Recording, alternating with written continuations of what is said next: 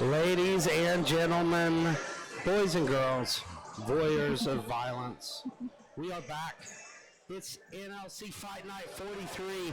We're in beautiful Wayne County. I saw a bunch of cows on the way here, and it was really nice. But now we're going to see something a little uglier. Everybody was telling me that this is like in the middle of nowhere, but this is like a metropolis compared to. They got a Tractor Supply 10 minutes away. Oh. So, like I said, we're about to see something a little uglier, and I'm not talking about you, Colin. We've got a great card coming up. I am here alongside the Queen of the Sting, Becca Robinson. I am also here with the outside dog himself, Colin Caprini.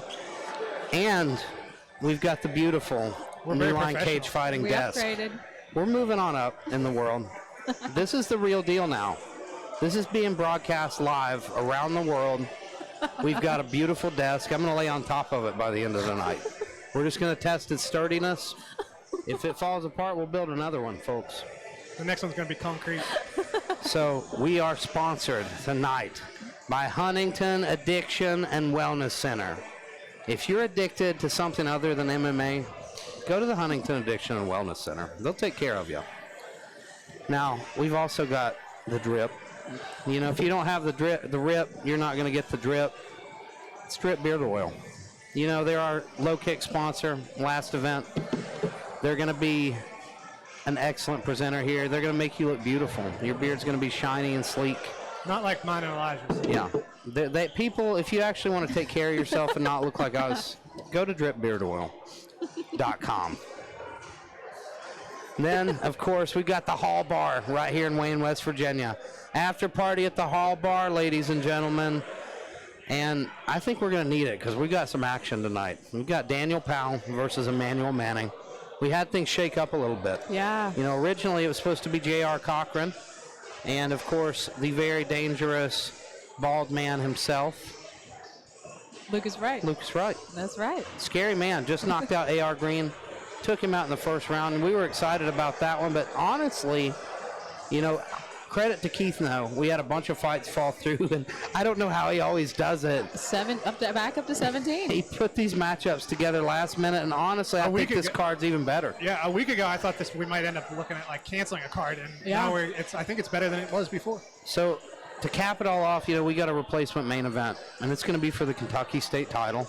You got Emmanuel Manning in the blue corner up against your man, Daniel Powell. Yeah. So how exciting was it for Daniel to have this main event opportunity? You know, I think either way, you know, Daniel's kind of started a little bit later in his career, so he's just ready to knock out as many fights as he can.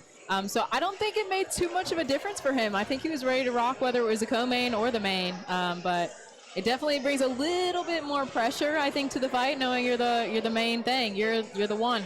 Now, Daniel's coming in here with a 3-1 record. He's up against Emmanuel, and a lot of his experience is at tough, man. But, you know, he's fought, he's got 13 wins, 4 losses, a lot more experience coming into this fight.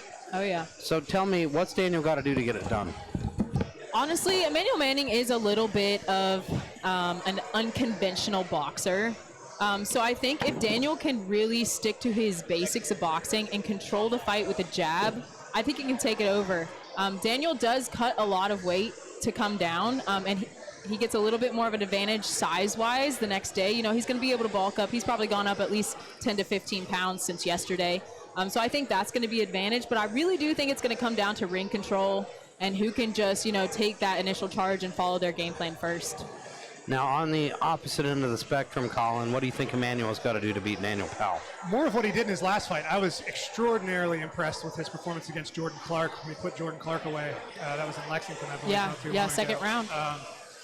Before that, I thought he was a very skilled and talented, but more of a kind of a tough man style. Mm-hmm. He still is a bit on the unconventional side, like you said, but he showed a lot of polish, showed a lot of ring generalship. He was pacing himself. He was really picking his shots, and he really took Jordan Clark apart in a fight that, on paper, I thought Clark was favored to win, and Emmanuel Manning came out and put on a show. Manning is such a long fighter for that weight class, too, and he has such a good lead left hand. Like, he works off that jab and that lead uppercut so well, then he sets up the right hand. That's what Daniel's got to watch out for. Oh, yeah. And I think it's going to be tough, you know, for Daniel to get inside. He's going to have to be really smart and technical.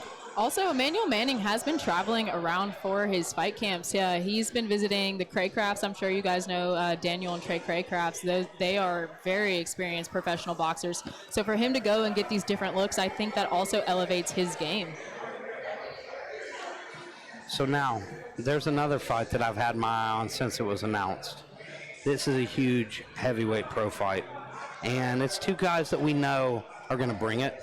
You got, of course, Brandon Conley. We've seen him a couple times before. He's a BKFC veteran. The guy is an animal, and we know what he can do.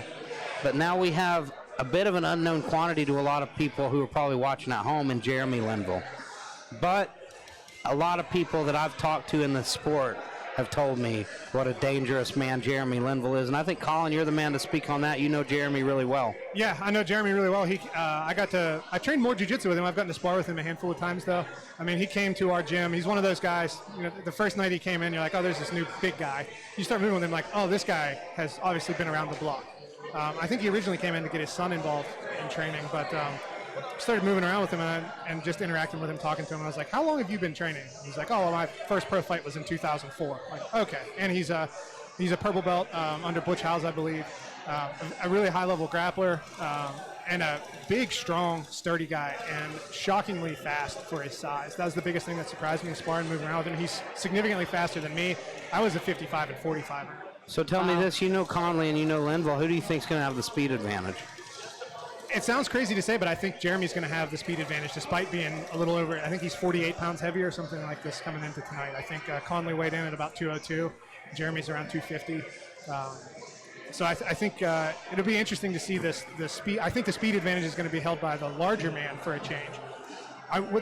The thing that's most interesting to me about that fight is how it plays out in the third and fourth rounds. We've seen Conley slow before, but being the smaller fighter, now he's a lot lighter than he was when we saw him fade in rounds 3 and 4 against Billy Poe, right? There, I think he was probably in the 220s, 230s, something like that. He's slimmed down quite a bit. Not that he was fat then, he was just carrying a lot of extra muscle, I think, for the weight class.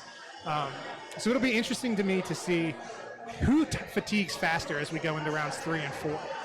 That's, I think, really going to tell the story of the fight. And Conley has got big power. Jeremy's a big, strong dude with a big, thick neck, though. So it'll be interesting to see when he hits him, how badly does it hurt Jeremy.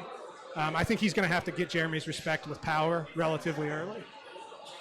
Now, tell me this. Do you think ring rust will play a factor with Jeremy? I know he's been training really hard, but he's not fought in, what, almost 10 years? It's been a long time, but, you know, he's been a big part of the fight camps for Czar, even Eli and Bobby, Griffin as well. So he hasn't been in front of a crowd fighting for a long time, but he's been doing the work for a long time. And he was doing that for a long time before he even said, hey, I'm thinking about fighting again. So how long has it been since he's been training it with you and been active again? So he's been at Ground Zero for 2 or 3 years now. His son has grown like 2 feet since he's been there. There's the man himself right there. Main event of the evening, ladies and gentlemen. We're on the TV. We're on TV. In fact, I think they were going to send somebody over to do a pre-fight interview. Yeah. Do you want to interview? I was going to say, yeah. Yeah. Oh, okay. Put the headset on and take a seat. Ladies and gentlemen, the man himself, Jeremy Linville. My friend, I've heard a lot about you from a lot of dangerous people telling me that you're a bad man. That's what they keep telling me too. So how are you feeling? It's been a long time since you've been in here. You excited to be back? I'm excited, nervous. You know, I'm ready. I'm ready. I think I put in a good camp. You know, we studied a lot, and you know, of course, we have Eli, Bobby. You know, they're very smart individuals helping me out. So I got a good corner behind me. Now, I'm sure you've studied a lot of footage on Conley. He's pretty familiar to most of us. What do you got to do to win this fight? What do I got to do? Yeah. What's the game plan? I'm going to hit him and not get hit. That's a good one to have in a boxing match. Yeah. Mainly, I'm going to stay. I know he's a heavy hitter, so I'll stay away from him. And I'll pick him apart. You know, he'll fall. And I think one of the things we were mentioning is we are going to see a bit of a height and size differential here in height and weight. I think Conley's about my height. I think he's around 5'8", and he's walking around 200 pounds now. Jeremy's 6 foot 6'1". What'd you weigh in at? 250. 250 on the dot. Every time I see you, I'm like, oh, you look good. You look like you lost some weight. And you're like, no, I'm the same weight that I have always. Yeah. Now, I know you got a lot of people at home probably watching. They're rooting for you, looking forward to seeing you back in here. You got anything to say to them? I won't disappoint you. Ladies and gentlemen, Jeremy Linville, I've been so excited to see you in here, man. Really excited to see what happens tonight. Good luck. Thank you. Good luck tonight, sir. Well, what more can you say? That's a bad man right there. Jeremy Linville, I'm telling you, folks. And this is something like an interesting thing that I wanted to touch on here too. Is he has had a long layoff, but remember in 2023 when Conley had that fight with Billy Poe, he hadn't fought since 2010. So he had a relatively long layoff in that period as well. I think he might have done some street beefs or something like that in the intermediate time. But so we're seeing two guys who've been around for a long time. I always like whenever you see two guys that have taken that much time off and come back taking training seriously. He's not like coming back for a payday, right? He's coming back because he loves fighting and he wants to do it well. Both of those guys have been around for a long time. I have a lot of respect for both of them. I'm really looking forward to see how that shakes out. It's like a crime of passion. Yeah, it truly is. I'm so excited to see it. That's the thing. When you have all kinds of people in this sport, like, you need to watch this guy. He's really good. But the caliber of people that have told me to keep an eye on Jeremy Linville, that's what makes me know he's going to be legit. Well, and also, like, I wasn't actually there the very first class he came in and did jiu-jitsu. And we have a purple belt that trained with us. He's in college. He moved to Minnesota now, named Lee Keaton. I think he's up there for law school. Lee is one of the most critical people of other people's jiu-jitsu. Like, if you've heard me talk off the mic about, I'm pretty coarse in my assessment you're a jerk. Of people's skills. I take jiu-jitsu very seriously, and I'm not I'm not soft around the edges. You told me Eli Hawkins was going to Von Flue choke me, and I took offense to that. From your guard. He'll put you to sleep with an arm triangle from your guard. Oh, yeah, that's what it is. Yeah. It's not going to happen. Duh. But when I came in, Lee was like, hey, that guy who was here hasn't trained in a long time that's a purple belt from Butch's is really, really good. You should try to roll with him. If Lee says that about somebody, that's like the highest praise that I've heard Lee compliment about 3 or 4 people. Josh Hunt from Butch's gym is one of them, and Jeremy.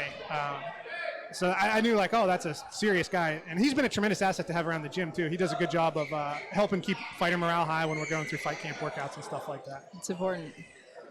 And I'm sure it's been really exciting for everybody there at Ground Zero to see him back in there. Yeah. Because if you got a guy who's been putting in the work with you for so long and, like, you know how good he is, I'm sure, like, everybody's stoked to see him compete. Yeah, absolutely. Now, Brandon Conley, though, he's terrifying. He is. He's a terrifying man. He's one guy that I think has more potential than most of the regional heavyweights. He's a guy who, we've seen him already having success in BKFC. And now to see him back here fighting a guy like Jeremy, this is an excellent co-main event. I think most cards, this would be a main event. I agree. I mean, it's the only pro fight on the card, too. This is a very high-level fight. There's not a title involved. I think it's probably why it's not in the actual main event slot. But those are 2 very, very serious heavyweights. But we've got a ton of other good matchups on this card, too. We've got Edward Petway back. Oh, yeah. He's always so exciting to see. He's a guy that's got such good energy. He's taking on Evan Bowman. Both guys are undefeated. That's going to be a fantastic match. Oh, my goodness. Especially stylistically, because they both have, honestly, similar styles. They're both very long for their weight class. So I'm excited to see who's going to start off and take charge with their jab and run their game plan. I think dealing with Petway, the biggest thing you have to worry about with him is letting him get ahead. He has such hand speed, and then once he gets into that rhythm, he'll get ahead of you, and you can't keep up. Yeah, and his confidence grows. Oh, you can see it as the fights unfold. And, I mean, we've seen him in kickboxing, MMA, and grappling, but honestly, I think boxing is his strong suit. I really do. His hands are beautiful. Yeah, I think he just doesn't have the time on the mats yet for MMA. Right.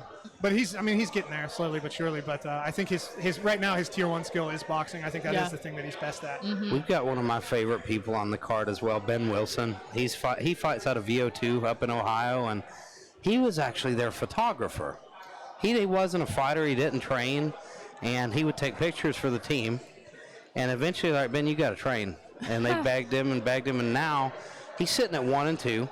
He's got a win over Dave Fournette, our former commentator, or, our fellow commentator, and who's watching tonight, Dave Fournette. I love you, buddy. Now, Ben's just such a good guy, and when I first met him, I think he was over 300 pounds. Wow. If you look at him now, dude's so slim. I bet he's walking around 175. I don't know. Let's see. What is this? This is light heavyweight, 175 pounds. There you go. You called it. I should work for the circus. What? Guess people's weight. Have you never been to the circus? I mean, I went to the very last Ringling Brothers show they ever had, which I think was what, maybe like 5 or 6 years ago. 82 pounds. Yeah, I was going to say, they would guess you with a feather. Not quite. You can try again. I'll give you one more 285. chance. Solid muscle. You're dense. We better go, ladies and gentlemen. No, Colin and I are going to sojourn over there to the ring. That's right. We'll be calling the fights, but in between, you're going to be hearing from Becca. You're going to be hearing from Starvin' Marvin Workman, wherever he's at. It's hard to track that guy down. Yeah, He's we'll track probably him running down. around flirting with somebody in the crowd. Now, ladies and gentlemen, you stick around. You got a lot of good action coming up. Can you flag him over here? We'll be with you soon. And maybe Zane. All right. Thank you.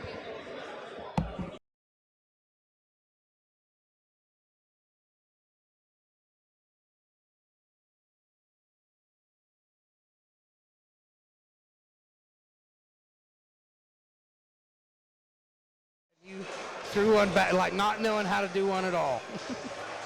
All right.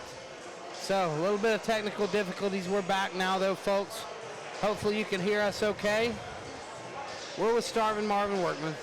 We're talking shop a little bit, reminiscing about his fight with Brittany Vaughn. That's the last time we were here in Wayne. It was actually an MMA event. I remember the cage was massive in this in this I arena. fought Brittany in Oceana. You fought? I thought you fought her here once too.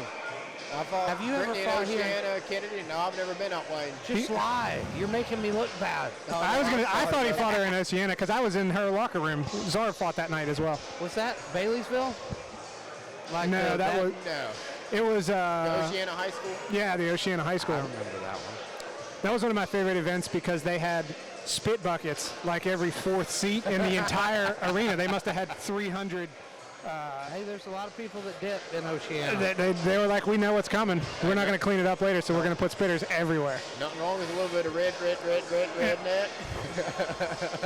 So, what's next for you, my friend? I know you were supposed to fight tonight. What's been going on with you?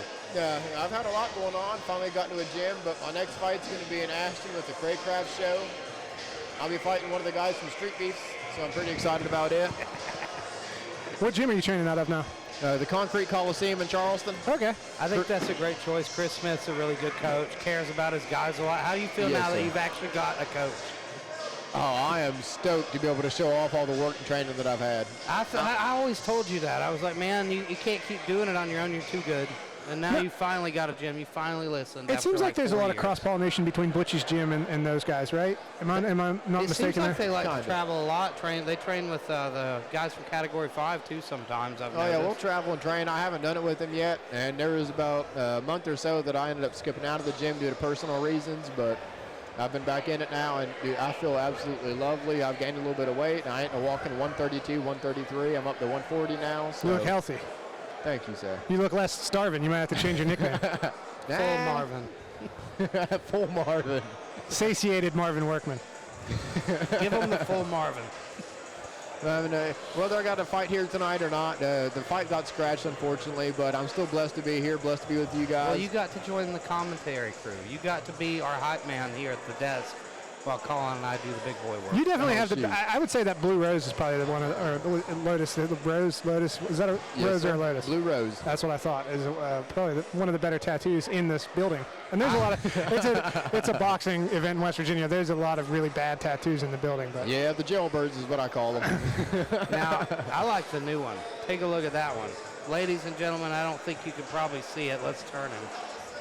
The boxing glove neck tattoo. That's how you know he's the real deal. he takes Yes, things sir. seriously. This I is a mean- lifestyle. And it says with all your heart, so no matter what, you always got to fight with all your heart, whether it's in the ring or any personal life choices you're going through. If you don't fight for it with all your heart, it's never going to succeed. That's one thing I I, like can that. say about you. You always do.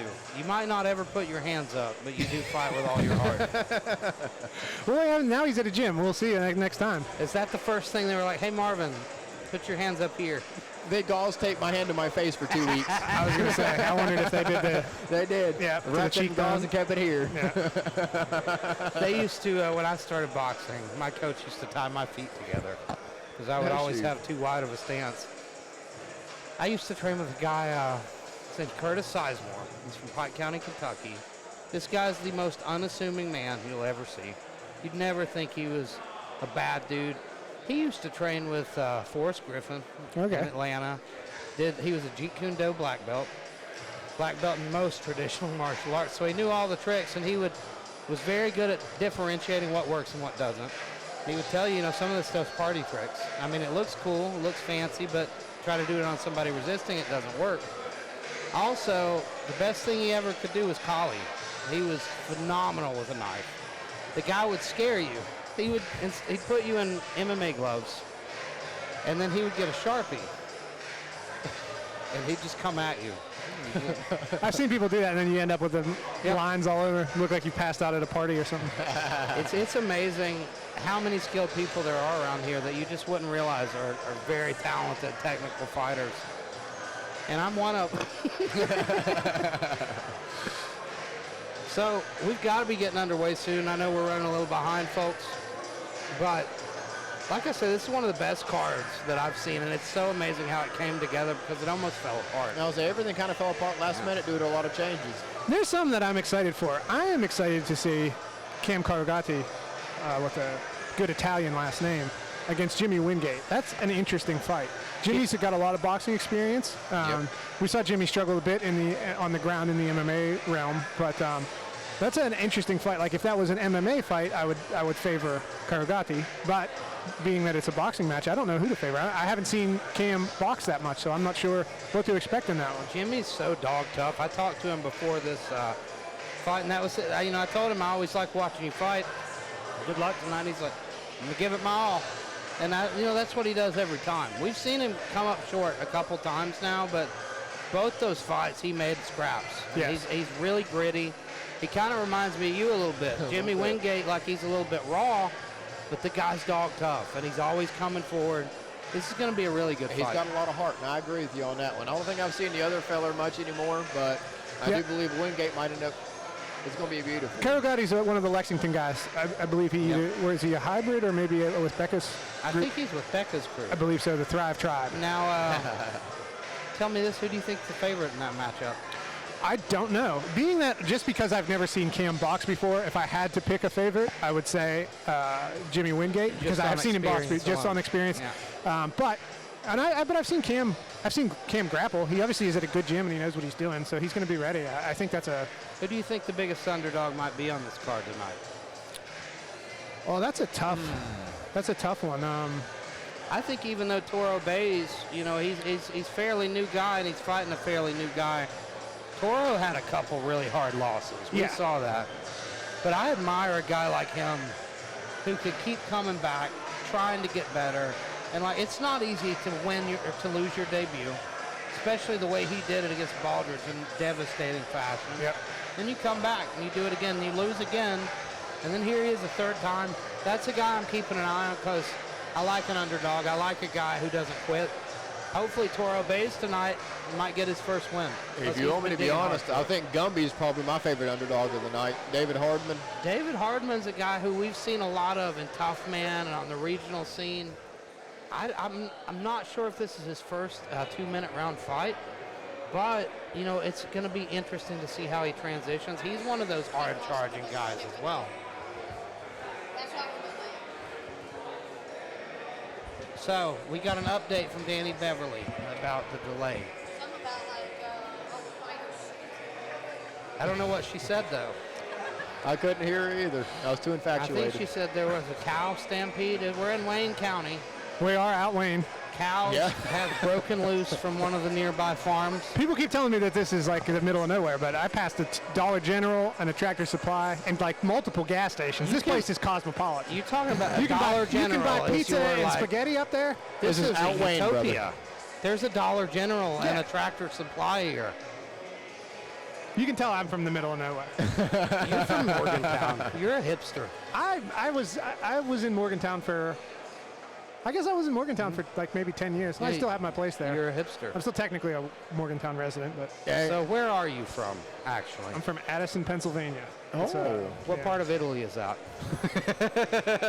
My people are from the northern part of Italy. We're the cold weather Italians. Tell the folks at home what you were telling me earlier.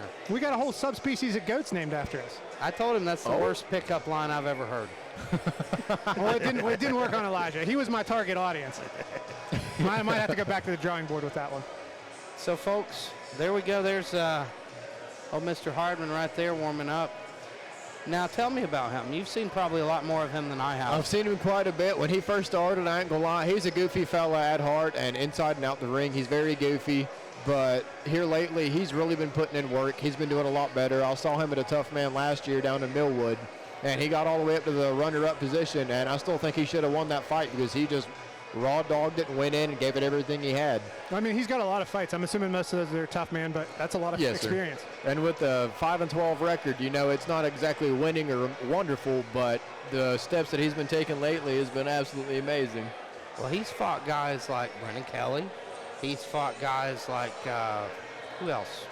Somebody else really good. He's fought some really high-caliber opponents. And I think, you know, that might show through because even though they're Tough Man fights, he's fighting guys that went outside of Tough Man and had a lot of success. He's also very long and lanky. Plus, he's got a spectacular last name, Hardman. Hardman. He's a hard man to beat. Now, I believe, and you know, I'm not sure of this. I remember years ago meeting Hardman at one of the first Tough Mans I ever went to. He was talking to me, and he told me he's a relative of Mike Shepard. Oh, okay. Yeah. I think he's his nephew or cousin, something I like that. I think somebody said cousin earlier, but I didn't know. That's new news to me, and I've talked to him multiple occasions. Mike Shepard, legendary K1 and boxing competitor. Probably one of the most famous combat sports athletes from West Virginia, I would say. And, you know, we talked to Billy Fox before that. We were talking about his son Philip. You know, what do you think it's like when you've got a relative, you know, a father or somebody like that who's had so much success in the sport, and then you're trying to make it go up? Well, I think a big part of it, especially when we're talking in the context of Billy and his son Philip, is there's just so many guys in West Virginia that just, they don't know that you got to find a gym and you got to get around the right people. Yep. There's a lot of people that go and watch the Tough Man and then they think that's like the path is just to go and compete more. And I think, you know, I went down that road. Well, a lot of people do. Right? Yeah, well, I mean, it wasn't even thinking about him specifically, but like Philip, he didn't have to do that because he had his dad from the beginning saying, no, here's the steps. Here's the algorithm. You're going to get up at this time. You're going to do these workouts, and you're going to spar this many people. We're going to drive here to spar good people. We're going to drive here to spar people that are your weight, that are good at this style. Coaching is a very big deal. People can get by a lot on raw talent, but your ultimate career ceiling really depends on a combination of your raw talent and your coaching. So tell me this, Marvin. That's one thing I wanted to know. You know, we've not talked since you started training at Concrete Coliseum. What was it like for you the first couple weeks there? Was it almost an eye-opening, mind-blowing experience? Do you feel like I'm just getting started now? It was very eye-opening. You know, I've been in the game, May will be 5 years now, and I think I've had 2 or 3 days where I went to a gym and I'm like, oh yeah, this is kind of cool. But actually sitting down, working with them, letting them sit and work with me over my faults, the things that I needed to work on, it made me realize, like, hey, I've been doing this wrong the whole time. I thought I could just go out there and grit it out, but it's not like that. You got to have strategy, you got to have passion, and you've definitely got to have technique. Well, and the relationship with the coach is huge because you have to trust that the coach is got your best interest at heart. Don't laugh at me. You look like a gargoyle.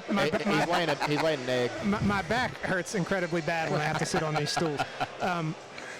But you have to have a coach that you trust has your best interest at heart because he's going to tell you, hey, that's what you're doing is stupid. You got to stop doing that way. You got to start doing it this way. And you got to be able to take that into your head and say, okay, that guy's not saying that because he dislikes me. He wants me to succeed. He wants me to be better, right? So it's a big part of it. And you got to have coaches that are willing to do that. Sometimes coaches are too nice.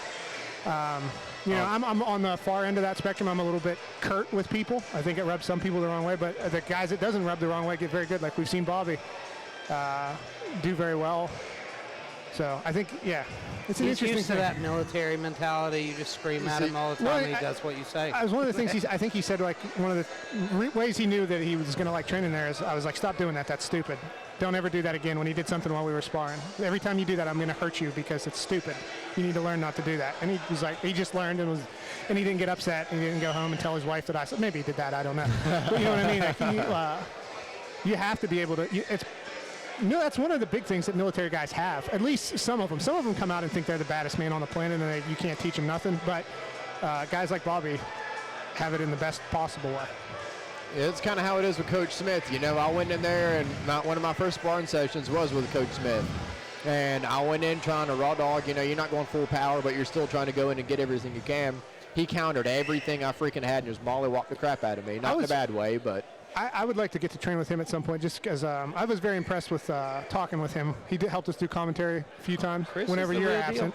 He's a wonderful man, wholeheartedly. Yeah, he seems like a good guy, and he loves fighting. The thing I like about Chris the most, too, is he genuinely cares about his guys. Completely. He seems to go above and beyond to make it happen for you guys. And Yes, that's what sir. a coach should do. There's been multiple times he's worked on me just one-on-one after everybody left the gym because he wants me to improve on my technique. We are going to start with half the lights on up here. We apologize. Looks like we're overloading the outlets in the building. So we're going to skip the national anthem. We're going to skip. Can we skip the introduction?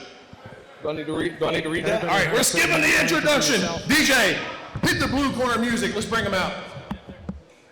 Got it, boys.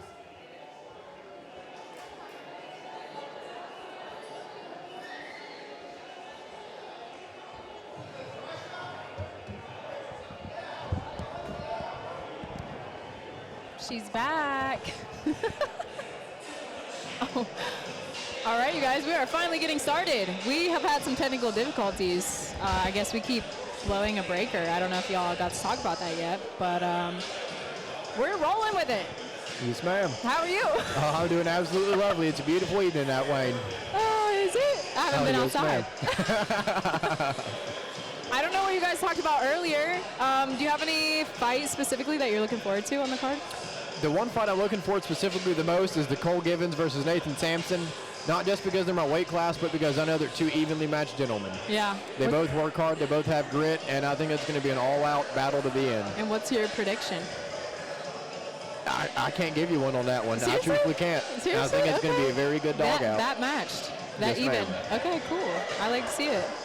I'm very excited. Do you have a favorite? Well, I think I'm kind of biased because I do have 5 fighters on the card. So I don't think I should pick. I'm just going to go with the main event. Okay. Yeah, title fight. I love Emmanuel Manning. We're pretty tight. He's come and trained at my gym a few times. And then, of course, my own fighter, Daniel Powell. I think that's going to be fight of the night. I'll take it right there. Yeah. Yes, ma'am.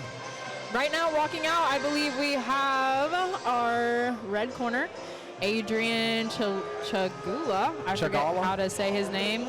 I shouldn't. That's my own fighter. He's fighting out of Thrive Tribe Boxing down in Lexington, Kentucky. This is his debut fight. He's probably been training for about 5-ish months, so not very long.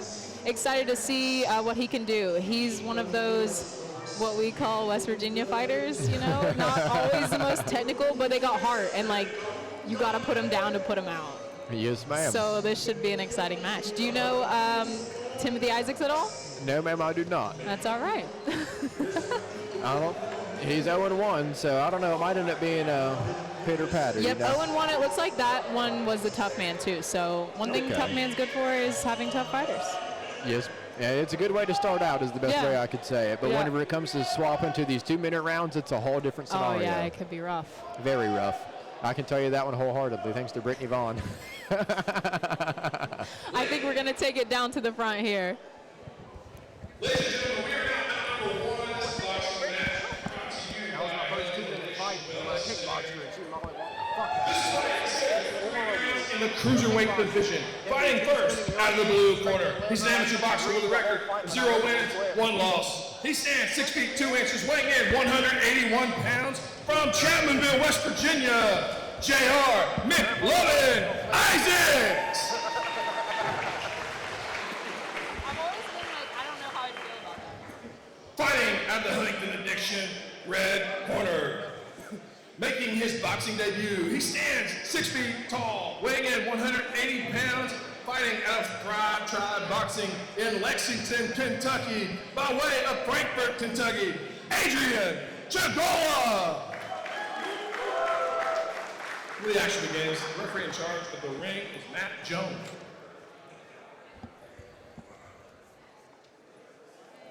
All right, ladies and gentlemen. Referee in charge, Matt Jones, getting ready to get us started. We are underway. Beautiful jab from Isaac starting the show. He's coming after him here. Throwing some uppercuts in tight there. Oh, there's a nice right hook over the top there by the red corner.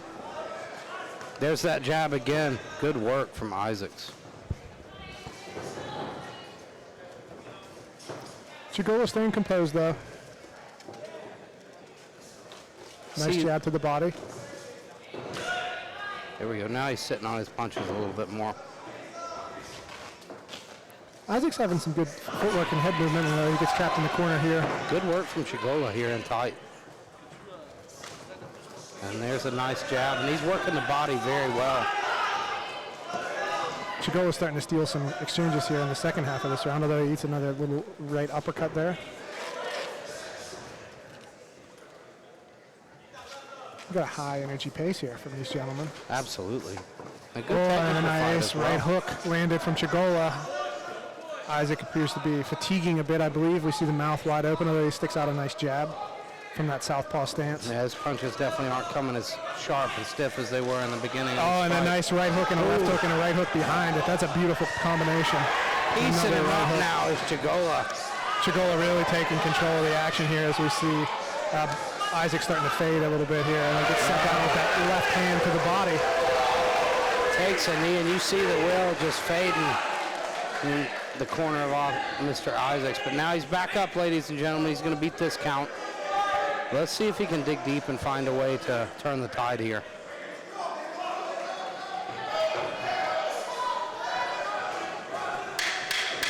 Oh, good overhand right from Isaacs. Isaacs landed a good punch and he got tagged though. Nice combinations from Chagolla.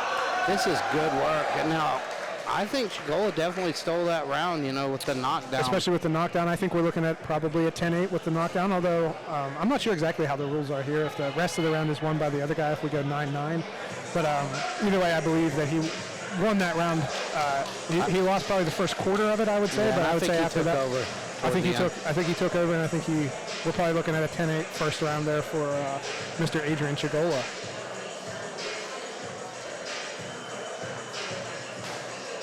And I wonder what adjustments are getting made here in the corner. It's going to take me a minute to get used to the blue corner being on our left-hand side and not our right-hand side. I think in the corner of Isaacs, they've got to try to get some wind back in their man, because he was definitely fading. His punches weren't coming as sharp, but he landed a very beautiful overhand right there after he got knocked down. Guy's got a lot of heart. Yeah.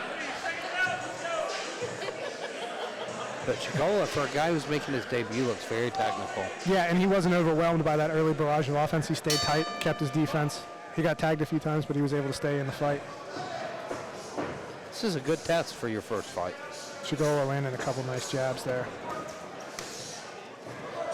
His body work is really what's winning the day for him, though. We're seeing a lot of stance switching from both of these gentlemen. Huge deep breath from Isaacs. But he's still trying here. Big right hand to the body. And this body work's going to make it worse. It's going to keep draining that gas tank of Isaacs. We see blood coming out of the nose of Isaacs as well at this point. He's really starting to get beat up in Beautiful the corner. left hand cracks him. And somehow he's still on his feet, ladies and gentlemen. And he threw a nice four there that was slipped well by Chagolla, but he's firing back. Nice left hand from Isaacs. Yep. Sneaks through the middle there. He's still in this fight. He's exhausted and he's hurt to the body, but he's still there. Definitely no shortage of toughness on display from Isaacs. He's been using that lead uppercut from the southpaw stance quite a bit. I like that.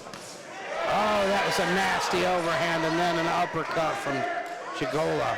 And a nice overhand landed from Isaacs as well, but he's just getting overwhelmed by the volume and the pressure. Another hard body shot. And that's one thing that Chagolla's doing that Isaacs isn't. He's digging to that body. And that's something you don't see a lot from a debut fighter. It's good work. We see him setting up the body shot to go upstairs there. Oh, and a nice right hand on the break from that clinch from Isaacs. Isaac's got a good angle there and landed a couple good nice shots, and he work from landed a big Isaac. shot. Isaac's still very much in this fight. Oh! Set him down. I'm not sure if that was a low blow. The referee's calling it a knockdown. I think that was indeed a I think good it body went shot. right to the liver.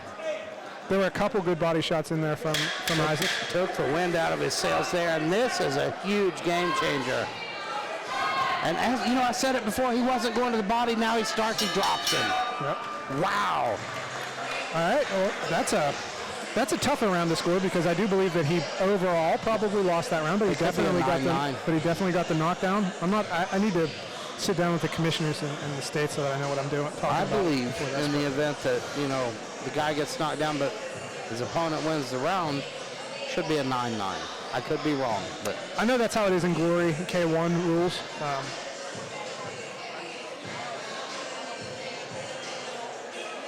He spit his mouthpiece out the instant he sat down in the corner. this has to give Isaac some confidence, though, going into this third round. You know you can hurt him now, and you know how to hurt him. I hope he digs more to the body here in this third round. You know, both men are tired. Now's the time where you find out who wants it more. I agree, and I think on the scorecards we're probably even though I think that there might be some. That knockdown changed everything there in that second round. Yep. Because I think Isaac was way behind until then. Now this evens things up a lot. He landed some good shots before that too. And you just never know how they're going to score it so far.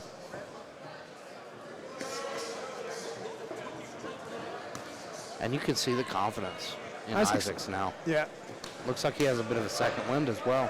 He's using kind of that long, nice jab from Isaacs. And again, he has a very long reaching jab. And when he was, especially beginning of the fight, it was so stiff. Oh, there it is again. He's landed a nice long left hand a few times this round as well. He's getting jabbed, though, from the southpaw stance. I'd like to see him work the body again. There we go. Yeah. Chagolla coming back. Oh, and big shots exchanged by both gentlemen. Isaacs is exhausted, but he's landing shots. This is nasty work from both men inside. Yeah. Isaacs has got to make something happen here because he's letting Chagolla get ahead now.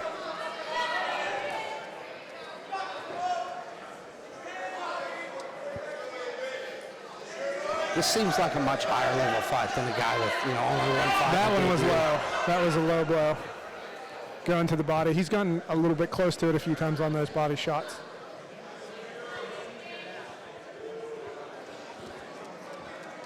I'm going to refrain from making the Joe Rogan Italian joke, even though he's got the Italian last name in shorts. If you know, you know, ladies and gentlemen. So Chagolla here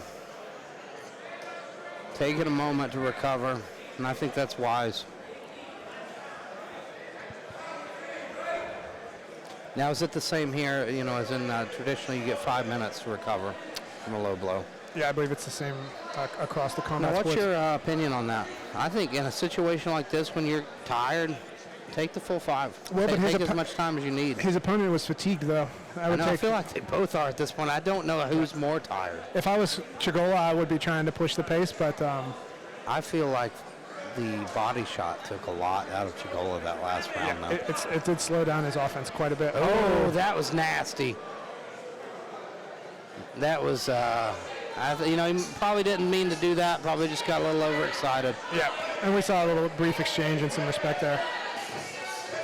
Oh, man, he's going to get it back now, though. Yeah. Good work from Chagolla. Chagolla doing good work in the corner. Isaacs needs to polish up his footwork a little bit. He's getting his head way out in front of his feet a lot. I think him getting caught with that jab when he was trying to touch gloves set up a little fire under him a little bit, folks. Especially since it was after a low blow. Man, Chagolla really wants this. Excellent work. And good work coming back from Isaac, but he's just so tired. And you see him fade back. And here comes Chagolla again. Good work. And I think Chagolla did enough there at the end of that round to steal it. I would agree. And I think, how many fights do you see where they exchange drops with body shots, knockdowns from body shots? Especially when they are just getting started in the game. Yep. It's excellent. Such a good fight to start off this card from two guys that I expect to see great things from. That's exactly honestly what you want for the curtain jerker fight, right? You want high impact, high energy. And we definitely got it here, folks. Man, it's going to be a tough one to score, but I think I'm leaning toward Chagolla. Yeah, I believe that he won the first round pretty clearly. I think the second round I do believe he lost, especially with getting dropped by that body shot. And there was a good flurry of offense before that from Isaacs, but that third round, even though there wasn't an actual knockdown, and Isaacs had moments in that third round, but I think Chagolla just overwhelmed him a bit with the pressure. I don't think this is a fight you can really be disappointed in whether you win or lose it, though. No. Both guys fought with a lot of heart. Well, and it's a debut against a guy who's in his second fight, right? There's both of these guys got good experience. They showed the kind of things you want from a debut. You can clean up everything else. You can clean up the things that they did wrong in the gym. We've seen a lot uglier debuts than that, I can tell you. Mine was worse than that. It was great work. You see, and of course, the husband of the Queen of the Sting, B.J. Robinson, there in the corner of Chagolla. He's got to be pretty proud of his man there.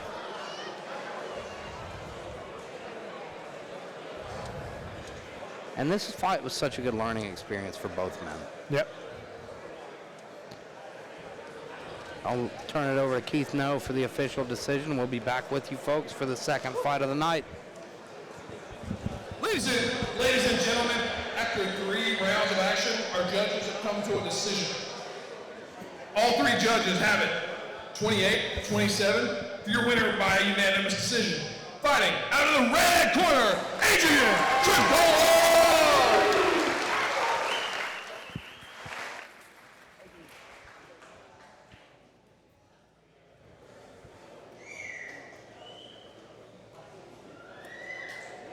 Are we good?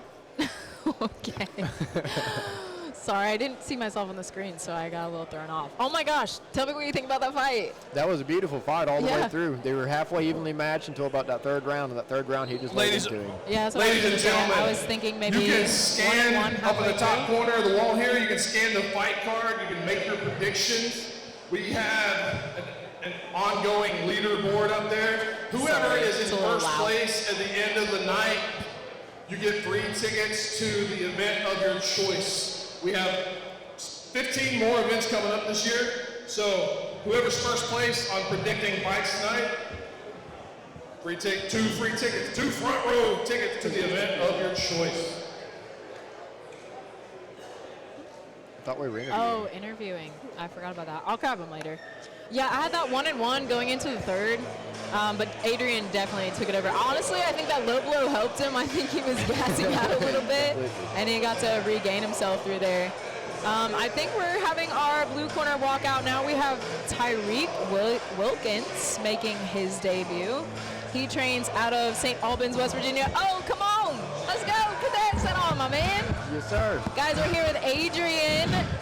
Say your last name. Chagolla. Oh, yeah, we had it wrong. Way off. Congratulations! Thank you. How was it? How you feeling, bro? Tiring to say the least. Was it what you expected for your fight? Absolutely. Just as hard as you expected? Question. That first time you took the knee, was that from a dick shot? Yeah, he hit me in the upper part and the cup. Goes got down. you. Yeah. See, I told you I didn't think that was a clean body shot. We were trying to figure out what happened. Sucks they gave you a count for that, but dude, unanimous decision. You did it. Thank you. I appreciate it. Beautiful stuff, brother. What's going through your head, Adrian? Talk to us. I'm ready for my next one. Really? Yeah. You want a quick turnaround?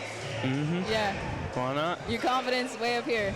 I love it. Congratulations, bro. You did everything you were supposed to do. You did a great job coming back to that jab. I was a little worried because you lost it a little bit there in the second round and you just started going for the shots. But you did a good job of bringing those uppercuts because he really was ducking his head down low. Something you've been working on in the gym, or it just felt right?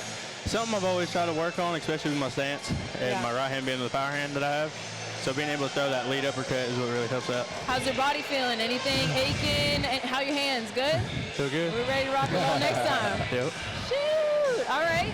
Anybody that you would want for your next fight? Or are you just kind of ready for whatever? Ready for whatever weight class. I don't care. All right. Hey, that's a good plan to go, Bob, brother. Sometimes you just got to take them to have some fun. Yes, sir. Oh, yeah. Congrats again, Adrian. Thank you. I appreciate it. All right. Hey, Well go earned, well celebrate a deserved. little bit. You watching the rest of the card? Yes, ma'am. All right, good. I love it. Look, all y'all saying yes, ma'am, and stuff. I'm telling you, Granny I don't put some know dish about up in my mouth. All right, so back to what I was saying here. We got Tyreek Williams versus Kellen Umbaugh. Both debuts. Our blue corner is coming from St. Albans, West Virginia. He trains at TKMT Kickboxing. And our red corner is fighting out of Urban Warrior Academy. Ladies and gentlemen, we are now number 2. This boxing contest is brought to you by Spriggs Personal Care, featuring Drip Beard Oil. They are in the house tonight. They got a table over here selling a lot of things. This boxing match is scheduled for 3 rounds in the cruiserweight division. Fighting first out of the blue corner, making his boxing debut. He stands 6 feet 5 inches. Fighting out of TMK Martial Arts, he hails from St. Albans, West Virginia, Tyreek Wilkins. Fighting out of the Huntington Addiction Wellness Center, red corner, making his boxing debut. He stands 6 feet 1 inches. He fights out of Urban Warrior Academy in Newark, Ohio, Kellen Umbaugh. When the action begins, the referee in charge of the ring, Billy Fox.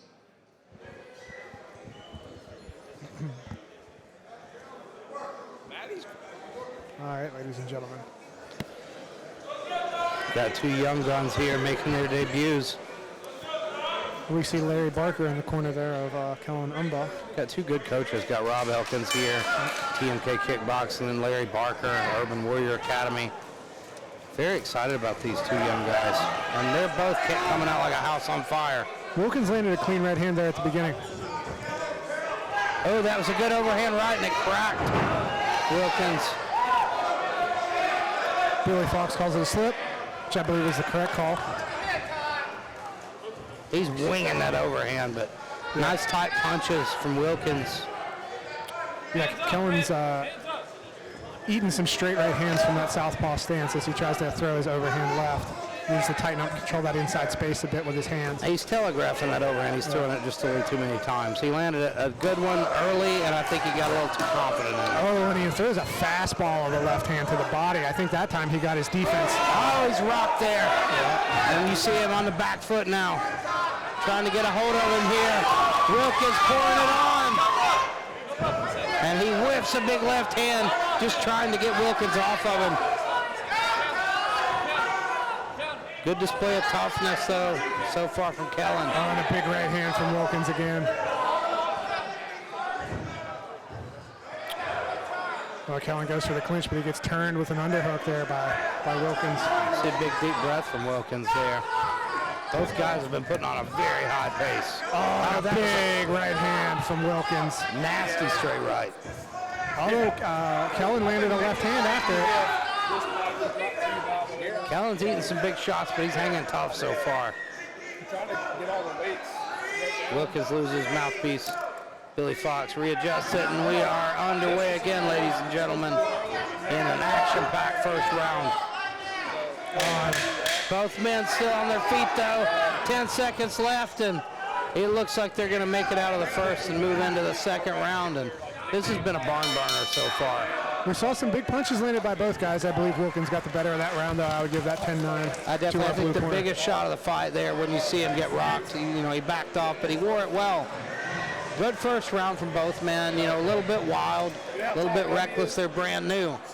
But I think this round you're going to see him tighten up a little bit, because once you start to get tired, that's when the technique shines through. Well, you hope. Sometimes when you get tired, the opposite happens, but we'll see. If you don't have technique, then you're kind of exposed then, because you don't have the explosiveness, you don't have the power anymore. It's time, though, to settle down, and I think both these guys have great coaches. You know that they can settle down and box here. I think we're going to see that. Larry Barker there in the corner. Larry's one of my favorite coaches to watch. He's just got such an energy. He's a great human being. You can tell he really cares about his fighters. He pours everything he has into them. I think, he loves the sport so much, and he loves helping these young men become better. And they come out in force. Almost every event you see Urban Warrior Academy here, and they always show up. And they always look good doing it. And this young cat got a lot of potential, but, he had a tough first round. Wilkins cracked him several times. Let's see if he can make some adjustments. Oh, nice left hand from Wilkins. Sneaks through, and it hurt him, I believe. Kelly's landing some shots, but they're big over the top, and a lot of times he's catching some shoulder with his forearm as he's landing. Oh, he's eating some big shots by Wilkins. And because he's overthrowing so much, Wilkins is able to land 3 and 4 when he's landing. There's a nice uppercut from Wilkins, sets him down. It's the one you don't see coming that hurts you, and that's what happened there. That short right hand clipped him. And let's see, he's got to show some heart here. Larry Barker willing his fighter to get up. But that's it, ladies and gentlemen. Beautiful work by Tyreek Wilkins. Nice tight right hand. You see, that's what won the fight. You had his opponent throwing big looping shots, and he was able to beat him to the punch because of that. You're dealing with a long, lanky guy. It's just not the right approach for fighting Wilkins. Yeah. And I think that was another one where we saw two guys who are probably used to being taller than their opponents. They're both relatively tall guys dealing with each other. I think we saw him getting hit a little bit in the beginning. The more we see Wilkins develop, too, he's going to learn to actually use that range. Yeah. In this fight, he really kind of stifled himself a little bit, getting too close. And you see that a lot with first-time fighters. Well, and I think he was kind of invited to do that because of the wide open shots that Kellen was throwing at him. Well, it took, I still think, personally, I have trouble with that. Like, it takes a high-level fighter to realize when you need to step back. Yes. And draw your opponent in. That's a huge part of boxing, and I think being a grappler like us, we want to get a hold of you. Well, and it's a stylistic thing, too. Like, you have to trust your speed, your range, and your timing. I'm slow and unathletic. I want as little to happen in that and open range as possible, but... Excellent shorts from Mr. Wilkins as well. The referee's called to stop this bout. 41 seconds, round number 2. Your winner, Tyreek Wilkins!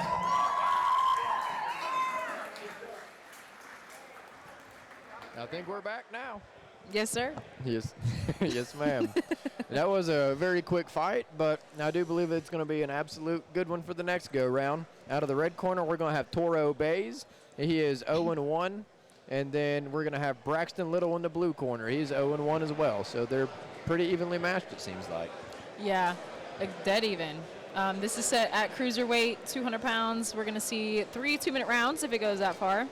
Toro Bays fights out of Mount Olive, Kentucky. His last fight was with New Line Cagefighting August 10th. Braxton Little, who is making his way to the ring now, is from Campton, Kentucky. And his last fight was at our Harley-Davidson card in Huntington, West Virginia. That was a fun night. Very hot night. We had no air conditioning at all in the Harley-Davidson. I'm pretty sure that was like July or August. So like it was 90 outside. And then the Harley-Davidson, have you been to that venue? I have not. It's tiny. So like we had 100 people shoved in there, everybody sweating. We had the doors open. It was crazy. I'm not sure if Tyreek Wilkins is going to come over for an interview or not. If not, that's totally fine. He did a great job getting that TKO victory round number 2. Definitely something I wasn't expecting either. No. Yeah, Umbaugh kind of looked halfway decent going up through, but I think it was a body shot. I wasn't quite paying attention at the very ending, but he dropped fast. And honestly, Tyreek Williams just kind of brought that pressure, and I feel like especially for a debut, when you just get an onslaught of punches, all of a sudden you don't know what to do. So guys, I'm here with Tyreek Williams. Hey, tell me what's going through your head, man. What's up? Sorry, what's up? I'm just glad that I came out here, did what I was supposed to do. I put a lot of work into this, and I'm glad I can show everybody my skill. And that I'm not a street fighter, I'm a boxer. Yeah, your first one. You look phenomenal out there, I'm not going to lie. Thank you, I'm trying every single day. I'm in the gym every single day. Good. That's a beautiful thing. Was it harder than you thought it was going to be for your debut fight? No, I thought it was going to be harder. Looking at New Line and their post, I thought it was going to be way harder. So I really worked. That's all I could think about is becoming the champ that I want to be. I know that there was a gym that said that I was going to come out and lose. I think it was Canal City Rec Center. They said that I was unprepared, not ready to come out here. And all I got to say is, look at me now. Hey, brother, prove them wrong. That's the best thing you can do in this world. Hey, Proud of when you. can we see you next? Are you going to try to jump back in? Or are you going to take a little time off after this? I'm going to fight until I can't no more. April is when I'll be back. All right. Oh, yes, sir. man. I love it. It sounds like a plan to me. It's going to be a beautiful night. It's got to be. Any closing words for the people at home? Work hard, stay hard. Yeah. I like it. Thanks for your time, bro. Appreciate it. Hey, very good job, though. I'm going to need a Kleenex, Clorox wipes for this headset. It's so gross. Hey, when you're sweating, you can't help it. Maybe the chair. All right, so I'm excited to see who's finally going to get a win in this fight. Like you said earlier, both 0-1 fighters, so somebody's got to take home a win. Oh, yes, ma'am, indeed. Can't be 0-2. We're going to send it back to Keith No for the official announcement. Ladies and gentlemen, we are now at bout number 3 on the night. This boxing contest is brought to you by Cooksey Media. This match is scheduled for 3 rounds in the cruiserweight division. Fighting first out of the blue corner with a record of 0 wins, 1 loss. Weighing in 201 pounds from Mount Sterling, Kentucky, Braxton Little.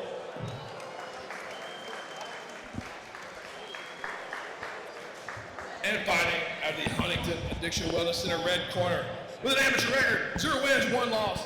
Weighing in 207 pounds from West Liberty, Kentucky, Toro Bays. When the action begins, referee in charge of the ring, Matt Jones.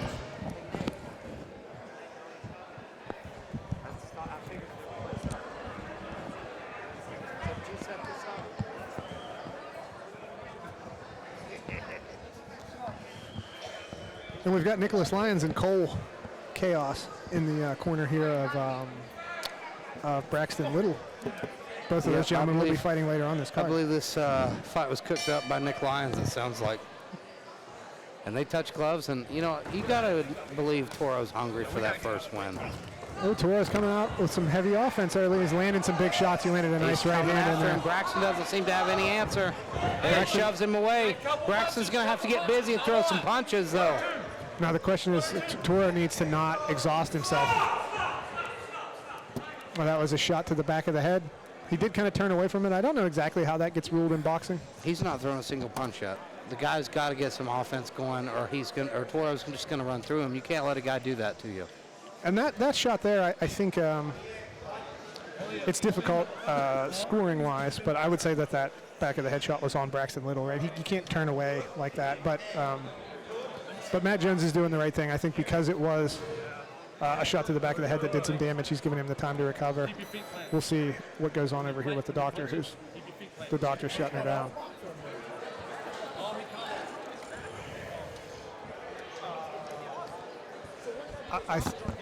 I think I'm curious to see what this gets. Yeah, to see how they rule this one. If it was, it shouldn't be a DQ. I don't think it should I don't think that should be a DQ, especially this early in the fight. I think I would call that a no contest. Yeah. But TKO, Toro Bays. That's what I would rule it. That's what's fair. I think that is what's fair. I don't know exactly how the rules. I mean, how is that fight going to go? If that fight goes on another minute, what's going to happen? Toro Bays appeared to be in the driver's seat. Yeah. Which is going to be a huge disappointment if it's a no contest.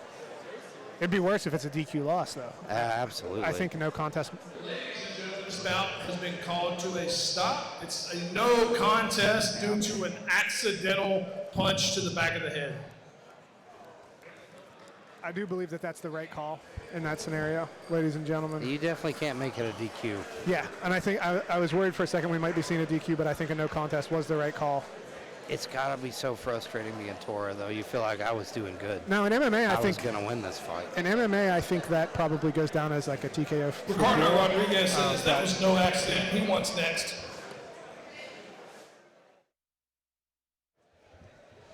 Well, there you have it. You never know what's going to happen at New Line Cage Fighting. We could get stoppages for anything. I've actually mentioned that before. No contest happened.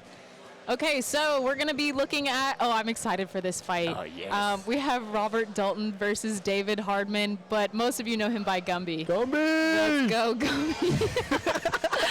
Dude, y'all are in for a treat with this one. Gumby is a very special individual. Now, he does have quite a record, actually. I have a total of his matches here somewhere. He's got 5-12, his win-loss record. Yep. So 1-7 is his amateur boxing, but then he's 4-5 in Tough Man, and he actually also has a kickboxing match. So 18 matches total.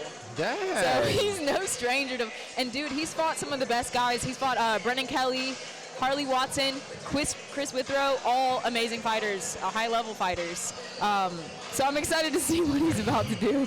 He's always a showman, too, so he tries to have a good time while he's out there. And that's one thing that I absolutely love about him. Yep. Gumby is definitely one fun man, and I love him to death. He's got a good heart, good mind, good soul, and he's been putting in work lately, so I'm excited to see where he's came. Yep. He trains in Parkersburg, West Virginia with Mike Shepard, who's a very well-known name here in boxing. And kickboxing, honestly. MMA, too. Yep. Mike Shepard's the GOAT. He's all three. So his opponent coming out of the red corner is going to be Robert Dalton. He is 1-1 fighting out of Lewisburg, West Virginia. Yeah, he's the Apex boy, isn't he? I'm not sure. This is one of the fighters I'm actually not super familiar with. Okay. I think he trains with the Dalton Haltstetter and Brad Cooper and all of them. That would make sense. That's a good squad. Don't hold me to it, but I'm pretty sure he does. Okay, that's a good squad. Yep, Dalton Hofstetter was on the card. What was his last card? Was that the Harley Davidson? Or did he fight one before that? I can't remember. I saw him fighting St. Albans was the last fight I saw him in. He fought my fighter, actually, Corey Jacobs, and got the win over Corey, who we're going to see the bout after this one.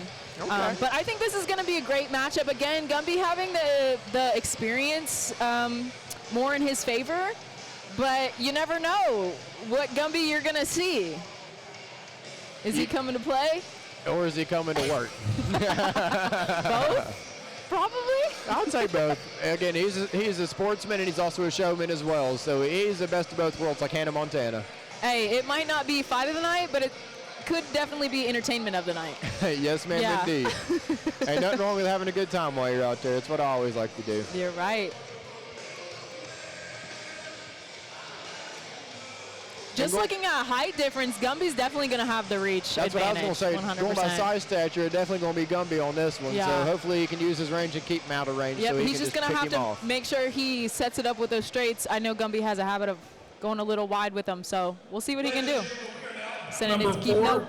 this boxing contest is brought to you by ZFT Training of Columbus. This fight is scheduled for 3 rounds in the NLC welterweight division. Fighting first, out of the Drip Beard Oil blue corner, with an amateur record, 5 wins, 12 losses. He weighs 142 pounds, fighting out of Dawghouse Gym in Parkersburg, West Virginia. David Gumby Hardman. The great Mike Shepard in the corner.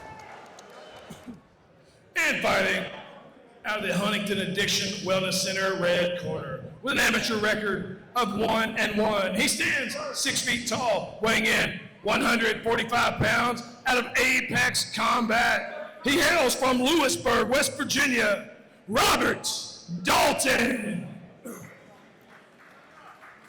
And when the action begins, the referee in charge of the ring, Billy Fox. And here we go.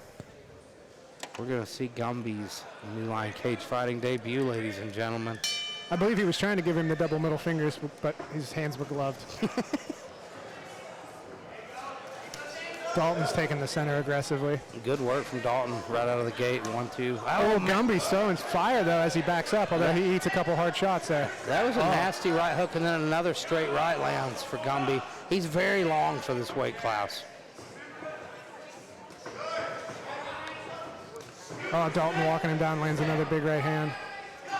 Dalton's moving his head a little bit better coming in now. Nice long straight right again lands for Gumby. And nice jab lands for Dalton. Dalton's bullying him a little bit up against the ropes. I like how technical Dalton's looking. Yeah, Dalton's looking polished. He's gotten caught a few times. He lands a nice couple combination there with Dalton's straight starting to right get hand. ahead, but that was a nice left hook from Gumby.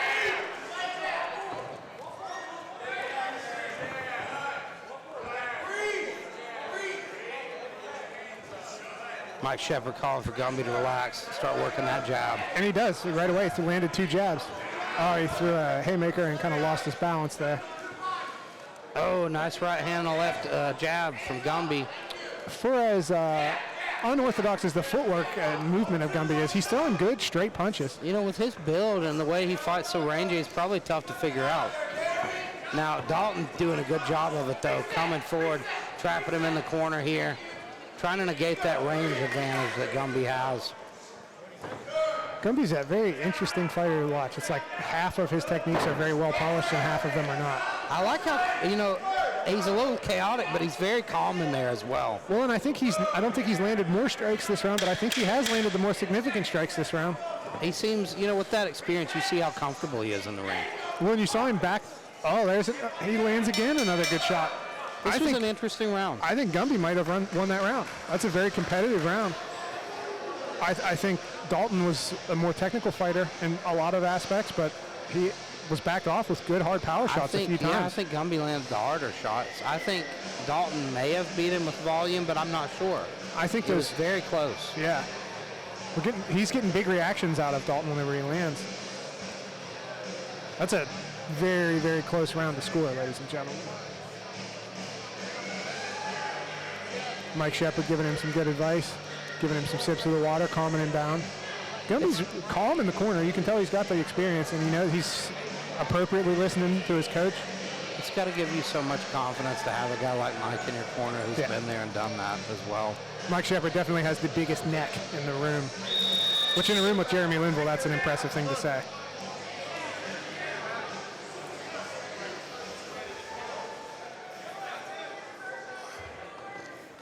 Good work so far from Hardman. And, you know, I think Dalton's had his moments as well. This has been a very competitive fight.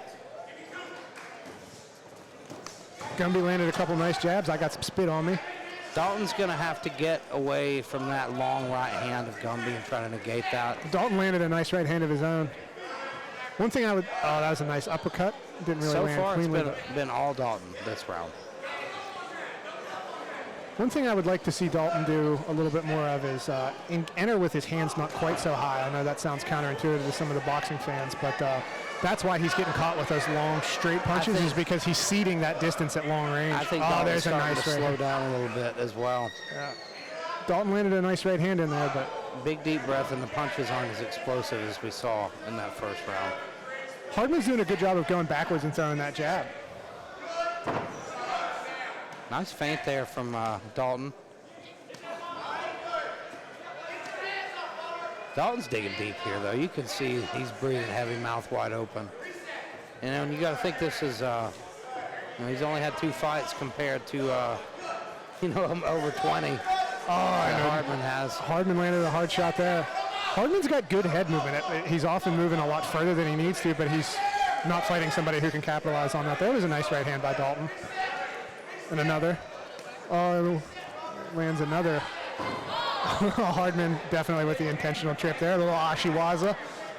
He thought I wouldn't get any Japanese words in, but he even tried. Oh. He gets set down with a low blow, I believe. I didn't get a good look at it from this angle, but Billy Fox appropriately calls it, I believe. Must have been a bad one, ladies and gentlemen.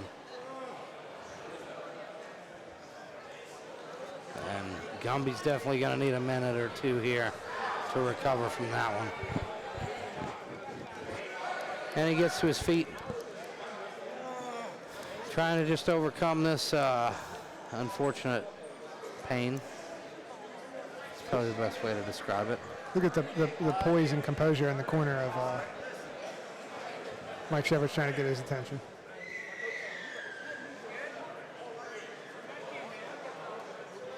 Now, during a moment like this, aren't you supposed to go to neutral corners?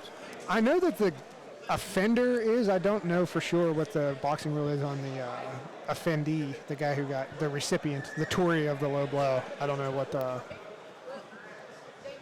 But it is a small amateur show in West Virginia. Mike Shepard can probably coach whenever he wants to. Mike Shepard can do anything he wants.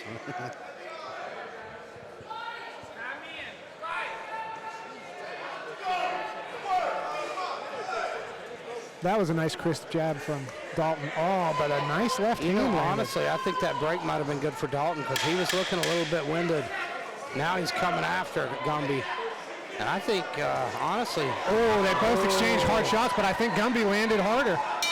That's the thing. Until that one, I think Dalton had controlled the round. Honestly, I think Dalton may have won that one. That one was definitely closer than the first one. That's definitely another close round. I have no idea how to score that one. I'll be honest, I think Gumby may have edged that first round out too. See, that's what I think. And if that's the case, we're looking at 1-1. No, I think Gumby's up 2-0. Really? I think they're both extraordinarily close rounds. I wouldn't be shocked or upset with any call, but those are close rounds. I definitely think Dalton was coming after him in the early half of that round. He was. He was landing good shots. Landed quite a few solid shots. Now, Hardman had his moments, but I don't know. That second round's a tough one. Well, what's interesting there is the hardest shot that Dalton landed, a millisecond after he landed it, he got hit harder. So I think it was, in my mind, it's more about volume. That last round, I think Dalton definitely had the volume going for him. If he can push the pace here, that's how he's going to win this fight. But Gumby's got to get that power going and keep him on the end of that right hand. Use that range. Stick that jab out there, just like Mike Shepard was asking for, and then set up that right hand. Oh, a nice right hand landed by Dalton. Gumby needs to get moving off those ropes. He's tied up a bit there. Oh, this is what Dalton right needs hand right from here. Dalton. If Dalton could, and he's got to quit backing out of there. He's got to try to stay on him. The other thing is it'll be interesting to see if that fatigues Dalton, right? Because he has that little 30 seconds or so after the round break where he's going to be fresh. But this is the round where these men have to dig because it's so close. This fight is very well maybe up for grabs. Hardman breathing hard here now. Yeah, both gentlemen are. Snaps him down into a front headlock momentarily, does Hardman. Hardman's done that twice now. I like that. Kind of changes the rhythm of the fight. I like that. Don't let people get used to leaning their head way out in front. I know it's probably technically not correct in boxing, but Hardman's starting to fall a little bit short with his long punches, though. I think he's fatiguing a bit. Oh, and a big right hand. But he's doing good work from Dalton. It's very hard to hit Hardman clean with the way that he's moving his upper body and his head. It's not the cleanest, but... Oh, man. Both gentlemen participating in some extracurricular activities on the clinch break there. That was good work from Gumby. He hurt him to the body, and he knows it. Good work from Gumby, digging deep here, ripping to the body here in this last round. Man, oh, man. Gumby's coming alive, ladies and gentlemen. Just as you thought that Dalton was taking over this round, Gumby coming after him, ripping to his body. He had him hurt there. That is a very close fight in those first two rounds. I think Gumby stole it. That third round that he definitely won. And the first two rounds, I could very easily see this being 29-28 either direction, but on my personal unofficial I think it's 29-28 Gumby. I saw it for Gumby, yeah. That third round decided it for me. Now, I thought it was, first round toward him. Second round, I thought might have went to Dalton. Third round, though, I don't think you can say that Gumby didn't steal that one. He had him hurt bad. I agree with that. I think that third round is the most definitive round by a relatively wide margin. This was good work from both men. Good work, too, to stay on his feet by Robert Dalton. Because if he would have gotten set down with one of those body shots, then we're at best looking for a draw for him. But what about these fights tonight so far? It's been pretty spectacular so far. I mean, we had a little bit of a false start there in Bays and Little, but people are coming out throwing heat, as we would expect in an amateur boxing show down in this part of West Virginia. Higher level of technique, though, than you would see in a tough man. Ladies and gentlemen, I can't stress enough how much fights should be 2-minute rounds at a minimum.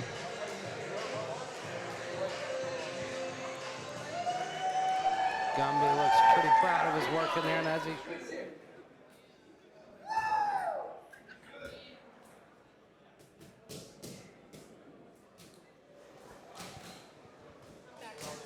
And we're waiting for the official decision here, folks. Who's it going to be? Is it going to be David Gumby Hardman or Robert Dalton? Judges are pulling out their abacuses. Ladies and gentlemen, after 3 rounds, your judges will come to a decision. Judge 1 has it. 29-28, red corner. Judge 2, 29-28, blue corner. Judge 3 has it. 29-28 for your winner, blue corner, David Gumby Hardman. Oh, and just like that, Gumby now goes to 6-12 with a split decision. That was chaotic. That was very chaotic. Almost reminded me of a tough man a little bit. What's with all these low blows tonight?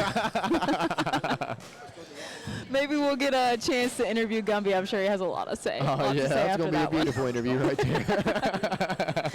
Well, until he comes up, I guess we can talk about the next fight we have.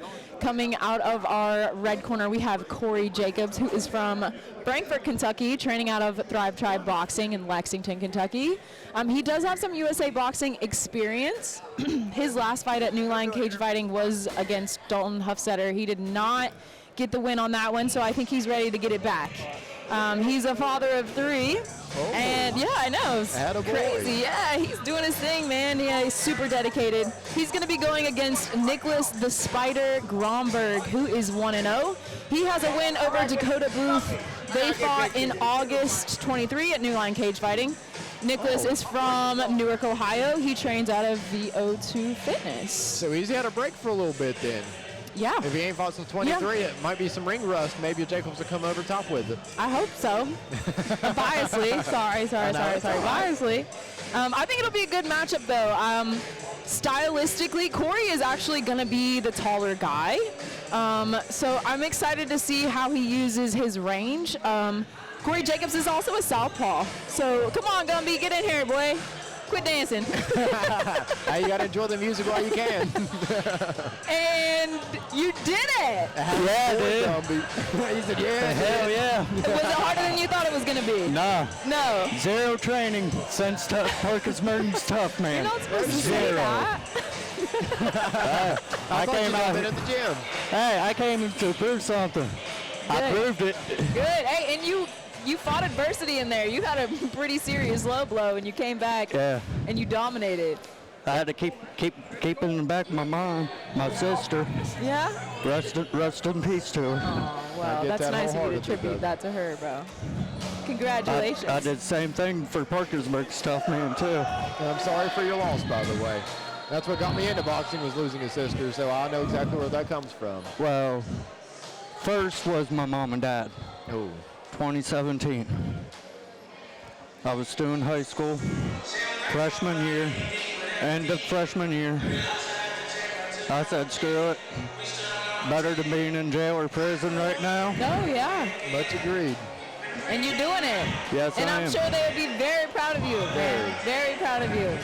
What's next for you, Gumby? What are we going to see next? Well, you want to say it or should I, Marvin? I guess we're going to have a kickboxing bout coming up in July, so I guess Marvin's going to be the next one. Keith, he's the one that mentioned it. Okay. And I looked over at him, told him, hey, that's up to Marvin. 2 tough man stars. Yes, sir. And against each other. Why not? It's nothing but respect, brother. For sure. All right, y'all, we're going to take it back up front to Keith. No. Congratulations, Gumby, once again. Thank you. For 3 rounds in the NLC welterweight division. Fighting out of the Drip Beard Oil blue corner with a record of 1-0, standing 5 feet 6 inches. He weighed 144.2 pounds. Fights out of BO2 Fitness in Newark, Ohio. The Spider, Nicholas Groberg.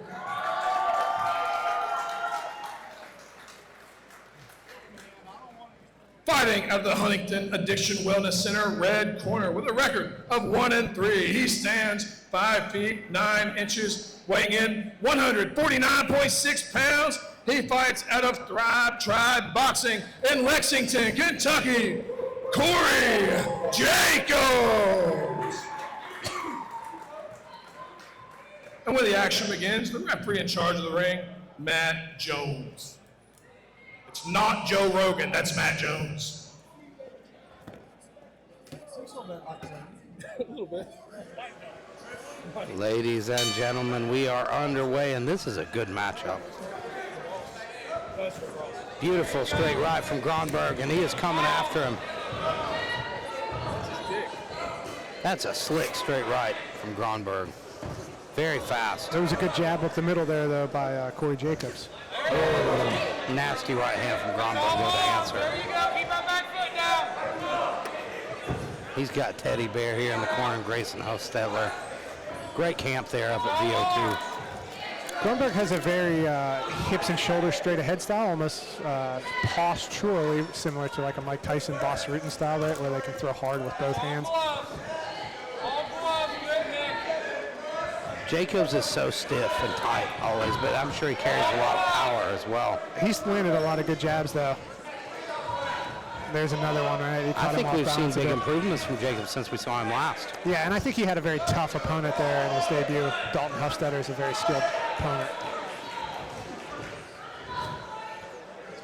Coming up short there is Groberg, but Groberg's very explosive. I think we see a footwork advantage there for Jacobs. He's doing a good job cutting angles. Nice jab of the left hand. Groberg's landing some big right hands, but he's getting kind of pushed off to the side like a bull and matador style.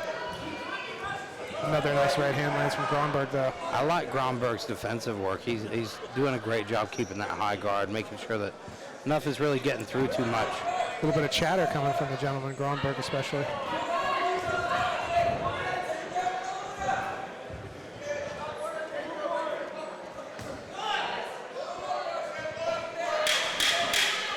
Corey Jacobs doing some good combination work, mostly going into the gloves of Groberg, but he is putting out a lot more volume. Good first round, technical first round from both men. Yeah, that's a tough round to score. I think Groberg landed the cleaner, harder shots, but he landed much less volume than his opponent, Corey Jacobs. We're here sitting right by the blue corner, and you got the notorious Teddy Bear himself there in the corner. Teddy has had so many fights, such a wealth of experience there to have in your corner. And, you know, I love watching these guys work at VO2. They're a very solid camp. So is Thrive Tribe, though. You see B.J. Robinson working there with Mr. Jacobs. Yeah, and in the corner we also see Mr. I believe it's Thomas Kinchin. Yes, and this is absolutely just great battle of two good camps. Yep. And you can tell, right? These guys records are similar to some of the other debut and are early in their career fighters that we saw earlier, but a lot more polish, I think, coming from these camps. I'm really impressed so far with Groberg and his explosiveness, especially for a guy that's 147. He's got big power for that weight. Yep. And crazy speed. Jacobs is doing a good job putting combinations together. There he split the guard with the jab. Eats another hard right hand, though. Comes up just short with that right hook. Nice jab to the body there from Jacobs. That was excellent work. Groberg thought it was a little bit low, but Teddy Bear telling him stay in there unless the ref sees it. You need to keep going. Yeah, that might have caught the top of the cup, but that didn't look low to me. Nice jabs landing now. That's been, you know, Jacob's best work so far is with that jab. It's looking excellent. Now he needs to put something behind it. Groberg's nose, I believe, is opened up. Yep. Looks like that jab has opened up the nose of Groberg. Yep. Groberg's still very much in this fight, though. He's looking to time that right hand. He is. There it is. Yeah. Jacobs right away, though. Right back on the offensive. I think he's doing a good job moving with most of those shots. I haven't seen him rock yet, even though he's eating some hard shots. Now we see him feeding. Deep breath from Groberg. Yeah, and he's breathing through his mouth exclusively at this point. You got 40 seconds. Put some stuff together. To be honest, I think that shot to the body might have hurt him as well. His coach telling him that it's short time. Gonna have to dig deep here and put something together. We'll just we see a lot of shots starting to get through the center of that guard now. There we go. Although he went big right hand by Groberg. Misses narrowly with another one. Jacobs really taking control in this round. Finish fast. Groberg doing a great job listening to that corner. Come on. He's fading though. Definitely. Yeah. I think that, busting the combination, getting that nose busted, the body work. And we got some blood on the commentary table. It's that time of the night, folks. I don't know how it got this far. They were on the other side. Yeah, they were. Now that first round, I believe you scored for Groberg. I think that first round I would have leaned slightly towards Corey Jacobs. Yeah, a very close round. Now that second round, volume is a big question. I think, Jacobs had maybe more volume, but I think Groberg landed some really slick, hard shots, and he had quite a few shots land of his own. That first one's tough. Second one's pretty, a little more clear. So this fight very well may be up for grabs, ladies and gentlemen, going into the third and final stanza. And we've said that several times already tonight. That just shows how good the matchmaking is here. You good.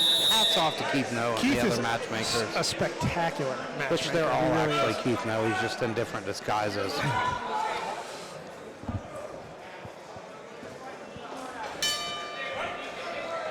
Groberg's going to have to dig deep here.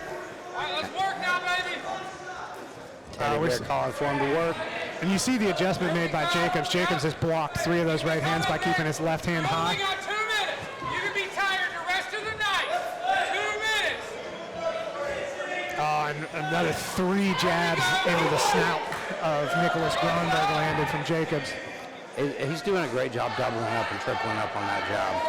Well, and I think we're starting to see Jacobs exploit the fact that Groberg's slowing down a bit. He's sliding a lot of straight punches through that high guard that weren't getting through early. That's one thing you can really say about Tribe too. All their fighters are in excellent conditioning. And there we see him blocking that right hand again. I think he's really shutting the right hand down this round. Teddy Bear in the corner trying to light a fire under his Corey Jacobs really taking over this fight though, ladies and gentlemen. Spectacular work. He lands a nice right hook in tight. He's completely turned the tide here, and he's taking control. And I think that's that footwork and movement on the outside has really served him well. Oh, as he lands another big, hard left hand. He's dealing with his hair getting in the way as well. He's hitting with his ribs. Groberg's got to find a way to counter that jab. There was a different answer for it. We see Groberg kind of reduce the charging forward with a high guard and a shove there. There's a nice right hand landed from Groberg there, but I'm not sure that he has enough pop left there. Beautiful work here from the Thrive Tribe representative.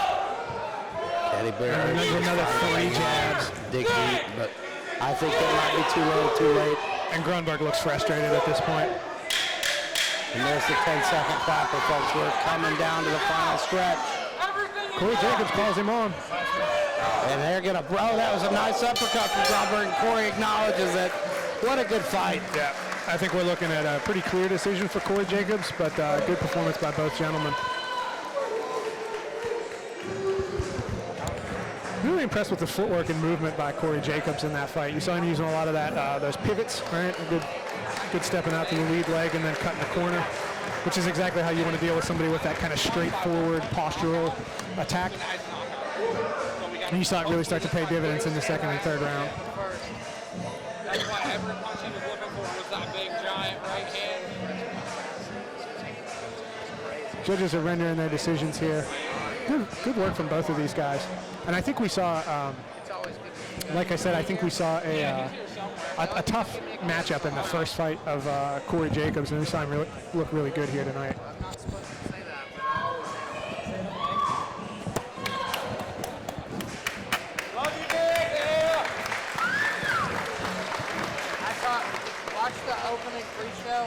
I said you're one of my favorite people, man. You're an inspiration, truly. All right, ladies and gentlemen, we're going to head over to the, they're going to take the gloves off. I think the story of this fight really was the jab, and once he started to fatigue him, and I'm interested to go back and watch that when I get home. The body shot that Groberg said might have been low, because if that was indeed a low blow, that was kind of a turning point in this match, was when that hard shot to the body landed. I think he might have been opened up upstairs before that, but certainly we saw a big change after that. Great fight. So after 3 rounds, our judges have come to a decision. Your judges have it 30-27, 29-28, 29-28, all for your winner by unanimous decision. Fighting out of the red corner, Corey Jacobs.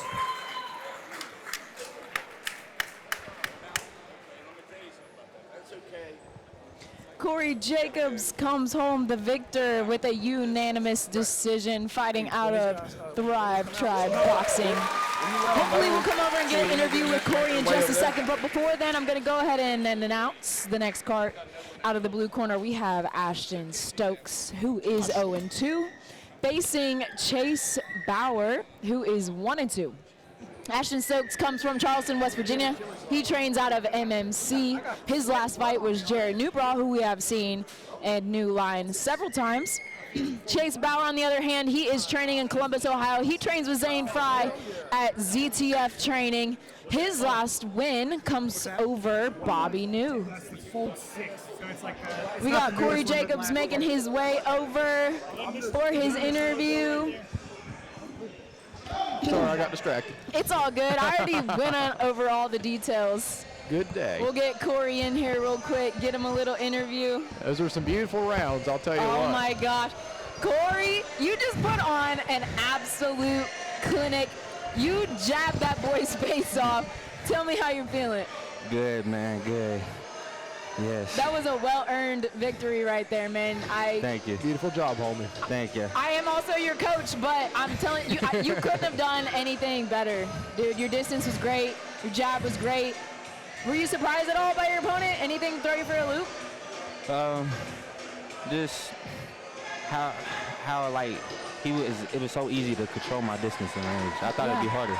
You did good. Hey, you just got used to sparring me all the time, being all tricky. Yeah. And you finally, long. and long. Yeah. You were the long. This is your first time being. No, you were longer than Dalton, weren't you? Yep. Yeah. But he didn't come the same way Dalton did. Nah. Dalton threw his punches loopy, and it caught me off guard.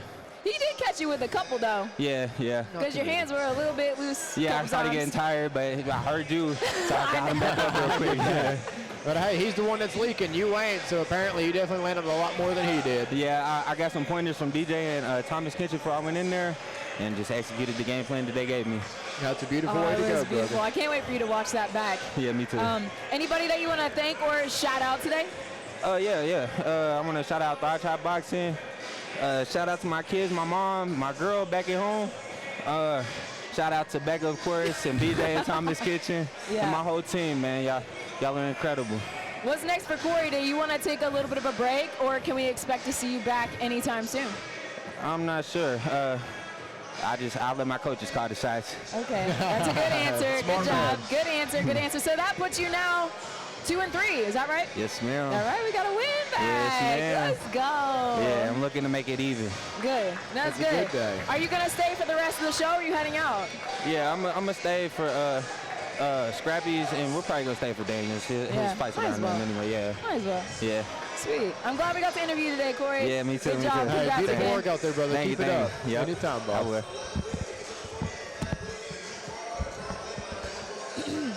You know anything about these next two that we're looking at? Not one bit. We have Chase Boyer. He is 1-2 in the red corner, and we have Ashton Stokes, who is 0-2 out of the blue corner. Yep. So it seems Chase has one up on Ashton, but they both got 2 losses. So. Well, I guess we're about to find out. I'm going to take it down to the ring with Keith. No. Maybe. We don't know. Good things take time. It's all right. Everybody's ready. There we go. We are now bout number 6 on the night. This boxing contest is brought to you by the Hall Bar of Wayne, West Virginia. They are hosting tonight's after party after the fights. This contest is scheduled for 3 rounds in the NLC light heavyweight division. Fighting first, out of the drip beard oil blue corner, with a record of 0-2, standing 5 feet 10 inches. Weighing in 172.8 pounds, he fights out of the King Center in Charleston, West Virginia, Ashton Stokes.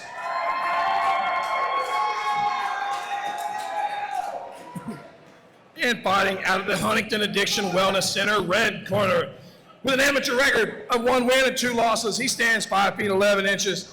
Weighing in 174 pounds, he fights out of ZFT Training in Columbus, Ohio, presenting Chase Bowyer. When our action begins, the referee in charge of the ring, Mr. Billy Fox. Ladies and gentlemen, we're about to get started. Chase Bowyer, Zane Fry's little brother, and I've been real impressed with him so far, but Ashton Stokes looking to disappoint him tonight. Nobody's really landed super cleanly yet, but good hand speed from Stokes. Don't wait on him. Don't wait. Pretty. now there were some good shots landed by Stokes.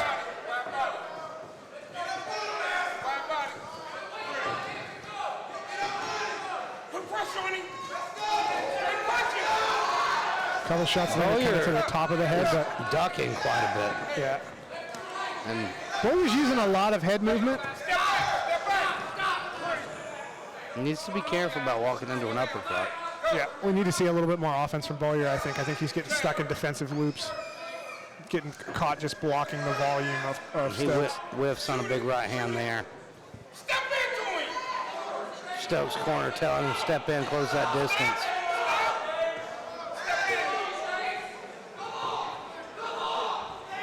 Both guys missing, just coming up short. Oh, there was a nice right hand from Bowyer, his And biggest some shot good of the work to the fight. body as well. Bowyer coming on now. And we've seen he's got a lot of grit, a lot of toughness, a lot of potential. Both these men. Well, a nice shot landed there from Bowyer, but he's in the end of a couple long shots blocked, but Both these guys just having a little bit of trouble finding their range so yeah, far. I was going to say Stokes has fallen just short with several big right hands. That would be. Bowyer's doing a good job of stepping just back and just out of the way of those. Yep. Now what he needs to do though is once he makes him miss, he needs to make him pay. Come back with a good counter. Both men doing a good job making the opponent miss, but not really capitalizing on it. It's interesting. He even has very similar mannerisms to his brother. And I believe we're looking at a 10-9 first round there for Ashton Stokes, fighting out of our blue corner. Bowyer just didn't do enough, and you know, when he was throwing, he was coming up short. Both guys missed a lot that round, though. I think they both need to tighten up a little bit. That's one thing I think a lot of people struggle with when they play a lot of that ducking defense, and it's more of a bending at the waist than as opposed to at the legs, right? So they have a hard time coming up. Like Tyson obviously got away with it, but he's squatting down and exploding up with shots.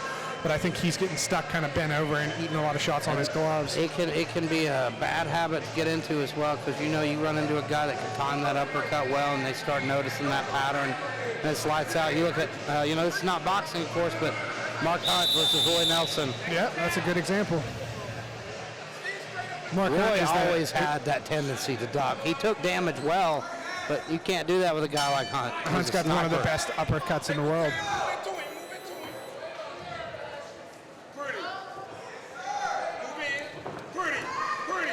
Good shots land. Stokes finding his range a little bit more this round, but Bowyer's firing back. Relax. Step into him. Step into him a little bit. You know where he at. Pretty. He moving so much. He wearing himself out. Move into him. Pretty. Come back. Come into him. Pretty. Uppercut hook. This is great corner work from the corner of Stokes. He's walking Oh, through and a his nice spot. right hand by Stokes.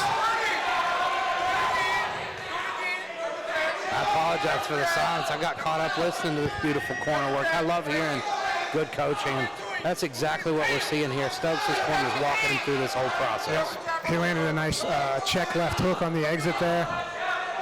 And that was, coming up just short, was Bowyer with that jab. Both these guys having a lot of trouble with range in this fight. And I think it's a credit to the other guy's movement and defensive footwork. Yeah, Bowyer especially is doing a really good job of pulling back just out of range. Bowyer seems to be fatiguing though. Oh, big right hand landed from Bowyer, but Stokes landed a couple of his own there in that exchange as well. This is a close fight. We see Zane calling for forward pressure out of Bowyer. He thinks the opponent's tired, but I think his boy might be more tired, unfortunately.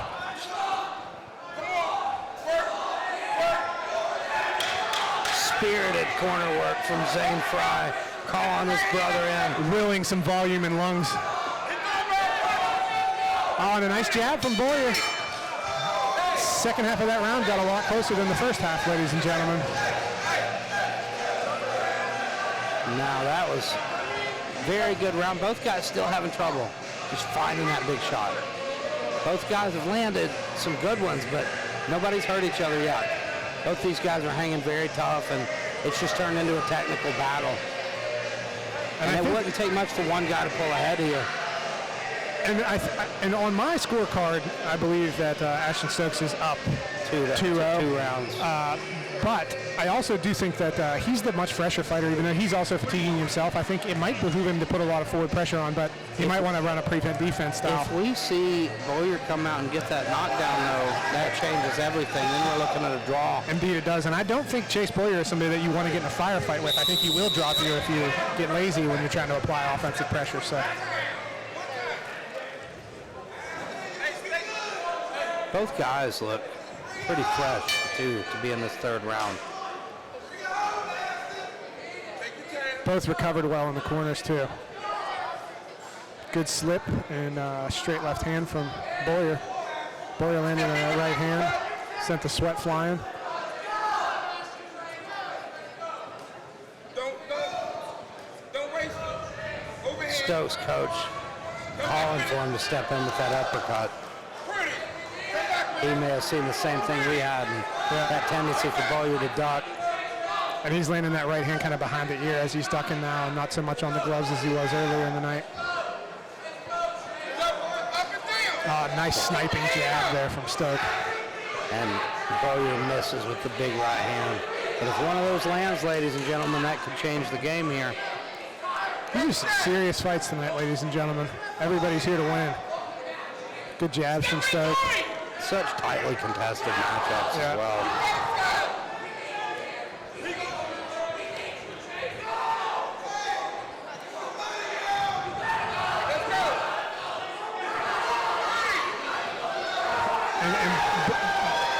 Good shots from Bowyer. Those are his biggest shots of the fight. Yes, sir.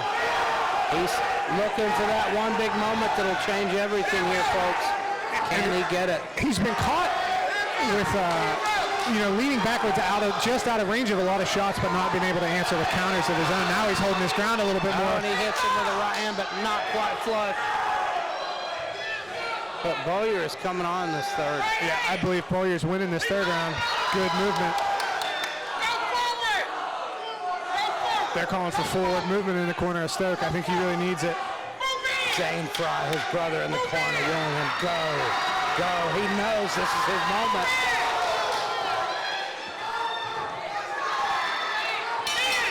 Bowyer getting a little wild at the end there, but I do believe he won that third round. He needed it so bad, but wasn't enough, and I don't think it was. He needed that knockdown. He tried. Valiant effort from Bowyer, but I think honestly the first 2 rounds should probably go to Stokes. I agree. I think we're going to see Stokes come away 29-28, but this is a very tightly contested match.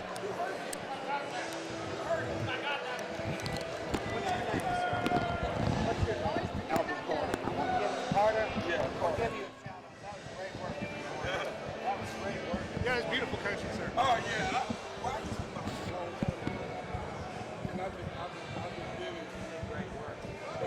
Where are you guys from? Charleston. I want to give a shout out to Albert Carter.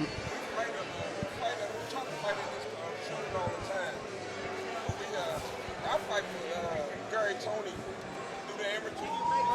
Yeah. I do the amateur. And I just about the whole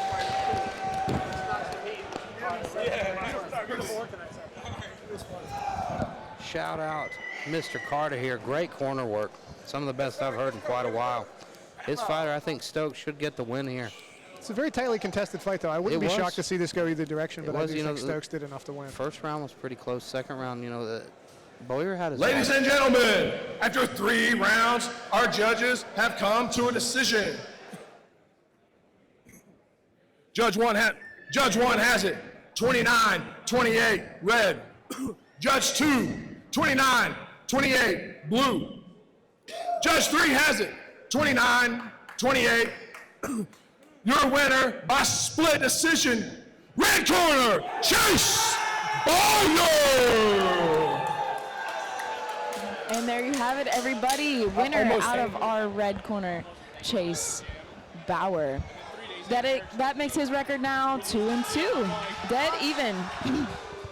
Before we get to interview Chase, I'm gonna go over again our next match. We are going to have, out of the blue corner, we'll start there, Nick, the West Virginia Giant Gibson. I love Nick to death. He's a sweetheart. Yeah, what you know about Nick? Let me hear it. I've seen a few of his fights. I've only talked to him kind of in and out. He was in the Redneck Brawl. I do believe he fought at a Tough Love event in St. Albans. Okay. He didn't too bad. Went all 3 for both. And I feel like he's way too compact, if that makes sense. He's more worried about defense than he is offense. Okay, yeah, that can happen as a beginner. Hey, come on, put this headset on, dude. Look at this guy. What's up? What's going on? Hey, just hanging out, you know. Hey, that was a beautiful win, brother. Congratulations, Good job, well earned. Thank you. How are you feeling? Did he throw any surprises at you in there? No, not really. Yeah. How was training for this? What did it look like? Well, I've been training, but this is like a 4-day notice. Okay. So this was a short little camp. Get that one. Got the job done. No, you did. Congratulations. It was a war, though. Oh, yeah. He didn't make it easy. That's He's for a sure. good fighter. Yeah. All props to you. Good job, dude. Thank you. What's next for you? Are we gonna see you back anytime soon? You gonna take a little break? I'll be back very soon. Very soon. Yes. How soon? Are we talking like May? Are we talking like April? I'm gonna try May. Okay, good. Give yourself a little bit of a break. Yeah. You know, have some fun this weekend, and then get back to training Monday, Tuesday. Yep. Cool. Definitely got to celebrate the win, brother. That's the best part of winning. Yes, sir. Real quick, since we got a little bit of time, what got you into boxing, bro? Zane. Yeah. Yeah. Is he a fun coach? How is that dynamic? Like your brother being your coach? It's fun. You like it? He gets on me, but it pays off. You beat him up in sparring? We beat both each other up. Okay, I like that answer. Good answer. So what's your why? Why boxing? Aside from Zane. It's just good for the mental health. Yeah. Takes things off. Mm-hmm. Completely. Helps. Yeah, it gives you something to kind of look forward to and work towards. Yep. Super important. Heck yeah. Anything you want to say to our viewers at home or your friends, family? Hi. The simple man, I like that. Yeah. Straight up. Sweet. Well, I appreciate you coming over here for an interview, man. Again, congratulations. You put everybody on notice, and we look forward to seeing you again. Yep. Thank you. Yes, sir. Anytime. Good shit, bud. Thank you. I love it. Straight and to the point. Okay, so we talked about Nick Gibson a little bit. We have in our red corner Dylan, the Space Jam Pavey. He is 1-4 on paper, but he did take this match on 8 days' notice, so we got to give him props for that. He is from Sophia, West Virginia. You know much about Dylan? No, I don't think I've seen him or heard of him. I actually haven't either. I feel like I've seen him before, but... I think he's fought once before at New Line, actually. Okay. But it should be a great matchup. We're going to send it down to our announcer, Keith No, at ringside. Thank you guys for listening.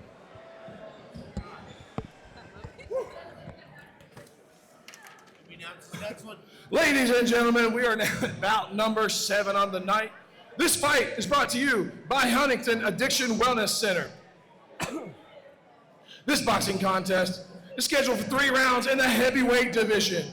Fighting out of the drip beard oil blue corner with a record of 1-1. He stands 6 feet 7 inches, weighing in 252 pounds.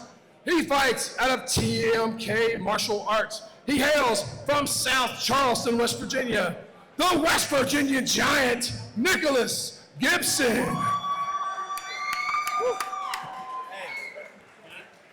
Fighting out of the Huntington Addiction Wellness Center, red corner. He's a veteran of 5 fights. He stands 6 feet 2 inches, weighing in 229.4 pounds. He fights out of Apex Combat in Beckley, West Virginia. Dylan Space Jam Pavey.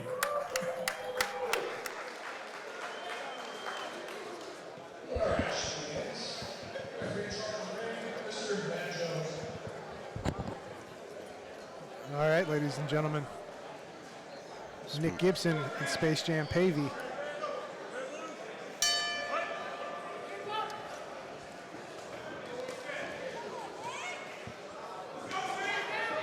Big overhand landed from the red corner, which is how you have to tag somebody who's that much taller. Although some good work done on the inside by the bigger man. I'm always impressed with these guys from Apex. Very good gym.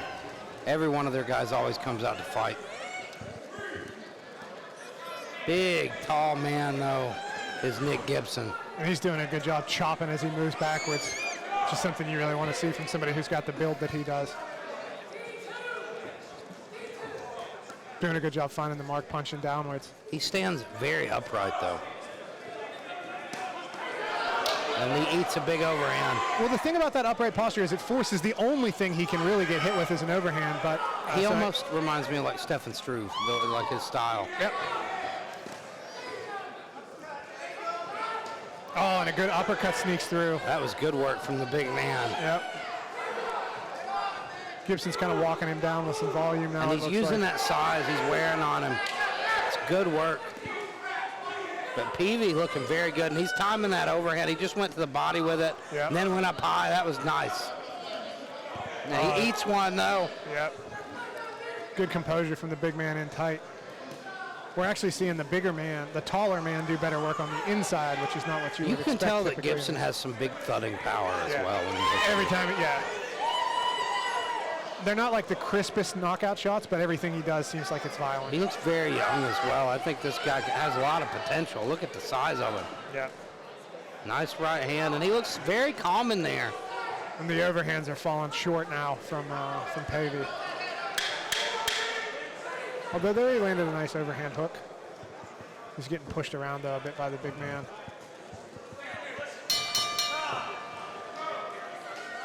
Now, we're going to see some work here in the corner. You got 2 great camps. Again, that's one thing I'm very impressed with, the caliber of the teams we're seeing here at New Line. It's grown, right? It's gotten exponentially better from the first New Line events that we had. The first New Line event, we had guys like you fighting. Now we got people from real camp. I know, it's really stepped up. We had me and Keith Noe and Colin Caprini. That guy was a turd. I tried so hard to fight MMA for Keith early on, and we couldn't find anybody. Everybody's afraid of you because you have hobbit feet. Well, at that time I was like 5-1, and there wasn't many other local guys that wanted to fight. And there were probably only about 3 MMA gyms at the time. Because when you started, that was like back in 1975. I'm an old man. I'm an old soul, as they say. Yeah, you are. And an old face. And here we go. Round 2 underway. That was a nice right hand from the big man. He's coming after him now. Yeah. And he eats a big overhand right in the middle of that, though, but he just keeps coming. He did land a big left hook right after that overhand right, too.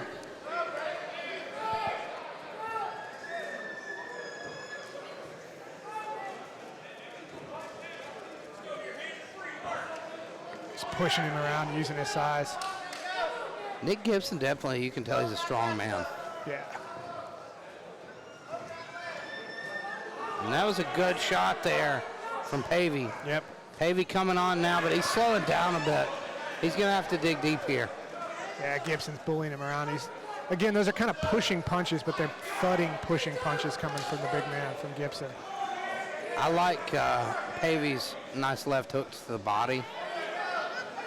I think the biggest thing with him, he just needs to work on that cardio a little bit, be able to push that pace more. He landed a couple big shots there. I think He's putting in work now. I think he just doesn't have the power to hurt him anymore.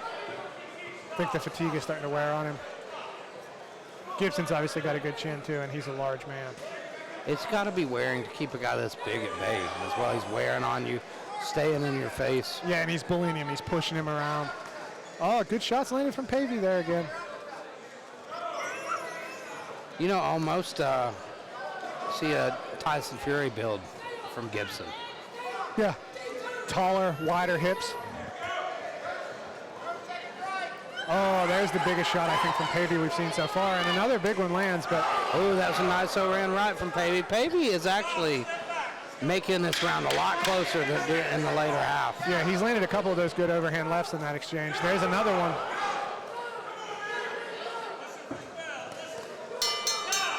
I think we might have seen Pavey steal that round. Judges tend to remember the last half of a round more than they do the first half. So that one's a very interesting one. Now, what do you think we're looking at? I think we're looking at 1-1 personally. I think we saw Gibson win that first round. And we've said that almost every fight tonight. Yeah. Such close matchups. Tightly contested contests here. And both of those were close enough that they could go either way, too. So once again, this one, the one fight that I thought I knew who won was the one the judges went the other direction. But I wonder what adjustments are getting made here in the corners. Now, what would you be telling Pavey if you're in his corner? He's very tired. He needs to dig deep here. He's got a great coach there. Well, what do you think he's saying to him? I think his best moments of offense have been whenever he's able to get Gibson's back against the ropes, where he can really make him pay for that upright posture because he can't lean back, right? So you think trap him against the ropes, try to land some shots. I think he can't move away. think he needs to try to move forward and bully him a little bit, but there's another right hand. I think the opposite for Gibson. Gibson needs to use that size and do exactly that. And that was a bit of a snap down, but it was with a punch, but. Yeah, if you're Gibson, you got to stay on him, just like this. Yeah. Wear on him, just like he's doing. This is good work. This is where I think we saw Gibson do his best work in the first round, too, is whenever he's throwing these short hooks downwards in tight. He's winning the in tight exchanges. Where he's getting tagged is at the end. And you'd think the opposite because he's the taller man. Yep. But he's doing such a good job of using his size to wear on Pavey, leaning on him. And he's landing these short, kind of thudding punches in tight that aren't necessarily doing the most damage, but they're moving Pavey's shoulders around and taking smoke off of his punches. Yeah. We see another flurry of them there. Another short left hand lands from Gibson. Short right hook. Not a lot of pop on these punches at this point, but he is. And I think that's why you see Gibson's the fresher man. Not only has he been wearing on him, but he's not putting everything into every shot like Pavey was early on. He's kind of got like a Diaz brothers almost style. There we saw him land a nice uppercut. Again, just not a ton of pop on him, but he seems almost impervious to these shots that Pavey's throwing at this point. It doesn't seem like Pavey can actually hurt him. Oh, Pavey lands some good shots, and Gibson almost shoots a double on him, but a nice short right hand lands. But Pavey's doing some good work here. They're both digging deep here in the final minutes of this round, or the final minute of this last round. 10 seconds left, folks. This is for all the marbles. Couple more good shots from Pavey. This is a tough fight, ladies and gentlemen. It really is. It's a gritty fight from both men. Excellent work. I'll be honest, I have no idea who won that last round. And that's something. Look at Gibson. Look how tired he is. He did not show it until the bell rang. Did not show it. That's good work. I'm very impressed with this guy. I think we need to put him up against Rex White and have the two tallest men at New Line fight each other. Battle of the Giants for sure. The Twin Towers. But only one of them falls this time. Ladies and gentlemen, it's the first 9/11 joke of the night. Hopefully it'll be the last. But you can't make any promises with Colin Caprini. He's a sick man. They're big enough. It might be one of us might be Tower 7. Somebody else is going down just from the other two falling. I fall down on a regular basis anyway. I'm very top heavy. I don't normally fall down, but I fell down walking down my driveway the other I'm day. like an SUV. I just tip over. I will say that even though I haven't rolled in quite a while, I fell down in the dark I was walking my dog in the dark with no light, as I do, and kind of rolled my ankle off the side of the driveway. But I caught myself and just did like a forwards break fall and rolled and landed back on my feet. That martial arts training I kicked did. in. I felt like my judo break falls were really coming in handy. When I fall now, I've gotten so fat that it's an ordeal. It's not good. It's like catastrophic damage every time. Gotta think, it's like a 3-point turn. You gotta think about how to stand back up. Ladies and gentlemen, after 3 rounds of action, your judges have come to a decision. Judge 1 has it, 29-28, red corner. Judge 2, 29-28, blue corner. Judge 3, 29-28. For your winner by split decision, blue corner, Nicholas, the West Virginia Giant, Gibson. He goes 2-0 now. I'd say the reach definitely had something to do with it. I'm sorry, he's going to be 2-1. Okay. Ooh, this next fight's going to be a good one. As we wait for Nick to come over, let's talk about it a little bit. We have, out of the blue corner, Jimmy Two-Stroke Wingate versus Cameron Kayo Kawagati. Wow, that's going to be an interesting match. Jimmy is always a fun one to watch. Indeed, he's got the dog in him, so He he's really kind of does. balls to the wall. No, he really does, and his record doesn't necessarily serve him very well, but when he fights, he's always down, and he comes forward, and he fights hard, and he's got some crazy heart. So it's always really fun to watch Jimmy. I think he's training with Zane Fry, technically, from afar. Wingate is? From afar. I don't think he has a gym. He trains at a CrossFit gym right now. Okay. But he has Zane kind of as like a coach from afar, I guess you could just say. Okay. And then our red corner tonight is going to be, oh, come on over. Congratulations. Attaboy, baby. Congratulations. How you Told feeling? I feel good. I'm tired as hell. Was it harder than you thought? Oh, beautiful, brother. but he's a tough opponent. Me and him had beef on Facebook, and so he was talking like crap about me. So like I handled it, and then we squashed beef in the ring. Do you feel like it's easier going into a fight when there is bad blood? Yeah, in my opinion, yeah. Yeah. Get you straight.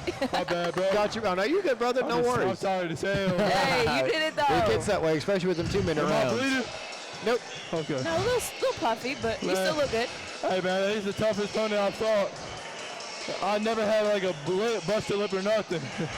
Did it throw you for a loop? I don't know. I don't feel like I was getting knocked out at all. Is there anything he surprised you with? Them overhands, but I kept dunking it, and he thought I was like small, like I was like not good, and I proved him wrong, and I beat him.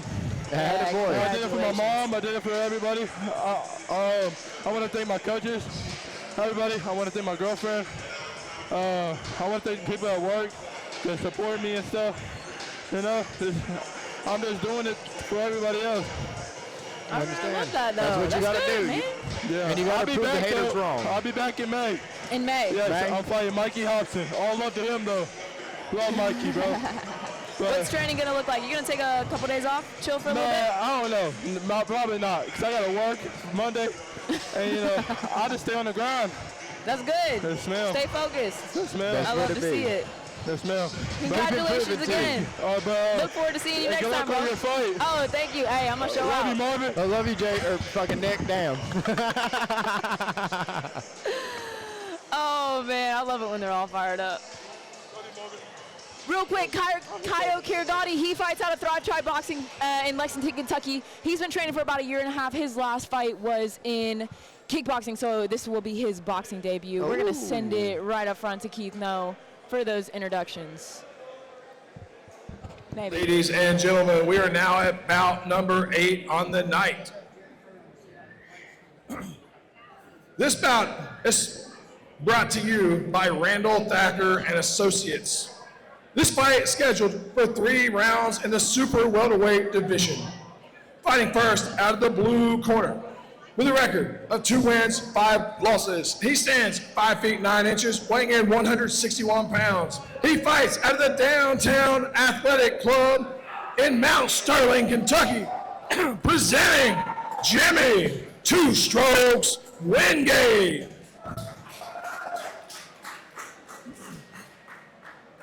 Fighting out of the Huntington Addiction Wellness Center, red corner, with an amateur making his amateur boxing debut. He stands 5 feet 9 inches, weighing in 162 pounds. He fights out of Thrive Tribe Boxing in Lexington, Kentucky. Cameron Kawagati.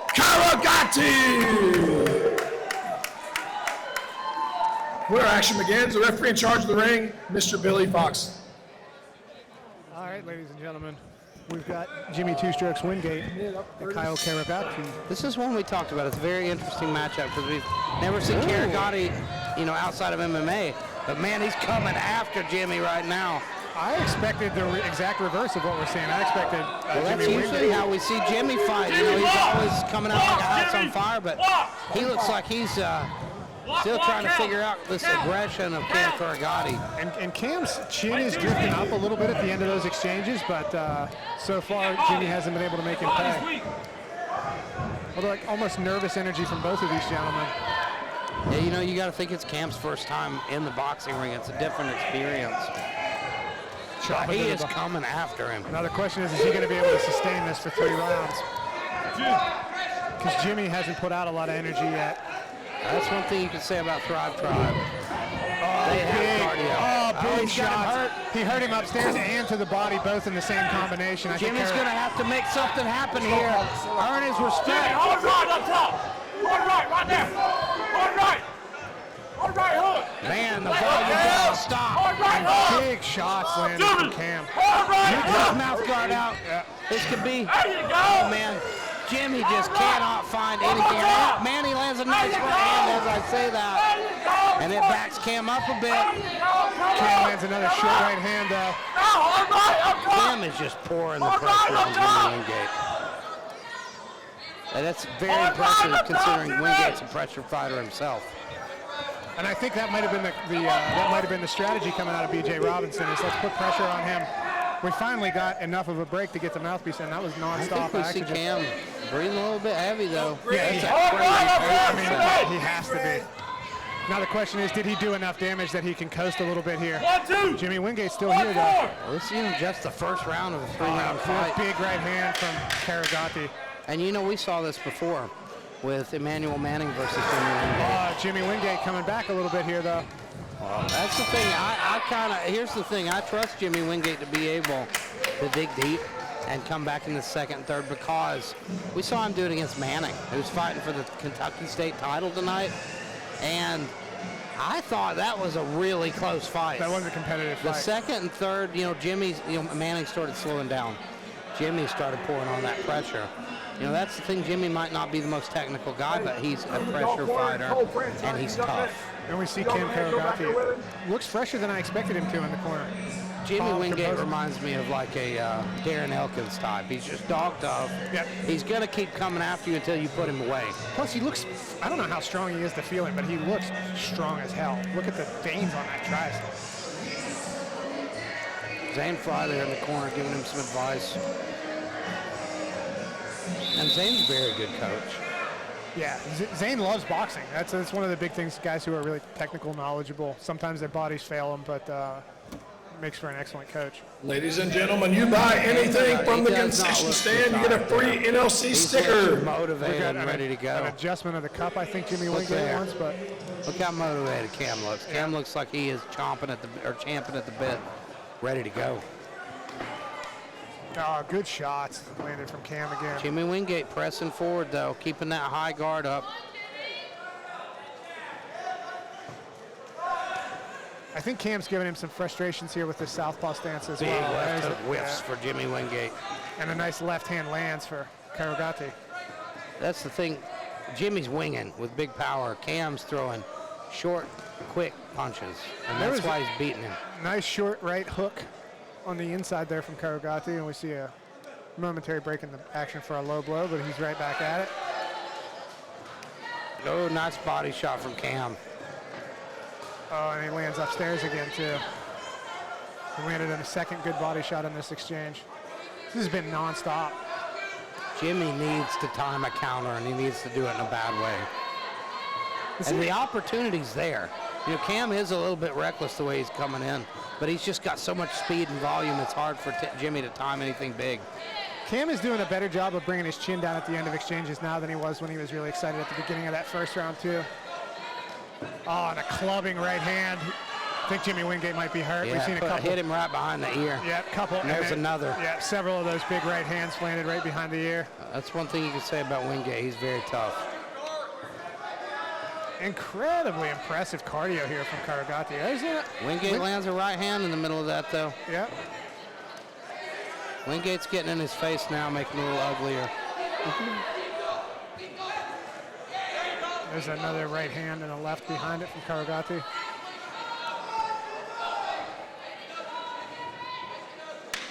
Cam does a good job of 10 seconds left in this round, ladies and gentlemen. And I think it's been another excellent performance from Cam Kawagati. We got one more left. Snipes a couple another straight punches at the end of that round. Jimmy Wingate needs a finish here, or a knockdown at least to at least get the draw. Yeah.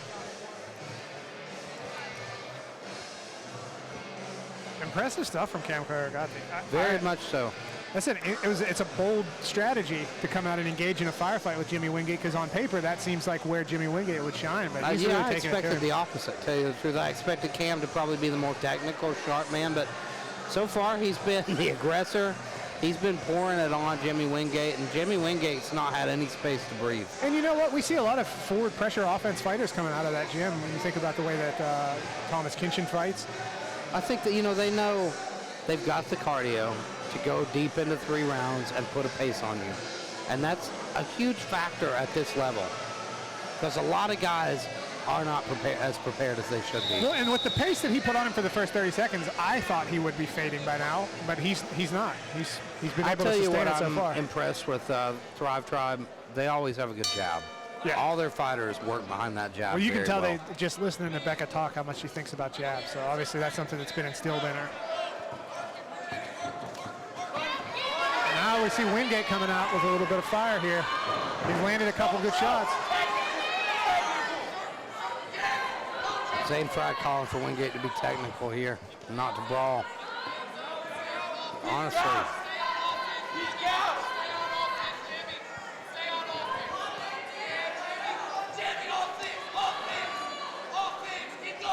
This is good coaching from Zane Fry, though. He has the right thing. Whenever Jimmy's tightening up to try to play defensively is when he's getting hurt. But I think Jimmy might be hurt. I think Jimmy's just going to have to open up and take a risk in order to get something, to make something happen. Because right now he's just getting pieced up.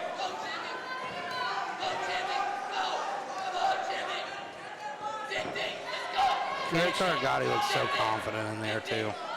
And he's kind of breaking Jimmy Wingate with this pressure a bit. Jimmy's not been able to do anything to make Cam respect him. He's not showing him that power. And that's what he really needs, is one solid shot to make Cam question things a bit. Make Cam stop this onslaught. Cam knocks his mouthpiece out with a nicely timed jab after a left hand. He's eating him up. He really is. Now, Jimmy just landed one. Put Cam on his back feet a bit, but definitely not hurt. This has been a flawless performance, really, from Cam Kawagati. Very impressive stuff, and not what I expected at all. Oh, there was a big right hand from Jimmy Wingate. That's his biggest punch of the fight so far. But he gets peppered with jabs as Kawagati moves backwards. And that's what he needs, to trap him in the corner like that. Make it a little bit ugly. This is exactly what Jimmy needed, but it's too little, too late. Jimmy Wingate going out on a shield here. We see another big shot. Jimmy Wingate dug deep in that last, 30 seconds, but I just think, like I say, just wasn't enough. Yeah, I think we saw Kawagati. Good fight, though. Really good fight. Really impressive performance from Kyle Kawagati. They got 2 Italians fighting tonight out of that gym, I believe.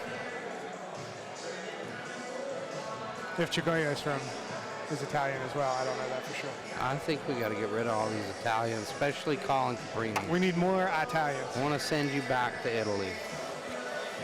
Send me back to Italy. ADCC trials is a lot easier. I would like to get my Italian passport. You could be like one of the top 5 grapplers probably in Italy. Well, my dear friend actually has his Italian citizenship. And you have a friend who's a deer? Rob Deagle, who has gotten to compete at a couple Euro trials. And it's a much smaller field. European grappling is weird. The very best guys are very good, but the average people are not very good, if that makes sense. Plus, the ADCC trials there are like the size of a Butch House tournament. So it's basically like, you know, when I moved from Kentucky to West Virginia and like all you guys suck so bad. And I Ladies and gentlemen, I'm like black belt. after 3 rounds, your judges have come to a decision. All 3 judges have it. 30-27 for your winner, fighting out of the red corner, Kawagati. That was a beautiful matchup. Wow, that was fiery. It was. Yeah. We have one more fight before we break for intermission. Red corner, Cameron Kawagati. I like his name because it sounds like an Italian pasta. He is an Italian. He's from, his parents are from Italy, actually. Oh, no shoot. Yeah. Oh, that is badass. He's fluent in Italian, fluent in Spanish. I think he can also speak German. He's a cool individual. Technique was a little rocky there, I'm not going to lie. We got a little crazy, but it's debut fight. What do you expect? They're going to be a little wild. Especially if you're used to kickboxing, it's a whole different story when you switch to only hands. Yep. And Jimmy stood 10 toes, but we knew that was going to happen. That's what happens with Jim every fight. Oh, yeah, he's throwing heavy with every shot. He's throwing. Until the final bell, he is throwing. Real quick before Kaio comes over, we're going to announce our next matchup. We have Nicholas Lyons out of the red corner with his debut boxing fight out of a heavyweight bout. And then we have Colton French, which is another debut. So first for both. First for both. And now Nicholas Lyons, they call him the new breed outlaw. He's an MMA guy. So this is his This is a kickboxing match, by the way. So this is his first kickboxing match for Nicholas Lyons. However, he is 1-3 in boxing, 2-4 in MMA, so he's not really a stranger to combat sports, but first kickboxing. And this is our only kickboxing on the show. That's what I was getting ready to say. It's the only kickboxing bout I even see on here. It threw me off a little bit. Yeah, we'll take it. We'll switch it up a little bit. Heck yeah. It should be fun. Nothing wrong with a little change in life. I don't know what happened to Kaya. Maybe we won't get an interview. He may have ran off to the back. I'm not sure. So Colton French walking out now. He is from Chillicothe, Ohio. I don't know too much about his team or where he is training at currently. Nicholas Lyons, he is from Mount Sterling, Kentucky. Fun fact, he is a U.S. Army vet. Oh, so thank you for your service. So I appreciate that very much. Thank you for your service, 100%. It's definitely going to be interesting, especially seeing someone that's used to a different combative sport and they got to switch to something else versus a debut. And, I mean, this is heavyweight.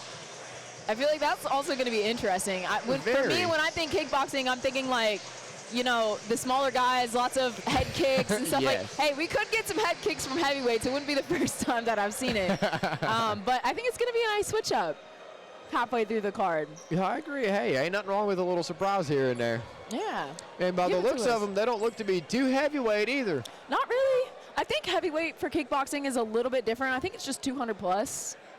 Whereas in boxing, you know, you have your, is that cruiser that goes up to 200? Yes. And then you have heavyweight. Your light heavyweight and heavyweight. Yeah. Yes, ma'am. Yeah. I'm excited for kickboxing. I'm surprised they don't have to use the 5 ropes, but I guess that would only be for MMA.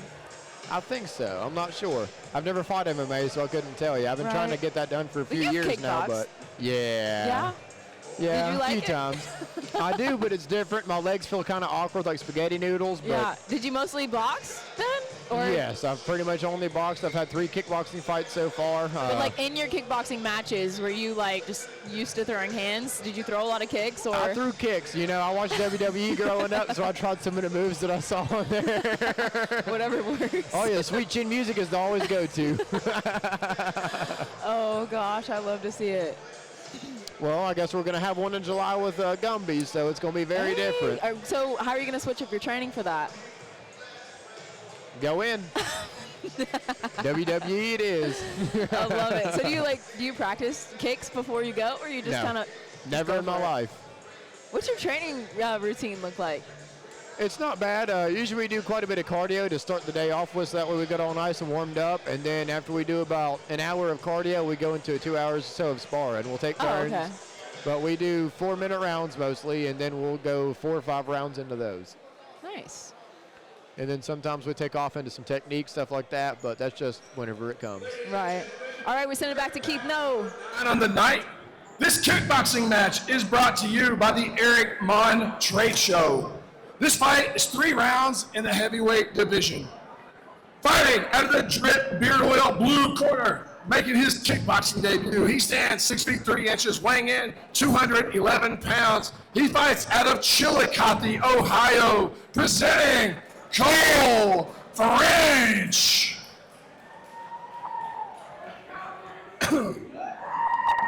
And fighting out of the Huntington Addiction Wellness Center, red corner, making his kickboxing debut. This man is no rookie. He has 14 fights across MMA and boxing. He stands 5 feet 9 inches tall, weighing in 203 pounds. He fights out of the Downtown Athletic Club in Mount Sterling, Kentucky, presenting the new breed outlaw, Nicholas Lyons. And when our action begins, the referee in charge of the ring, Matt Jones. Oh, God.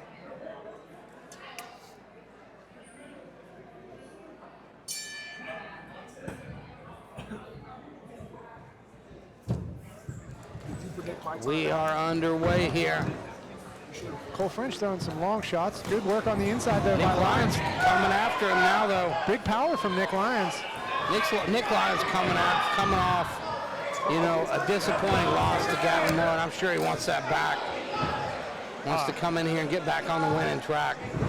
First kicks of the night, ladies and gentlemen. Cole French was looking Nice good low early. kicks from Lyons. Yeah, and he's landing big right hands behind him. This is probably the best I think we've seen Nick Lyons look. Lyons, he's had some really good moments. We really have seen him. He just beat Eric Mon, and that's you know yourself. That's no tough out, or that's no easy out. Indeed. This is our first and only kickboxing bout of the evening, gentlemen. First and only kickboxing bout of the night. Nick so you better enjoy it while it lasts. Oh, big right hand. I think the ropes might have kept. He's got to get out of there. French has got to either get a hold of him or cut an angle. I believe he's going to be in my laps here momentarily. He just cannot get Lyons off of him here. Lyons pouring it on. And French tried to answer back there, but his arm got stuck in the rope on the one shot he did try to throw.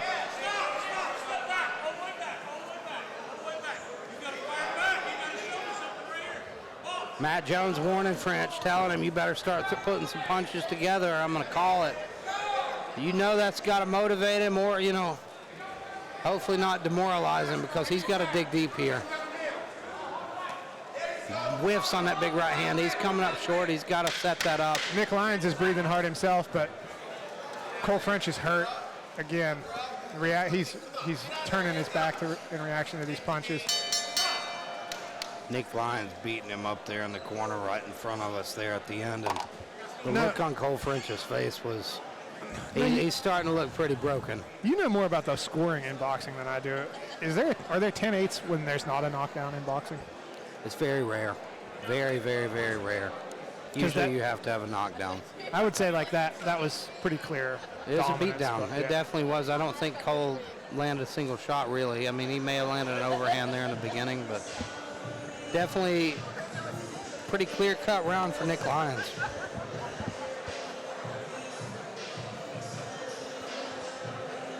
Now, if you're in the corner of French, what are you telling him?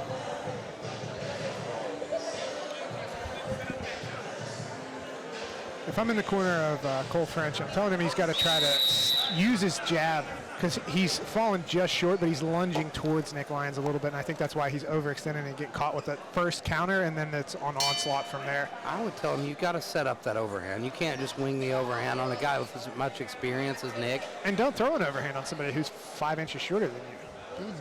Straighten those punches up. Land that 1-2. Start with the 1-2. And I don't think we've seen a single kick from Cole. I don't know if he has him in his arsenal. There is a big right hand. Now, and see, he telegraphs it too much. He threw the same thing twice in a row. Got to change it up. Got to try to make something else happen.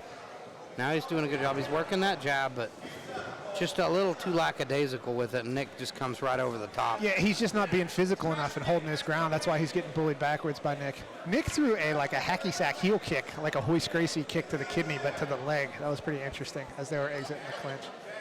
It's the first time I've ever seen that, I think. He's an innovator, Nick Lyons. Spinning back fist attempt from both men.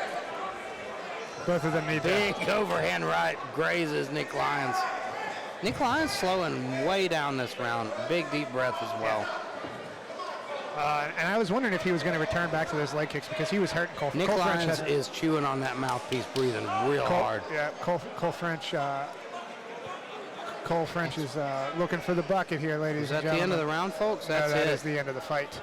That's it. Yeah. Oh. Beautiful performance from Nick Lyons. Yeah, one of his best, I think. I think that, yeah. As far as I'm concerned, that's his best. And we tell you the truth, the one fight I'm most impressed with him is, I think, when he beat that guy from Heathen Clan. He took a beating in the first round. And survived. Landed the arm triangle, though, in the second. Took him down, and I thought that was a very good win as well. But that was an impressive, warrior spirit win. This was a just technical beatdown. Yeah, he looked like the better man tonight. He was just too much. Physical. I think Nick shines certain moments. He has flashes of, excellent technique and greatness. He's just got to put it all together, and he's still a very young guy. Outside of New Line, he actually fought out in Western Kentucky, landed a beautiful overhand right knockout. Put the guy out cold within I think 10 seconds of the first round. The guy's got potential. He's certainly come a long way. This bout will stop 1 minute, 17 seconds into round number 2. Your winner by TKO, Nicholas Lyons.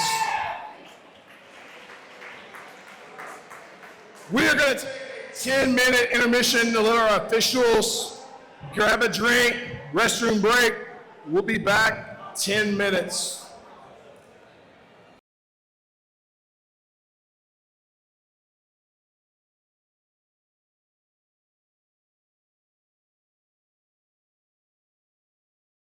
All right, everybody. You know I had to get Kawagati up here after that crazy performance with Jimmy Wingate. Kaio, how do you feel? Walk us through it. Yeah. No, I feel good. Jimmy was a tough opponent. Yeah. Surprise you? Yeah. No. I was expecting him to be hard. I saw him training, doing some crazy sit-up stuff, and I was just like, what is he even doing? He was doing some crazy negative sit-ups, and I was just and then when you go out there and you see him, the dude's cut. We were just talking about how cut he is, and he's definitely a man in shape. And when he swings those punches, he comes with power. Yeah. And I'll respect him, especially because he took this fight. I think a week. Yeah. Really short notice. Mm-hmm. Yeah. So. I mean, I think anybody who takes a fight like that, and there's no film on me, really. Right, so, none, yeah. It props to him, I would say. I really give him a lot of credit because I'm not going to say I wouldn't do that, but I feel like a lot of people wouldn't do that. Definitely not. No. Definitely You got to not. have the heart and the drive in order to just take something right on the back. Right, 100%. Hey, Kaio, walk us through what training kind of looked like for you. What was your preparation for this? Yeah, no, a lot of pad work. Yeah. And the good part was not having to cut so much weight. Yeah. When I was told it's no longer at 54, I was like, thank God. I was like, that's I'm gonna go eat. Yeah, exactly. I got the text from you, and you were like, hey, it's at 160. I just came back from a 5-mile jog. I stepped on the scale, and I was like, I'm 165. This is not good. I'm a week and a half away. Yeah. And when she said that, I was like, oh my goodness. It's on that one. Yeah, I was lucky. But it was a lot of pad work. I got to thank, Alejandro. I got to thank Becca. Coach BJ, all of you guys, everybody at the gym who's pushed me, sparred with me. Everybody who's just there. It's a family at Thrive Tribe. 100%. And I always feel loved, Good. So what's going to be next for you, Kaio? Are you going to take a little break after this? You want to hop back into it? What's next? Kickboxing, boxing? Yeah, no, I mean, I would not mind doing a kickboxing. talking to you, and you inspired me to think about kickboxing. Thank you. I'd really want to do kickboxing, especially at a little bit like 155, 154, whatever. You know, I don't want to get any lower than that, but kickboxing is, I'd say, my forte. Like, I can kick. Yeah, and I've seen it. I want to kick somebody. You know, I want to like go shin to shin. So it's a beautiful feeling. Oh, no, you're totally fine. So do you wanna like a full training camp or something like that, or are you like, hey, like whatever is available, I'm gonna take right away? You know, I mean, ideal situation. It depends on the weight. It depends on the weight. If I'm sitting close to, if I'm like 165 and it's a 155 fight and it's like 2 weeks out, you know, I could possibly do that. Like, that's not too difficult. And I'm gonna stay training. Like, it's not like I'm not gonna train. I'm probably gonna give maybe 2 or 3 days off, maybe, but I'm gonna be back in the gym. This is what I love doing, right? Good. This is what I feel like we all love doing this. Oh, that's why we're 100%. here, you know. So we're a little crazy, but you know, yeah, you gotta be. Oh, no, a couple brain cells are still in that ring over there. I left a couple over there. You know what I mean? Wait till that boxer brain hits you. It's a completely different story. I'll tell you what, I didn't really necessarily see him hit you with anything too cleanly. No, I mean, but you know, when you have power though, it's like it doesn't matter. Even if it glances, sometimes even when they just glance, it's like they might do more damage than if you just like, eat it. I don't know what it is, but if like a shot like rolls off of you sometimes, especially to the body, those are like I feel like my whole like a wave motion going through the intestines, you know, and it's like so those are like sometimes the worst ones, but no, I mean he hit me a couple times, especially in the third round. Yeah, he was starting to get aggressive and angry, and rightfully so, you know, rightfully so. And in the third round, you got to give it your all. You got to push it, especially whenever you know that last 10 seconds collapse. And I noticed that you guys went in hard and heavy in that last 10 seconds. Yeah, so no, it was a beautiful feat. No, he was. Yeah, no, he brought the dog out of me.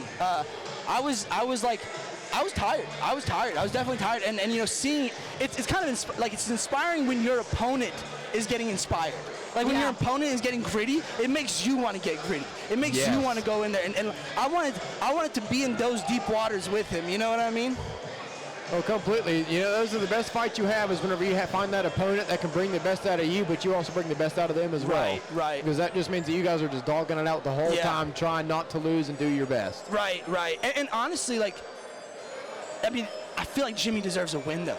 Oh, he'll get it. I know he will. Because he's good. Like he's a good fighter, and it's like. And he gets better at every single match. But I hate to cut you too short. Sure. But I think we're about to announce the next fight. Kyle, word of advice for anybody trying to get in the sport. Ready, set, go. Punch hard and get hit harder. All right, that's a perfect way to end the interview right there. Kyle, congratulations again on your Very nice, brother, man. 3 peas in a pot. Let's go. Yes, still love your last name, though. I love Italian. We're going to send it up to Keith No in just a minute. Wait, we got a couple seconds, so let me run through this fight. We're looking at, where are we?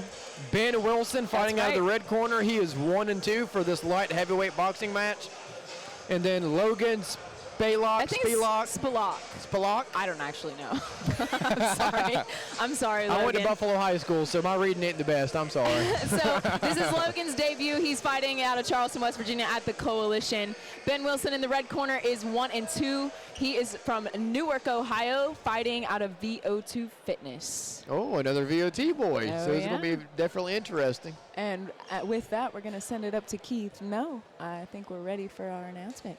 Again, thank you guys for listening.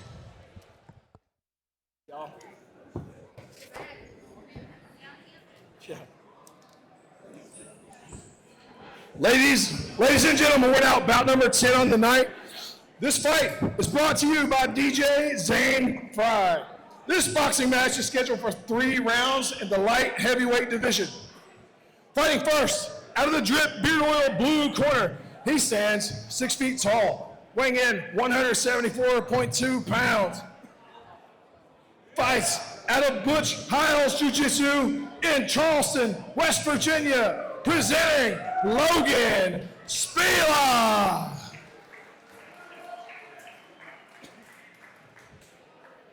Fighting out of the Huntington Addiction Wellness Center red corner, holds an amateur record, 1 win, 2 losses. He stands 6 feet 2 inches, weighing in 177 pounds.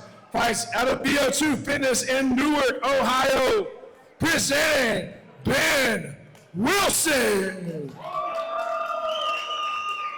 When the action begins, referee in charge of the ring, Billy Fox. All right, ladies and gentlemen, we are back. We are back. We're back. Ladies and gentlemen, Ben Wilson, one of my just favorite people. Just such a good guy, inspirational story. You know, when I met the guy, he was, you know, almost 300 pounds. Look at him now fighting at 175. He started out as, you know, the photographer for VO2. And I think just being around that team, being around him, he's like, you know what, I could do this. And here he is, folks. He's got a tough test against him right now in Logan Spelak. Spelak's fighting out of Butch's gym. Spelak lands a nice right hand.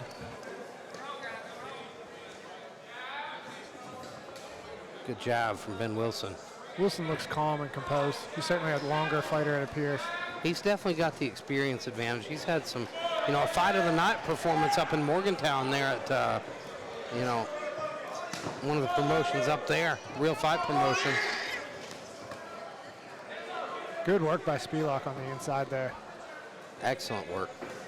I think Spelak wants to make this an ugly and tight fight with a lot of exchanges. He's eaten a lot of jabs, but he's landing bigger shots, I believe.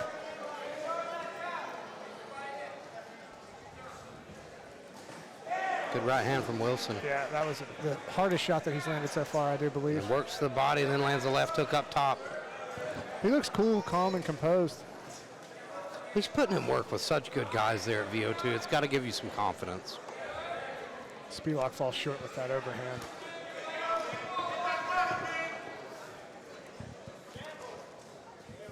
Good combination put together by Spelak there, though. I need another. Wilson looks very smooth and composed. Technical. Oh, he eats another big left hook to the snout. Right to the snout. Outside dog terminology. It's called nose when it's a human call. Beautiful left hook from Ben Wilson, then a right hand and another left behind it. He's putting punches together now, folks. Yep. And I think he knows he needs it a bit because he was eating some combinations there. I think he's looked like the crisper boxer, but he's eaten the harder shots earlier in this round. But now he seems to be taking control. But another nice right hand land. This is a very competitive fight. Oh, big shots landed from Spelak, though. Again. Good work from Ben Wilson coming back with another great combination. Another round where we're kind of seeing, another fight where we're really kind of seeing power versus volume. I think Spelak landed more shots, but I think Wilson landed more shots. Wilson landed more shots, but Spelak landed the more consequential ones. You see Lucas Schaefer there in the corner of Spelak. Schaefer, man, you see him come out, it's odds are it's going to be a fight of the night performance from what we've seen so far. Absolute dynamite from that kid.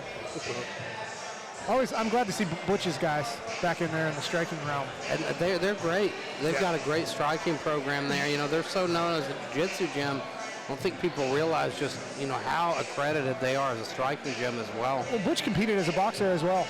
For a long time before he got into jiu-jitsu. And he has built one of the best facilities.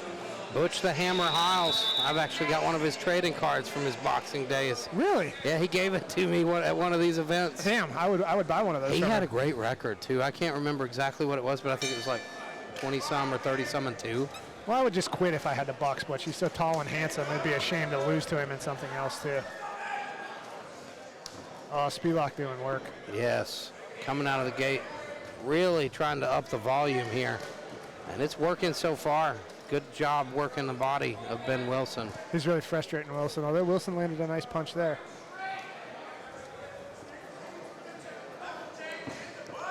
Wilson cuts to the center of the ring there, and he seems to have a lot of fun.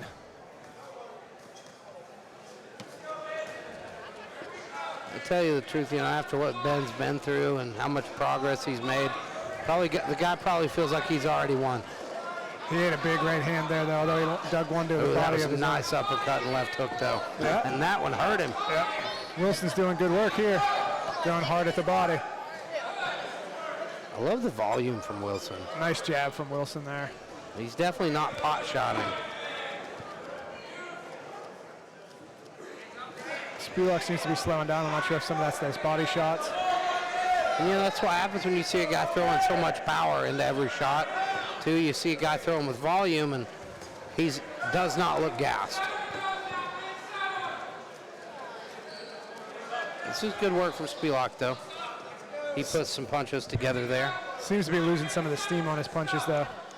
Although he's landing consistently now. You know, first fight, fatigue definitely might be a factor. That adrenaline dump after that first round hits, and it's a different ball game. Spelak's landing some big shots in here, though.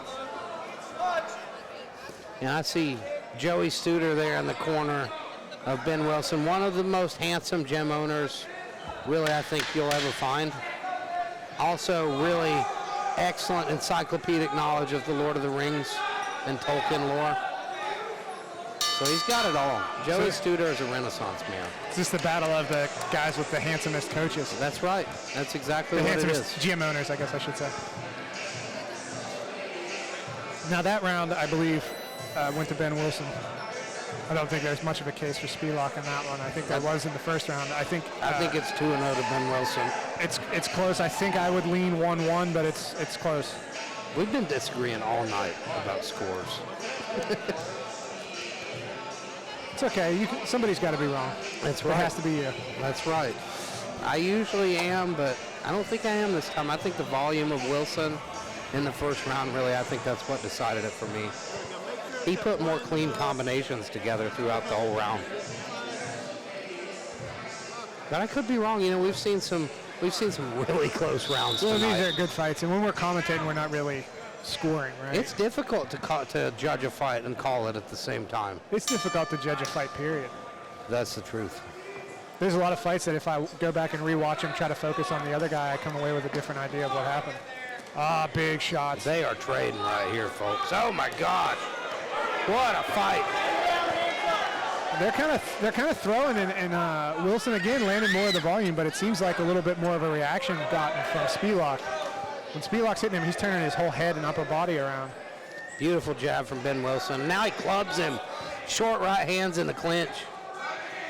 That was nice. And beautiful left hook to exit the clinch. Spelak coming back now, though. Spelak landed a left hook and a right hand of his own, but then he walked into a couple. He's just slowing down a little yeah. bit, and I think that's what's hurting him here. Yeah, we're seeing Ben Wilson putting together some body work. Ben Wilson looks fresh as well.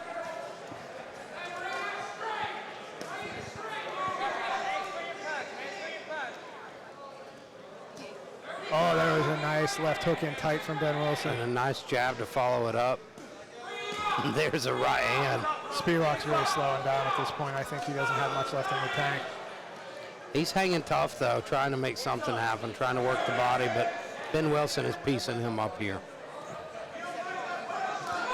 Spelak's really going to need a burst of offense here at the end. Good angle cut there by Wilson, but he actually ate a left hand after he cut the angle. Ben Wilson pretty putting the footwork work in.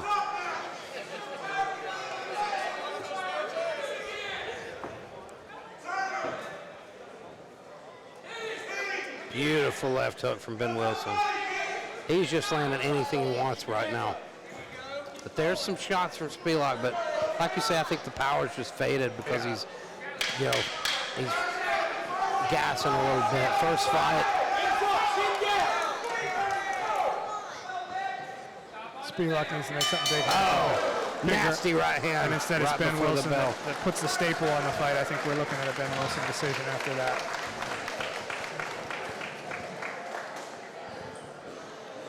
Beautiful work from Ben.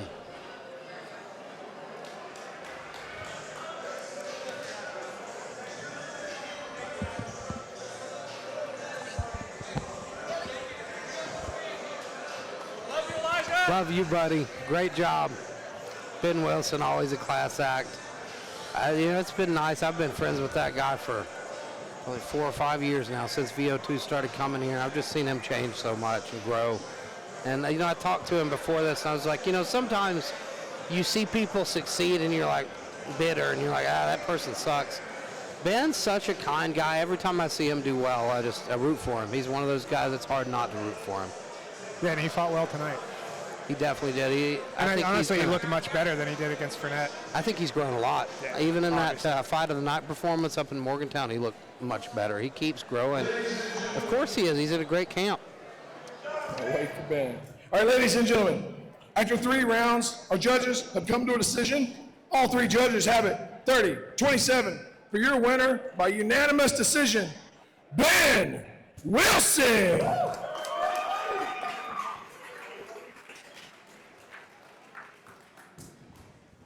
Ben Wilson taking home a unanimous decision. I am joined here with Mr. Nicholas Lyons. Yeah, welcome in. You got it back. I did. Yeah, we were talking earlier. You said that last fight just didn't sit right with you. Tell me what it was going into this fight, coming off a loss versus if you had come off a win. So originally the plan was not to get back in for a little bit. I was going to take some time off. I was looking for an MMA return in May. Okay. And then that fight happened, and I seen a bunch of fights pull out of this card, and I just texted Keith. I was like, "Hey, you got anything up? Got anything open?" Hi, nice to meet you. Give me 1 second. I'll get with you. All right. But yeah, he said he had this going on. I told him I wanted to kickbox, and he made it happen. And aren't you glad you did it? I love the fact I did it. That was amazing. I've been trying to get somebody to kickbox me for the past year and a half. How did it feel going in against somebody so much bigger in stature than you? Were there any doubts, or did you just want to just rely on what you know? I had no doubts at all. A lot of my last few fights have been against some giants, like the last one I had. Gavin, that's a big boy. He's a big boy, and I felt the power of him. So, I was sitting there thinking, I was like, if I took a hit from him, I might have went down. I didn't go fully out. Yeah. So I was like, this one here ain't going to be nothing. This That's time awesome. around, I get to throw my kicks, I get to throw my combos just like I would in MMA, just without going to the ground. Do you think it was good preparation for your MMA? Oh, yeah. Good. And that's also the best mentality you can have, too, because once you go down, it does nothing but build up your hunger, your anger, and everything. You just want to come back and do twice as good. Yep. My biggest fear was getting knocked out, and that's the worst one yet. I didn't go fully blackout, but I was close to it. So. Hey, you got that out of the way. We don't have to retouch that one, right? No. One and done? One and done on knockouts, right? We're over that. We don't need to do that anymore. Man, you did so good, you made him puke in the corner, so that's what I'm talking about right there. That's some freaking good crap right there. I was getting ready to lay in a bunch of combos, and he looked at me, started backing away. He was like, I'm about to throw up. I just backed away. I said, who are you? I don't want none of that on me. I said, I know it's over now. Oh, yes, sir. That's a W in every way possible. Even without the puke, that would have come home with a W. You did phenomenal out there, brother. Yes, Thank you. Congratulations again. We look forward to seeing you back. Thank you. Hopefully with New Line, I'm assuming. After May, okay. I'm wanting to come back for NLC 50 or NLC 49. I want Dom Baker in kickboxing. Ooh, Dominic Baker, are you watching this? Uh-oh. Me and him have some beef. Oh, snap. I'm his only loss. When he wants to avenge it, he can come let me know. Hey, you heard it here, folks. Yes, Thank you for the interview, Bo. Glad to have you on. You did wonderful, bub. Keep it up. Gentlemen, we're at bout number 11 on the night. This boxing contest is brought to you by Huntington Addiction Wellness Center. This fight is scheduled for 3 rounds in the welterweight division. Fighting first, out of the Drip Beard Oil blue corner, he has an amateur record of 0-2. He stands 5 feet 10 inches, weighing in 146.6 pounds. Fighting out of Princeton, West Virginia, Nathan Samson.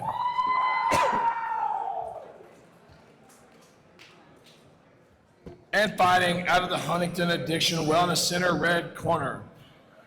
He's a veteran of 4 amateur boxing contests. He stands 5 feet 11 inches, weighing in 145.8 pounds. Fights out of the Downtown Athletic Club. Fighting out of Jeffersonville, Kentucky, Cole Complete Chaos Gibbons. When our action begins, the referee in charge of the ring is Matt Jones.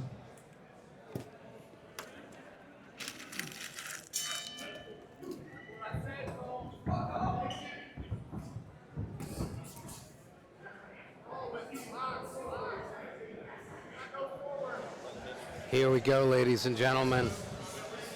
Cole Gibbons versus Nathan Samson. This should be a good one. Cole's looking better. You can tell that he's really refining his technique here. He's looking a little bit less chaos and a little more polish each time we see him. There's a nice right hand to the body by Samson. And we see Dalton Huffstetler and Brad Cooper there in the corner. They're Apex Combat Club. Such a good gym, there. That's going to give you a lot of confidence if you're Nathan Samson, even though you're 0-2. You know, he's probably been putting a lot of work in, trying to improve things and looking for that first win. I'm sure he's hungry for it. He's using a lot of good movement here to stay on the outside of Cole. That was a good uppercut to the body.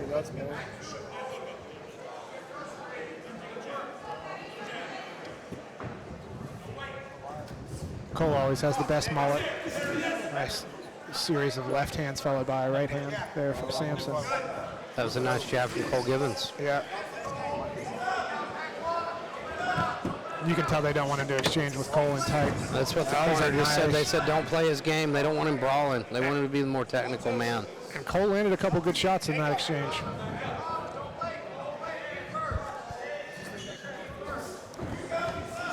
Cole pushes him backwards with some good shots. Good head movement from Cole Gibbons. Slipped out of the way of that punch.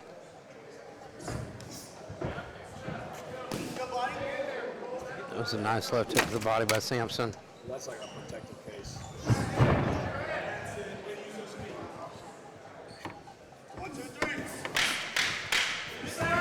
10 seconds left in this first round, and Cole Gibbons coming after him. Cole Gibbons lands another big hard shot, sets him off balance. That's good work from Cole. I'll be honest, I think the bigger shots, Cole Gibbons, I think, got my nod in that round. That was a close round. Very closely contested round. That's one I wouldn't even say. I don't know how that one went. Cole did have good moments. I think the more technical man was Samson, but maybe it just might not have been enough. The more technical guy doesn't always win, especially in these 2-minute rounds.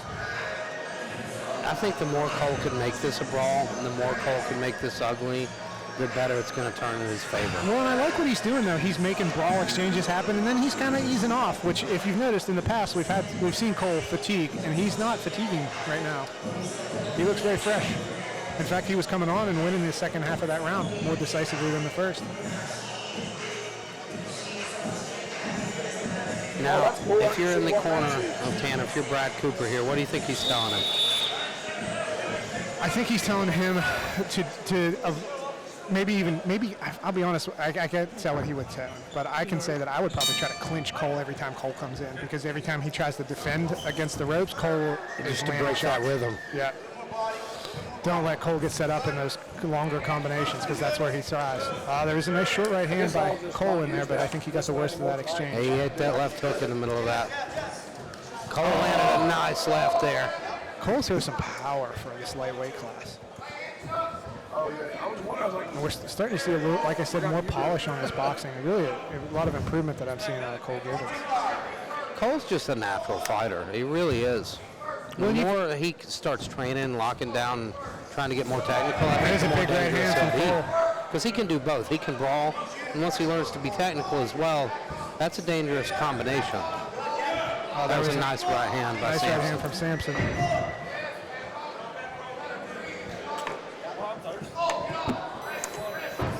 A nice jab, but he eats a couple in return. Well, that time he's able to escape, right? He's able to use his footwork and not get caught up against the ropes. Samson looking good here. Starting to make Cole miss more. That was good. Good work to shove Cole away, get out of danger. Cole gets a hold of him now, though. And it was Cole initiating the clinch that time. Yeah, it was. I think he just kind of smothered himself a bit. Got in a little too close. He's doing it again there, you see. But now he turned that angle. That was nice. Yeah, that was. I wish he would have capitalized on that. Yeah, we're seeing some much improved footwork from Cole Gibbons. Good head movement, too, actually. Yep, and he's slipping and throwing something after. Oh, that was a huge shot from Samson. Big right hand from Samson. The corner of Apex is lit up. They know he's hurt. Cole coming back swinging, though. Cole's going to have to do something in this last 5 seconds if he wants to get that back. Ooh. I think Samson took it just because of that last exchange. I agree. I would have leaned towards Cole up until that point, but I think after that last exchange, I personally have us at 1-1, but both tightly contested rounds. Good work from both of these gentlemen. I think Samson really has to just go out there and get on his bike, start cutting more angles in this third round, being the more technical man, sticking that jab. That's what worked for him in the second. And then finally, he caught Cole with a huge shot. And Cole was hurt bad. Yeah, that was the first real big clean right hand he landed. He landed some other shots in the fight, but that was the first And clean Cole's not an easy guy to hurt. No. And Cole reacted very well, though, to his credit. Yeah, he hung tough, and he tried to come back there even. And Cole still doesn't look tired to me, so this is an interesting third round. It's a big improvement. Cole actually looks much better. But it may very well be 1-1 again going into the third, which we've seen so much of tonight. Dude, incredible matchmaking from Keith now. Good punches from Cole, and he gets Samson's feet crossed up. Oh, and another good shot landed from Cole Gibbons. Cole's coming after him now. I think Cole knows he might be down after getting hurt there. He's wanting to make something happen. Well, and if you've noticed, whoever's coming forward in this fight is winning these exchanges. Every time, yeah, we see Cole again doing good work. And you know what's interesting? You got Dalton Huffstetler in the corner here of Samson, and he was actually supposed to fight Cole Gibbons tonight. That was a nice right hand from Cole and a nice left hand behind it. Cole's really putting it on him in this round so far. And, you know, really, there's a lot of bad blood between Cole and this Apex Combat Club camp. There's a lot of been a war of words between the two. Oh, Cole tagged him with a left hand. I think that was Samson's feet being out of position more than anything, but it got a big reaction. Cole's looking really good in this third. Yeah. Cole's doing a good job of staying forward.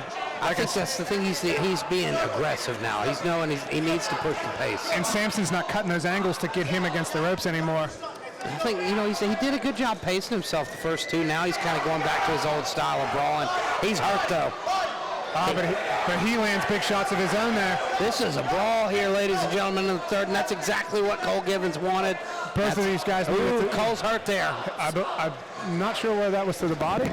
I believe mannerisms definitely seemed like he got hurt to the body there or something. I think it was a low blow, though, because we saw them touch gloves afterwards. Cole Gibbons putting it on him. Big right hand from Cole Gibbons. Ooh. Folding him over the ropes a bit here. Flashbacks of Czar Paris in this very building. That was in Oceania, too. Oh, my God. I don't think so. Yeah, that definitely was. Good work by both of those guys. This is a very tough one to judge. It definitely is. I don't know if I feel confident saying who won it. I am going to say third, maybe Cole. I think stole it. I'm going to say on my scorecard, he's up 2-1. Round 1 and 1-3. Round 3 to Cole. Yep, 1 and 3 to Cole. 2, I think, went to Mr. Samson here. Those were both tightly contested. All three tightly contested rounds. I think round 1 was very close. I think the third round was the most decisive. Really, I think Cole clearly won the third round. Far more aggressive in that third. I think he had that sense of desperation. He knew he needed to do something big. Let's see if it's enough for him to get the win. It's good work by both of these guys.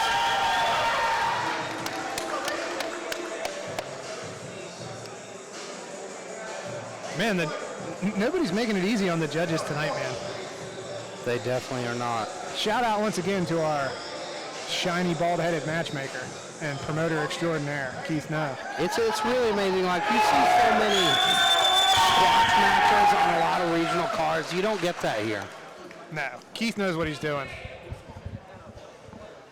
Ladies and gentlemen, after 3 rounds, your judges have come to a decision. Your judges have it. 30-27, 29-28, 29-28 for your winner by unanimous decision. Blue corner, Nate Samson. Woo! Oh. It's okay. I like it.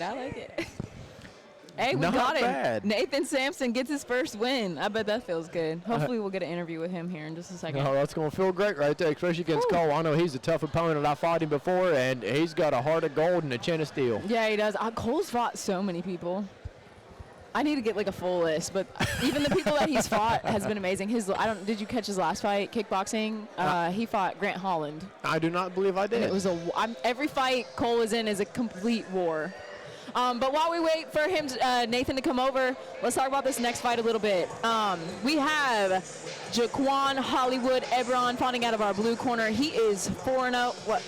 No, we're on Bryce Pomeroy out of the red corner. It is a heavyweight boxing match versus Wes Steele. I missed one. My bad. That's all right. Oh, that's right, because I did it backwards. Okay, yes. Okay, Wes Steele is making his debut. He's from Newark, Ohio, training out of Urban Warrior Academy. Bring it on in! Yes, sir! That's gotta feel good. For the win. That's great. First one.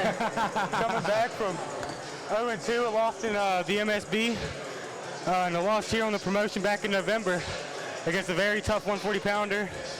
Man. You don't get easy fights. I don't care if I do or not. Hey, good attitude. Boy, yes, You sir. know, Yeah. I'm it's proud part of of you, it, buddy. you know?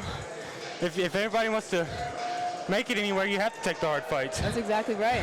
Did anything Cole do up there surprise you? He did a really good job cleaning his punches up. Yeah. From the last time that I seen him fight, his hands, all of his punches were real loopy. Some of them were still pretty loopy, but you know, it's part of adversity, and he did a good job adjusting. For his first time, you know, getting back in the gym, just doing boxing only, yeah, he's pretty all right. I see him doing pretty well. He's a very good fighter. I'll give him that. Absolutely. Did he knee you in the ass? No. I'm not sure. I don't really care if he did, you know. I missed that part.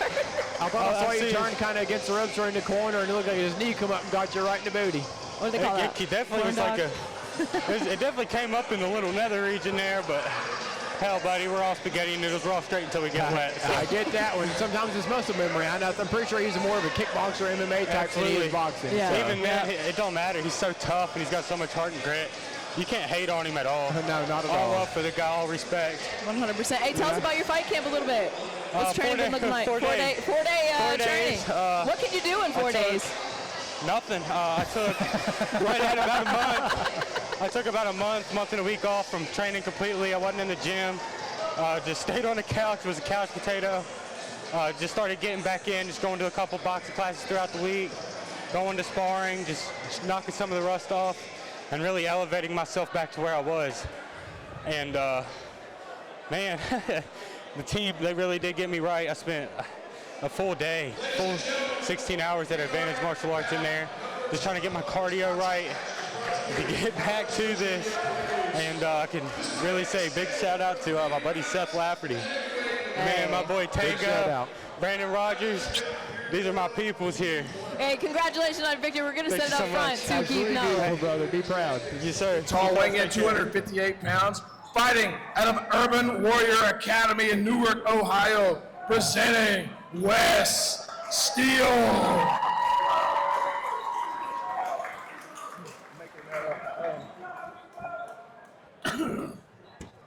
Fighting out of the Huntington Addiction Wellness Center, red corner. He holds an amateur record of 3 wins, 1 loss, stands 6 feet 2 inches, weighing in 281 pounds. Fights out of the Concrete Coliseum.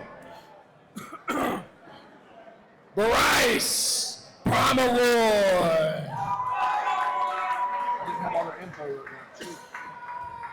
The action begins. Your referee in charge of the ring, Billy Fox. They're good people. Ladies and gentlemen, these are 2 big men getting ready to throw down here. Wes Steele versus Bryce Pomeroy. You know, Bryce Pomeroy coming in with 4 fights, and Wes Steele is making his debut. Very interesting.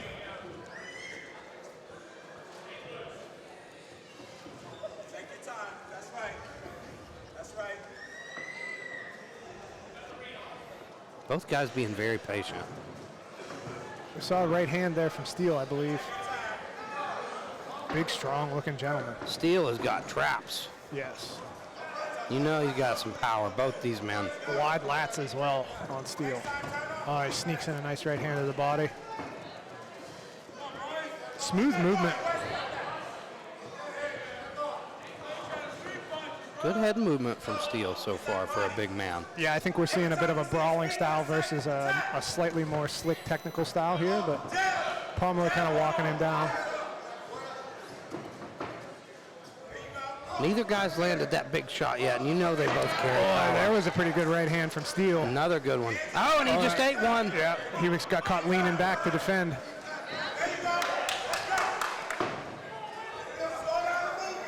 That's one thing I've never liked is when guys slip backwards because you got nowhere to go. Yeah, unless you're Anderson Silva, and even when you're Anderson Silva, sometimes it's a problem. Somebody made him pay for that too, eventually.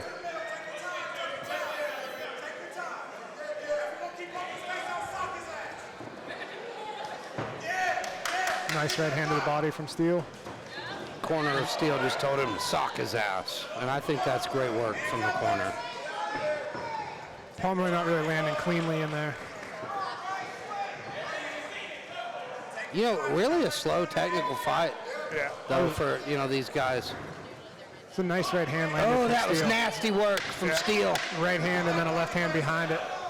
And now here comes Pomeroy coming back at him. Pomeroy. Steel knocks his mouth guard out. Some big action there at the end, ladies and gentlemen. That's a tough round to score. I wouldn't be shocked if this is another one we're split on, but I'm going to go with the blue corner. I think it was definitely Steel. I mean, he had more volume. He landed more shots. I think he landed, honestly, the bigger shots, too, even though there were a couple big shots from both of them. You see the guys over there, Chris Smith from the Concrete Coliseum. I'm sorry, that's probably not Chris Smith. He's got his back turned, but that is Chris Smith, Jim. Yeah, it's a white guy with the same color hair, so it's hard to tell from this angle. We'll wait till he turns around, folks. It's going to be a big reveal. Who is in the corner of Mr. Pomeroy? I think it's Chris Smith. I don't know. I think it's Chris based on the movement there during in the instruction. His beard looks fuzzier. Yep, it's great. He's looking. That's him. He's in his mountain man. He's looking very grizzly, though. I like it. Rugged. Steele's corner very happy with his performance that first round. You see Larry Barker, the man himself, Urban Warrior Academy. It's another one of those things. We got another great coaching battle. Yeah. Nice. Punch snuck in over the top by Pomeroy there on the exit. Did a pretty decent job of slipping that right hand, although he still caught some of it. Pomeroy looking to use that size and bully him a little bit here up against the ropes, and I think that's wise. I think he's trying to fatigue him. Steel has the slicker movement. You got to stifle that somehow. That was couple great big shots from Steel. Turning him around there, but he's got a little off balance, and Pomeroy doesn't make him pay for it, though. Pomeroy with that slow marching forward pressure. He is not taking a step backwards other than when he's gotten cracked. Oh, good shot from Steel. Lands a right hand in the middle of that exchange. Chewing on the mouthpiece and the double-sided mouthpiece. Good slip from Pomeroy. Getting out of the way of that right hand of Steel. I think Steel's slowing down a bit as well. I think Pomeroy is as well, though. We see a couple more big shots from Steel. Oh, that was nasty work. Right as he was called for by his corner man here. Tevin Bonner called for that uppercut. That's Trey Fair, Tevin Bonner there in the corner. And that guy knows his stuff, and he's got such a good attitude. Nice. I love watching him compete as well. Nice little chopping jab there from Steel, too. Pomeroy starting to fatigue. Nice right hand.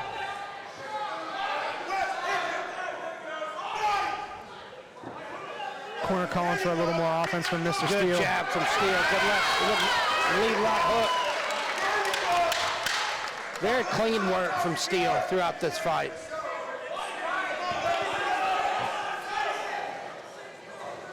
I think hard to tell who's fatiguing more, but both gentlemen are different type, but I think Steel is fatiguing as well. Yep, I think he won both of those rounds, but I do think that he's fatigued a little bit harder. And those rounds are close. Now let's watch the work of the Urban Warrior Academy here. You got Tevin Bonner, Larry Barker. And Larry Barker has helped Tevin Bonner grow so much as well as a fighter. Yes. Tevin, told me Larry's the real deal, and he's brought me a long way. And I really love the energy of that camp. Yeah. There you see him, Tevin wearing that rest in peace shirt for Adam Moore. They just recently lost a teammate in a very shocking way. I know that's affected them so much. They've actually started a memorial scholarship fund in Adam's name, which I thought was very cool. Yeah, Adam was a great human being, and we got to see him grow a lot under the tutelage of Mr. Barker. Adam had just so much heart. Infinite amounts of heart, and to watch him come together and, And I think truly one of the things I enjoyed the most was watching him put it on Ram once he got the confidence. a guy like Larry, too, was just the perfect coach for him. He was. helped him gain confidence and grow, and you could just tell Adam loved this sport and loved being around it, loved his team. Now here we go into round 3. The mouthpiece is out from West Steele.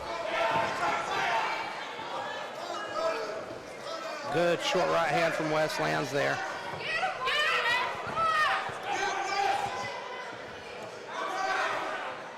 And now Billy Fox takes a moment to help him get his mouth guard in. Billy does a great job of waiting for a break in the action to do that. Yeah, he does. He has a very good ring generalship sense of when it's the right time to do it. We're very lucky to have both Matt Jones and Billy Fox here tonight. Yes. Spectacular referees. You know, we may say something every now and then about the judges here, but you cannot beat the referees in West Virginia. And it's improved a lot in the last 4 or 5 years. Well, it's like we said, it's tough to call it, to judge a fight. It really is. It's not easy work. Oh, man! There's a knockdown. This is big. This is big. This can turn that, you know, first 2 rounds. This is going to be a draw, ladies and gentlemen. Maybe even more if he can hurt him again. This is huge. Those were close first rounds, too. Who knows what 2 of those judges might have seen. And I think the biggest thing is Steele is getting real tired. He is. He's going to have to dig really deep here to get through this last round.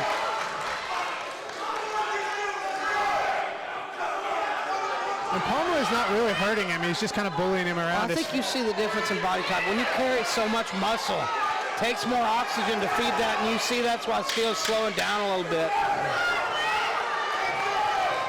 He's got a lot of heart, though. Oh! Great third round from Pomeroy. Really brought it back. Think he pulled it out of the fire and maybe eked out the draw here. He might have even, like I said, those first 2 rounds are closely contested enough. I wouldn't be shocked at all to see him win a decision. I think West Steele deserved a draw here, but we'll see what's coming up.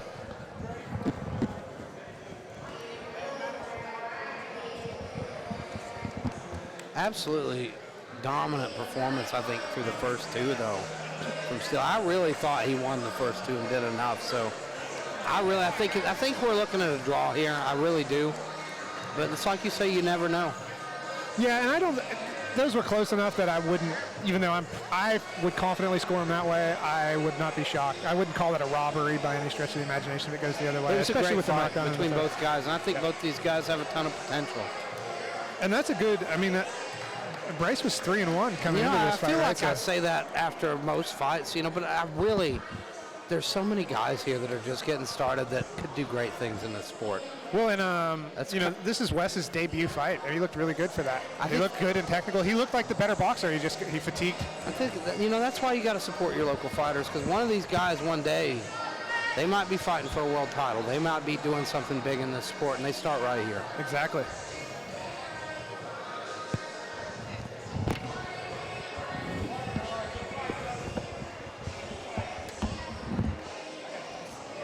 Kevin Bonner, Larry Barker, my 2 favorite people.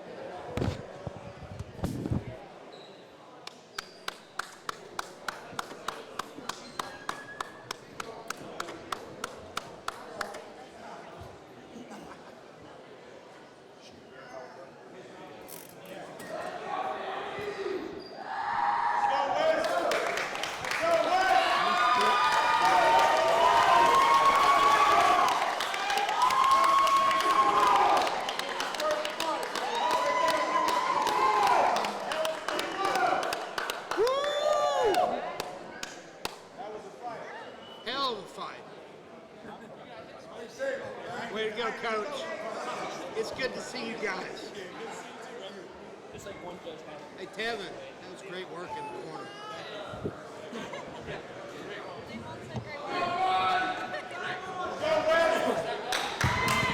Ladies and gentlemen, let's give these guys a hand. That was an absolute war.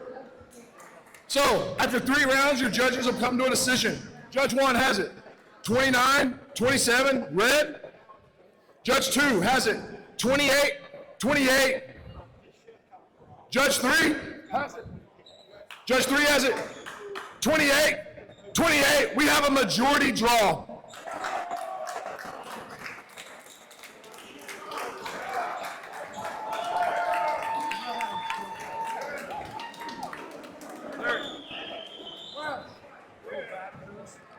That way, took the tumble back there on the steps, hurt his leg pretty bad.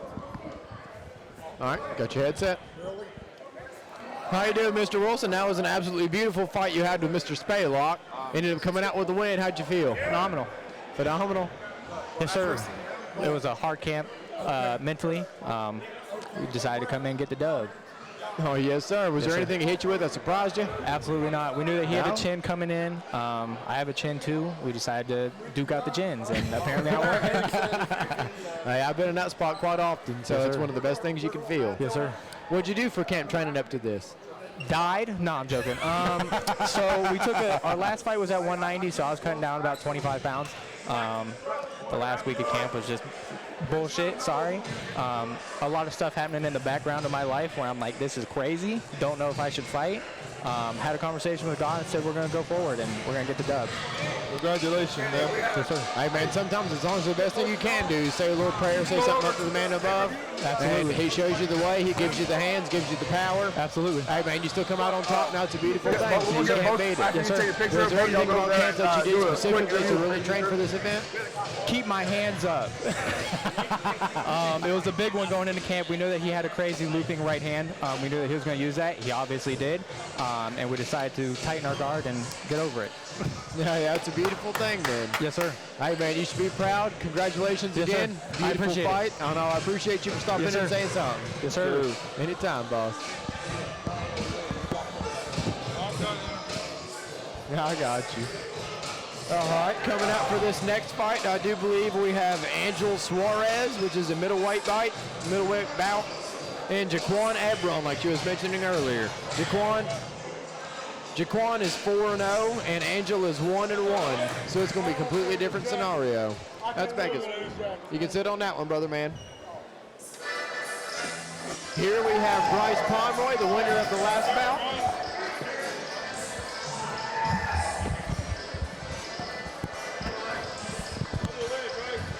All right, Bryce, how was your bout out there, brother man? It was hard as hell. The dude hit like a freight train. I couldn't handle it right now. Yeah, I saw him drop in the second round. Was it a body shot you hit him with? Well, I started off with body, and then I ended up finishing with a straight with the left, and I think that's what dropped him. Okay. Did you have a camp coming into this? A little bit, but I'm having a kid at the moment, and my girlfriend's pregnant, so we've been trying to, for the past week and a half, I've been focused on her and the baby, so I haven't been doing anything besides driving my bike at night. Congratulations, Mr. Dad. That's a beautiful feeling right there. I'm going to have me a little white boy Pomeroy running around soon. Bryce, the white boy Pomeroy Jr. soon. September, yes, baby. That's a beautiful thing, man, and congratulations on everything. Did you have any surprises or any thoughts on the fight when you went in? Not really any surprises. I'm not a boxer. I'm a wrestler by trade, but I want to start MMA so bad. Next month, I want to fight in Parkersburg and just go destroy people in MMA, show them how much of a freak I am. Boy, hey, you couldn't have anything better than that. The Concrete Coliseum and the Coalition are going to take over the sport.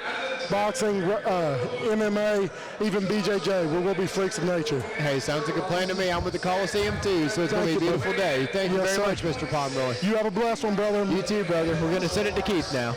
Hails from Bluefield, West Virginia, Jaquan Ebron.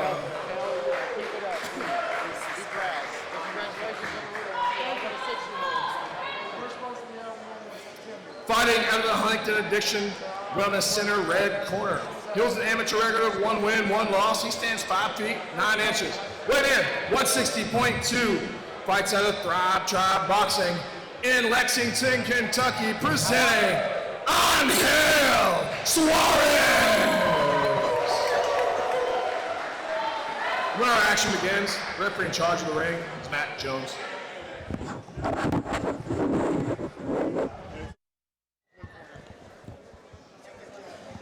Ebron. All right. We got Ebron versus Suarez. Suarez takes the center of the ring with that thrive jab. And this is a great fight. You got Ebron at 4-0, Angel Suarez at 1-1.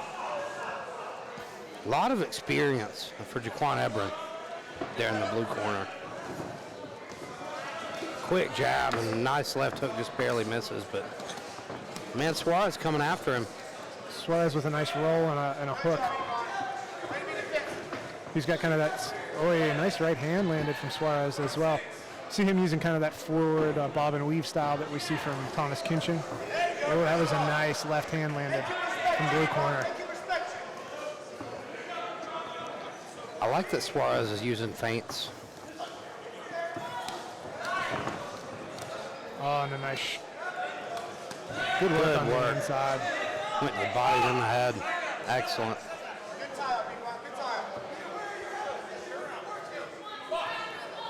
They touch gloves and we're back at it, folks. Suarez coming after him, lands the left hook over the top. Now Jaquan works with that jab. And now, massive right hand, absolutely floors him. Beautiful work from Jaquan Ebron. And Suarez got to shake off the cobwebs here. We'll see if he can recover. Probably fairly short time in this round.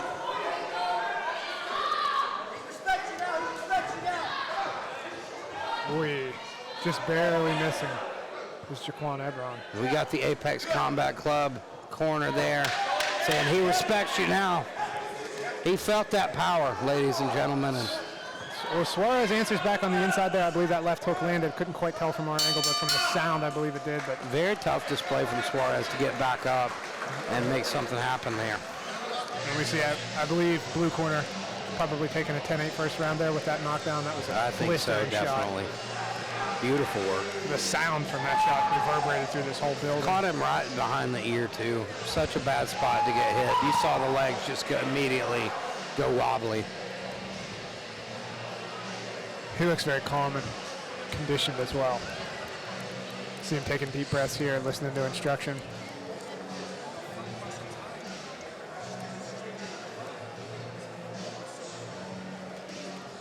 But I do believe, I think I just heard him say, "Why am I so tired?" But sometimes it do be. It's the adrenaline, too. That adrenaline dump's real. Hard to manage that. And you see his coach, though, Brad Cooper's phenomenal. And I'm sure he's getting him in line here and putting his mind right where it needs to be in order to get through this round. And it does look like Jaquan's breathing a little bit hard, but the dude's in phenomenal shape. I'm sure he's going to be able to push through. We got a timeout here. Doctor's coming in to look at somebody here. Yeah, he's looking at Suarez. What? And he's good to go. What a bizarre, that should have happened between rounds or not.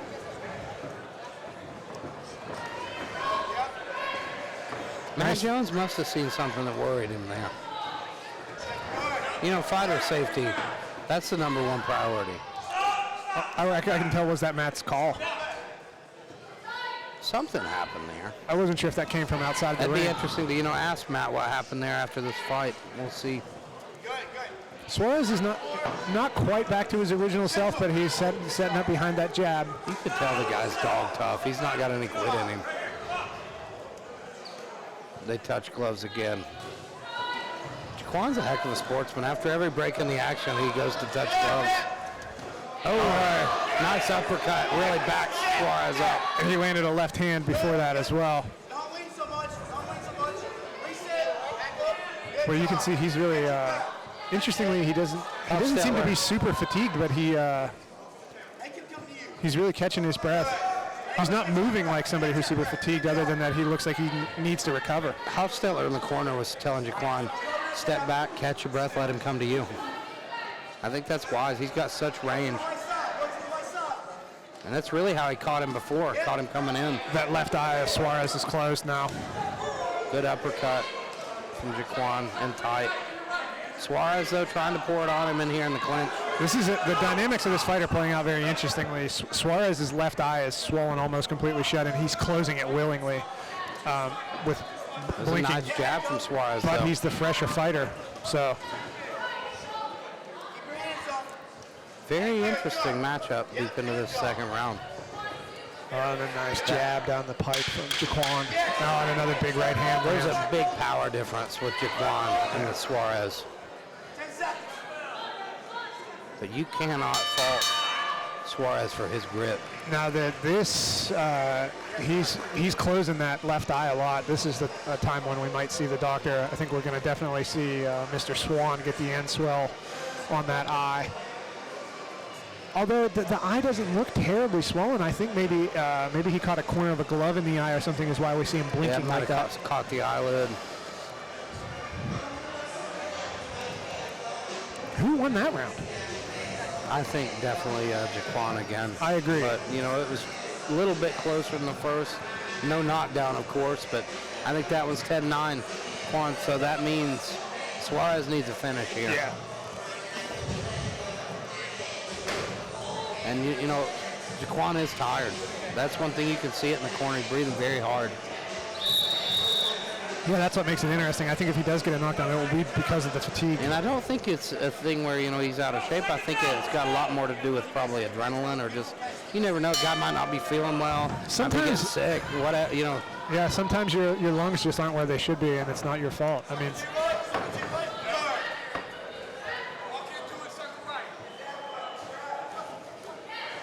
we see Suarez entering in some combinations like we saw earlier in the first round. He eats a big left hook again.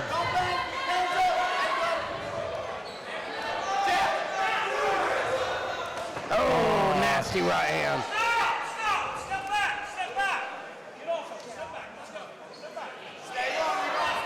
I think that right hand may have hurt Suarez again. I think it did. I think that's why he's wearing it well, but that's why he held on to that clinch.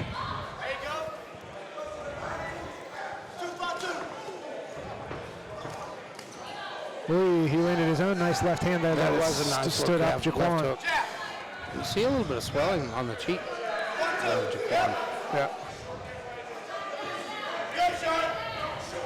Nice uppercut and a straight left hand.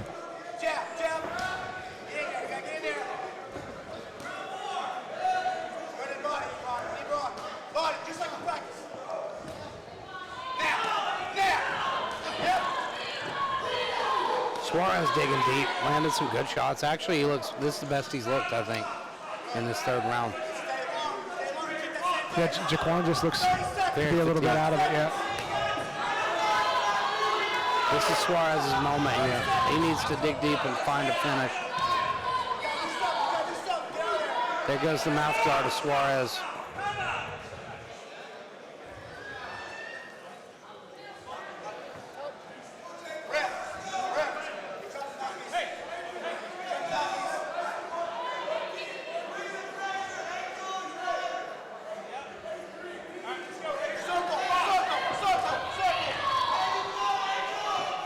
You're right, though. Something's definitely wrong with that left eye of Suarez. He is still blinking it. Yeah, he's having a lot of problems with it. But like I said, there's not a ton of swelling on it, so, man, he's really digging deep. I think Suarez may have won this round. I think he did. I think he definitely won that last round. I think he ate a couple hard shots, but I think he won that last round on volume. Yeah, I really believe it was too little too late with the knockdown in the first and then a great performance in the second. Yep. You know, maybe if you look at the second, like it could have went the other way, but I just don't see it. No, I think you're more likely to see a 9-9 first than the second go the other way. If 9-9s exist, again. That was a great fight, though. It really was. Technical battle between two good guys.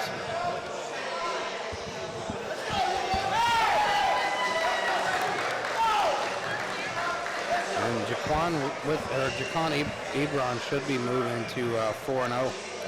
I'm sorry, 5-0. Yeah, impressive performance.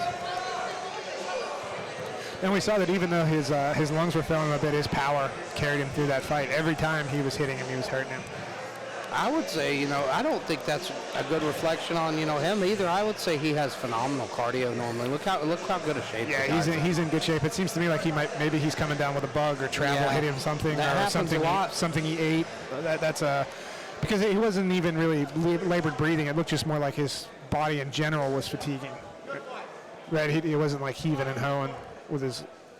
Ladies and gentlemen, after 3 rounds, judges have come to a decision. All 3 judges have it. 29-27. For your winner by unanimous decision, fighting out of the blue corner, Jaquan Ebron.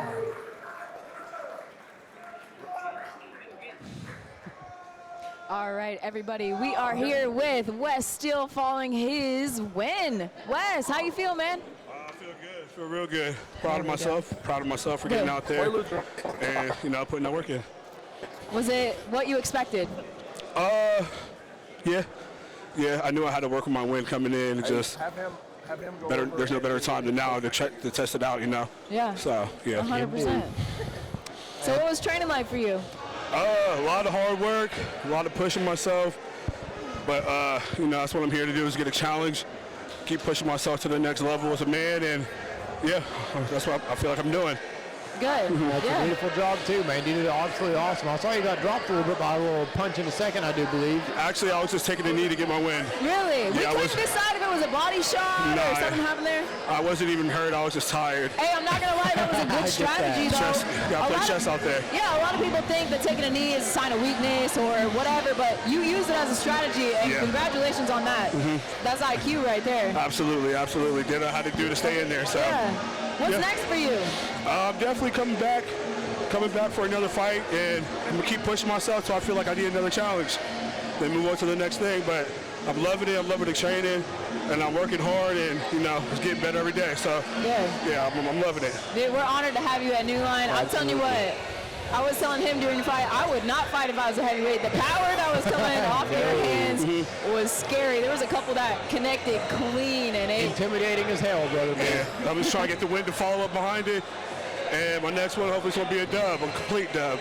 Did you feel like the adrenaline played anything to do with like your cardio? It definitely did. Your heart gets to pumping a little faster than you're used to. Yeah. Just being underneath the lights, and he's hitting you back, trying to hurt you too. There's definitely a difference between sparring and actually being in the ring. 100%. Complete difference. 100%. It's a whole different feeling. Once that crowd pops, stuff ever starts going in, it just drives you. Yeah. And it gives you a different breath that you've never had in your life. Yeah. So, but now I know when I'm going into looking into it, or like in the future, I'm definitely going to be pushing myself past that point any chance I get. So, hell yeah, fuck yeah. It was sweet. It was a good time. Definitely coming back. Is there anybody that you want to shout out or thank that got you to this point? I definitely do. My son, Ace, if you're watching, buddy, I love you. My nephews, Jay, Deshaun, Leo, Tiberius, Kyson, I love y'all little guys. And shout out to my little flag football team, y'all. Let's keep working hard. We're here. And my coaches and my fight team. And my beautiful girlfriend, everybody who helped me get here. We working. Let's go. Hey, support goes a long way, brother, man. So anywhere you get Congratulations again, man. Look forward to seeing you on the next one. Thank you, Mr. Steele.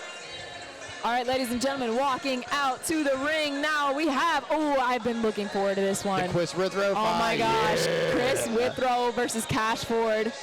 Both have amazing records. Cash Ford is coming from a USA boxing background, so you're going to see a lot of technique, a lot of in and out style of fighting. But we all know that Chris Withrow is a dog, and he's fought some high-level people. So he's fought Noah Pyatt for his last fight. He's fought Daniel Powell, who is now champ, and he's also fought NLC champ Brody Falks.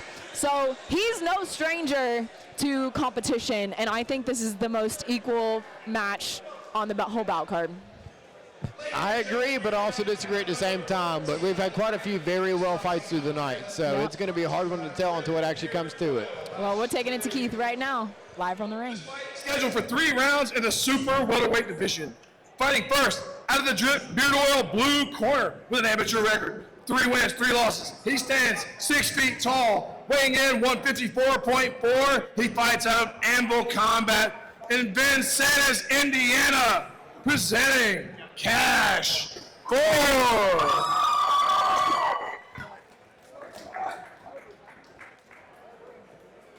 Fighting out of the red corner, he's a boxer with he's a veteran of 13 amateur bouts. He stands 6 feet tall. He's weighing in 156 pounds.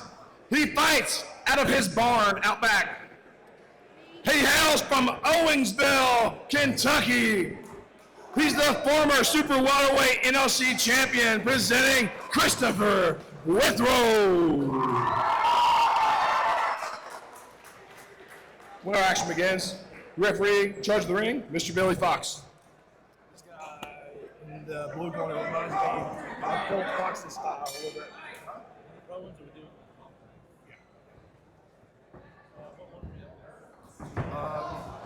Ladies and gentlemen, we are underway. Withrow using that forward defensive pressure and the jabs as we've seen him use before. Cash Ford using that, as Becca mentioned, the USA boxing style. They definitely wasted no time getting started in this one, folks. This is going to be a good technical matchup.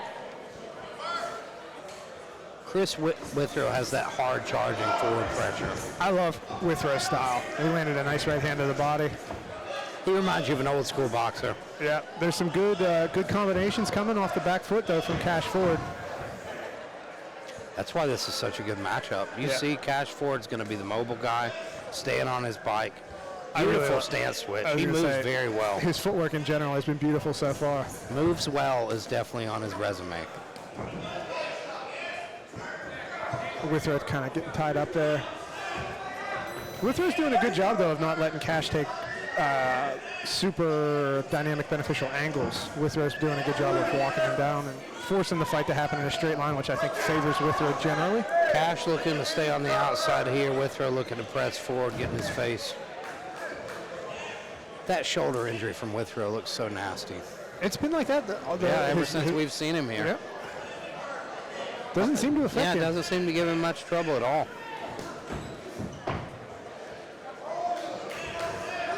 Light on his feet is Cash Ford. Sticking out jabs. Withrow doing a good job walking forward with defensive pressure. He's just not able to land counters yet. Cash is very slick with his defensive work. Yeah. Cash isn't doing anything to hurt him yet, but he's definitely the more busy of the two. And we see Withrow adjusting by seeing what happens whenever he lets Cash come forward, and I don't think he liked that. He went back to his forward Cash pressure is just so mobile. It's hard for Chris to track him down. Oh, Chris landed a nice right hand there, but that opened up the nose of Cash Ford. The more gritty Chris can make this fight, the better it's going to, turn into his favor. I think Chris feels like he feels like drawing Cash into him is the right strategy here. We see him using a little bit less of the forward pressure. And here he comes. Oh, there was a nice thundering right hand again. Got cut reaching a bit with that left hand, but and it only takes one of those to change things. But so far, he's not really been able to land anything big except that one right hand that busted the nose. A couple hard shots to the body, though.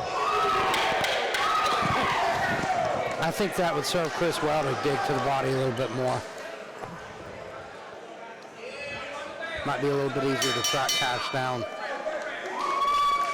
Good work so far, though. Competitive first round.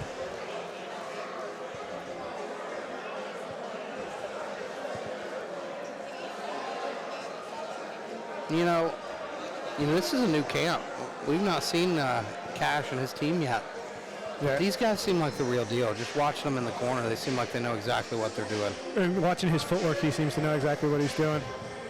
They're icing definitely well trained. They're icing the legs. They're icing the quad and the calf. Very smart. Which, with the amount of footwork we're seeing him implement, that makes sense.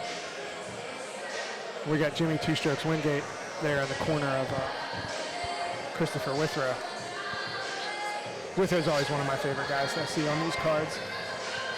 I always like watching Withrow fight, but I think Cash got the better of him in that first round. I would agree.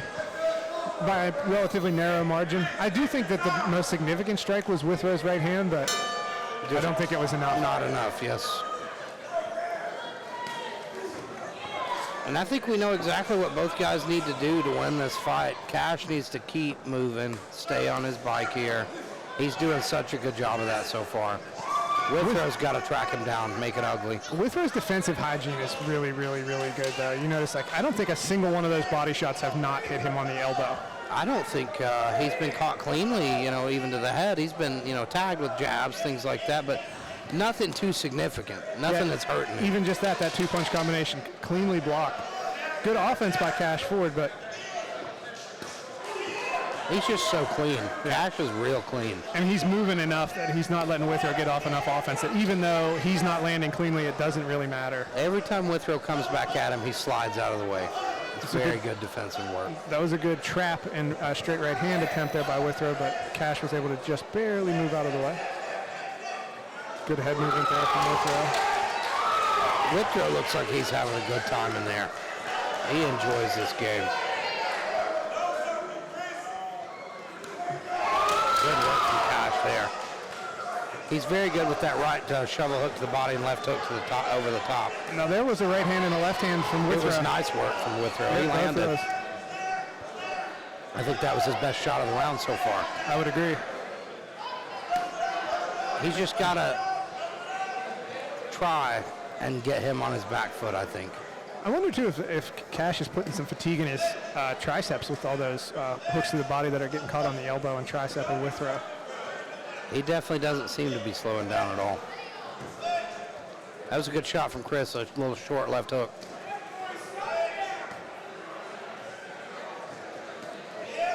That was another nice left hook. He's finding a home for that. Yep, he's finding some timing opportunities working. And I do think Cash has slowed down just a smidge. And I think that's just enough for Chris to track him down with some of those shots. Well, and we see Withrow is not initiating any exchanges. He's only countering now. I think that was a good defensive or a good strategic adjustment right there. He definitely is. He's staying again. in his face, though. He's staying in his face and then just waiting for the counter opportunity. I think he's comfortable with his defense. And then he lands another short left hand, though he just barely misses the right hand. But I think that first round he was walking in with a lot of jabs, and there's a nice short right hand from Stiff Withrow. right, yeah. Right up the middle. He needs more of that. Oh, and he lands a left hook as he gets tagged to the body with a hook, but I don't think it caught him quite flush. If it did, I think he would have felt that one. That was a nice left hook. Yeah. Beautiful technique. Oh, and a big right hand from Chris Withrow. I think Chris is coming back in this round. He might be stealing it. I agree. I think that strategic adjustment that he's made to working almost exclusively as a counter fighter this round has really paid dividends. It was a good jab from Cash. Chris took a big, deep breath there. This is a very, very, very interesting fight. It may very well be 1-1 again. I think that's how I would have it scored. I think Chris came back in that round. I really do. I do. I think Chris won that round. I also would not be shocked at all if we saw the judges go the other direction. Just I because, wouldn't either. It's so close. And you know. And Cash looks so pretty. His technique's so pretty. That's the thing too, is he's not just throwing garbage volume. It's pretty looking volume, even if it's not landing. It's he really looks like he knows what he's doing, and obviously he does know what he's doing. I don't mean to imply that. I'm just saying that. Well, I mean, if you're the busier man, odds are in the judges' eyes, they're going to think you're winning. Now, but I do think that round we saw Withrow land, 3, 4, 5 good, solid counter shots, though, that were really the most effective blows of the round. So I agree. I think we're 1-1 going into this third and final round. Blocked quite a few of those shots from Cash. This third round is going to be the deciding factor, I believe. I believe so. Withrow looks maybe just a tad frustrated or fatigued. I can't really tell. I thought he looked a little tired at the end of that second round. But we've seen him go 3 hard rounds before. And I'm sure he'll be able to dig deep and do it again. The pace of movement that this Cash Ford is putting on there it's exhausting. It's a different kind of pace. And I don't know if we've seen Chris fight a guy like this, to tell you the truth. I don't think we have. We've seen him getting a lot of dog fights. Man, he's doing a good job of making this a dog fight on the inside, though, and he's doing well. We see some adjustments from Cash, not biting so much. That's good work to the body from Cash.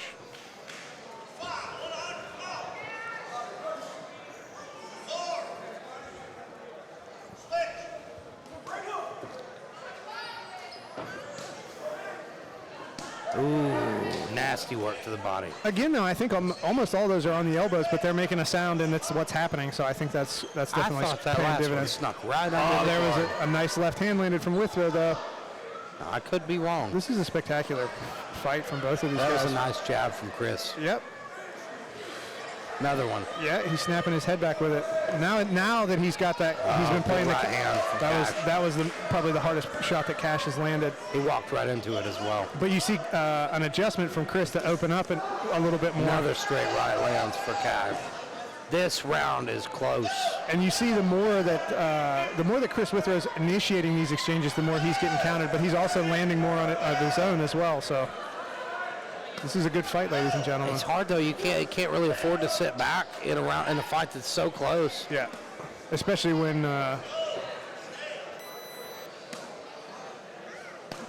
Good right hands to the body. Good block though from Chris. Yeah, I think those ones saw a little bit on the face of Chris Wither. I think some of those. Nice work from Chris with a nice left hook, but I think Cash is beating him with volume this round. Yeah, I believe so.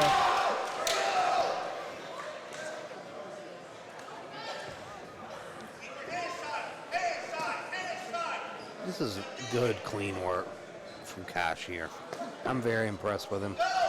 He looks very smooth and polished. Somebody I definitely want to see back again. Chris is the more experienced man in here. That's another thing. That's why it's so much more impressive. I wonder how many USA boxing fights Cash Ford has, though. Because it's hard to tell from, the truth. They don't go on the records. At least not the ones we have, right? He definitely looks like a guy with USA boxing experience. Becca said it during the walkout, so it's hard to tell how much. I really like his style, though. And, I think that's why we see him throwing such clean shots. USA boxing scored very differently than traditional boxing, and they emphasize clean, technical punching. Oh, there was a big right hand from Christopher Withrow. He needs to follow up on it, and he knows. Oh, nice left hook at the bell.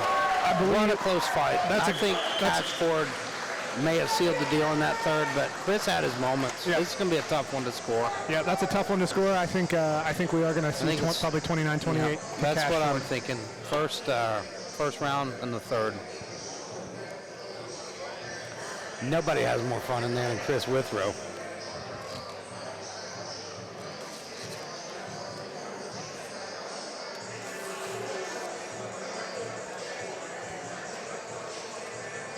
Great show of sportsmanship here. Yeah. When you have a fight like that, it's hard not to respect the guy you fought. Yeah. Such a back and forth battle. That's what boxing should look like. Yes. Right there. Yes. We saw a nice clash of styles and mentalities, approaches to the game.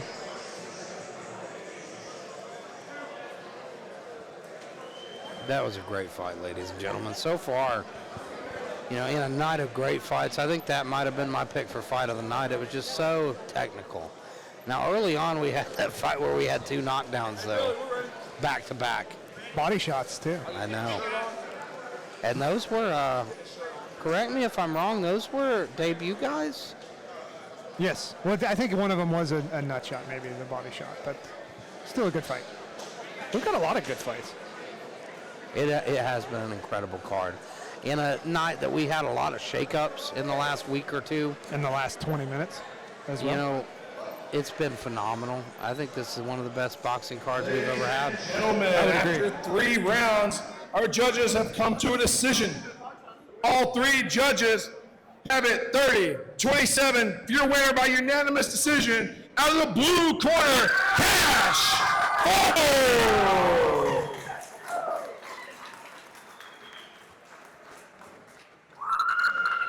All right, ladies and gentlemen, you heard it first. Cash Ford takes the victory. That was an impressive performance. I mean, very impressive. Cash looked like a complete professional, in my opinion. The way he was cutting in and out, switching stances, hitting his angles, it was amazing. And guys, I do have unfortunate news. Our next fight, unfortunately, is going to be scratched. It was Edward Petway versus Evan Bowman, which I was super excited about. Petway had a slight accident backstage. He's fine. That we know Probably not emotionally fine. He's really upset about it, but that fight is scratched. So we're actually going to be moving on to our pro heavyweight bout. It's actually our only pro match on the card. And that is Brandley Stronghold Conley. He is 1-0 with 1 draw. And Jeremy the Legion Linfield, who is 1-1 as a pro. Yeah. From what I hear, they have a lot more experience outside of boxing. So let me give you a couple more stats here. We have Mr. Ford here with us first. Oh, let's get Cash on here. Heck yeah. Hey. How you guys doing? Hey, Pick up the headset on. Yes, sir. It's a beautiful day. Oh, yeah, flip it this way. There we go. Cash, congratulations. Thank you, guys. Epic performance. Thank you. You're only 19? Yes, ma'am. What? Oh, my gosh. I wish I was as good as you at 19. Thank you. Oh my Yeah. God. I was just telling him, you looked like a professional. Yeah. You were moving in and out very well. You were cutting angles. You were patient. You weren't pushing anything. Need more jabs, though, for sure. Got to set it up more. Maybe a little, but Yeah. hey, Chris is a tough opponent. Oh, yeah, for he's sure. always going to come forward. It's really hard to finish Chris. Yeah. He's been through a lot of worse. Tell me what trainings look like for you for this. So, first off, I want to say all respects to Brody Folks and his family. I was supposed to fight him in January. He's a champion. Going through camp to fight him was tough, and I just pray for his family and make it through these tough times. Yeah, thank you. Second, win, lose, or draw, I owe this all to God. He's pulled me out of the fire when I needed him most. He pulled my mom out of the fire. She was struggling with addiction, and anybody struggling, you can come back from anything. She's had to fight harder than I ever will. And shout out to her resident Kirby watching this in his bed right now. Kirby, I love you. Thank you for tuning in. Thank you to my gym for pushing me stronger each and every day. They're the reason I'm here today. Shout out Jay, Kyle, Sam, Brian. Shout out my family for coming 5 hours away. I'm just a small kid from Indiana trying to make it, and this is step one. Hey, make it, you will. Thank you, If you guys. keep on putting on performances like that, I don't know. Honestly, in my opinion, I think you're ready to take on a champ in your weight class. I'm ready for anybody, anything. Thank you guys for the opportunity. Oh, for sure. I actually fought on an event you fought on in Evansville years really? ago. Wait, who'd you fight? I fought Jordy Suarez. Okay. He's a pro now. He taught me a lot. That was my second loss, and if it wasn't for that loss, I wouldn't have kept pushing. I'm telling this. I've been telling everybody, man. You get complacent behind wins, and once you hit a loss, you have to go back to the drawing board and restart course. sometimes. And if it weren't for that, you wouldn't be, like you said, where you're at. And that's why I want to say, Chris, thank you for being my dance partner, man. It was hard to get a fight, and he's tough as nails. I thought I was going to get him out of there, but dude, he's so tough. He rung my bell a little bit in the third round. Just got to keep that composure and got to be a shark, like my coach says. Shout out Brian the Lion. So what's going to be next for you? Are you looking to make a quick return, or you want to go back and take a full camp for your next fight? I want to take a full camp for sure. My birthday's next week. I'm getting baptized. Happy birthday and Congratulations, congratulations, Lord. brother. Thank you guys so much. Congratulations. And we're going to go back to the drawing board, see who's next, and just keep pushing. Good. That's a good day. Hey, man, you're slick like a Dapper Dan, man, so ain't nothing wrong with And I got that. a long way to go, only 19. Oh, yes, sir. Thank you, Lord, You've for got a keeping me beautiful healthy. future. Thank you, Big, guys. bright, Anytime, beautiful boss. future. Hey, one question for you before we wrap it up. What would you say to anybody looking to get into boxing? I want to be an inspiration to the youth where I was 6 years ago. I didn't have money to train. My coach opened the door for me and said, you work hard. You don't got to pay a dime. You don't need all this fancy sparring partners. And like Chris trains alone, and look how far he's made it. If you want something, go for it. If anybody can do it, you can do it. If nobody's done it, you can be the first. So, Gosh, I appreciate you giving us some time, man. thank you guys. Very encouraging. Thank you for that win. Thank you guys. 250.4 pounds. This is his first fight in 11 years, fighting out of Ground Zero, Morgantown. He hailing from Morgantown, West Virginia, by way of Hurricane, West Virginia, Jeremy, the Legion, Linville.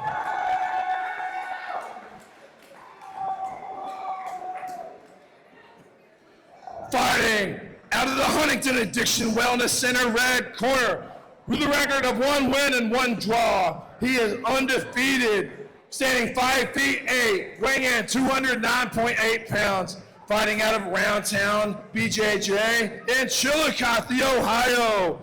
He's a bare knuckle boxing superstar, Brandon Stronghold Conley.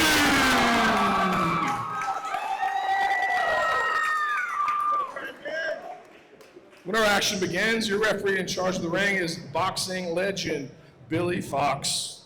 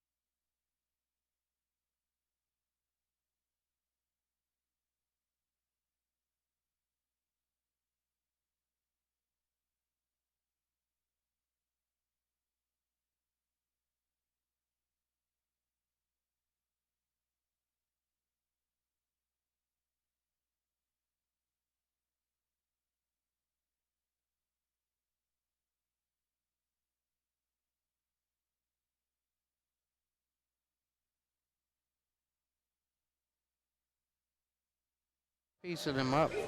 All right, ladies and gentlemen. Sorry we didn't have microphones there for a moment, but we are here, and this is such a good matchup. Slow, steady, methodical start from these two. These guys are both professionals. We see Linville so far doing some volume.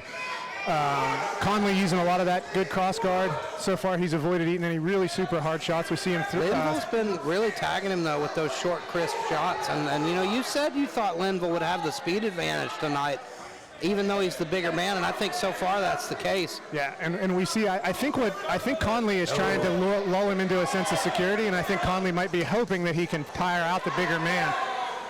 But I think Jeremy just needs to keep this pace until Conley starts to engage a bit. He needs to not fall into that trap. That's a nice right hook from Linville. I like how crisp and short his punches are. He's not trying to overthrow. Beautiful left hook lands from Conley, and that wobbled him. Beautiful work from Conley. He's coming alive now. Yeah, that's what I mean. I think he was trying to kind of lull him into a false sense of security there, and it worked. Big lunging left hand from... That's nasty work from Conley.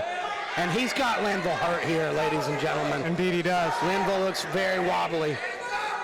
But he's hanging tough. He's got a lot of experience. This could be bad, though, folks. He keeps eating some big shots. Linville's got to make something happen. These are long rounds. Oh, man, he eats another 2 shots. Come on, Jeremy. Oh, nasty left hook. And he has Linville hurt bad. Oh, man. What the heck? Billy Fox stops it. He's seen enough. I don't know about that.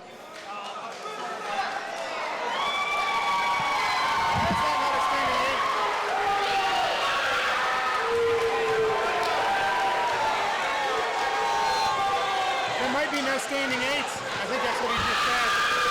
No standing 8 counts in West Virginia, folks. You know, we expected to see that, but man, I'm sure Linville disappointed there. That is. But he was hurt bad. Anticlimactic as possible. But unfortunately, a little bit of an anticlimactic ending there. I think it was looking like it was going to be bad news, but maybe Linville could have made it out of the round. Very veteran, savvy guy. Yeah.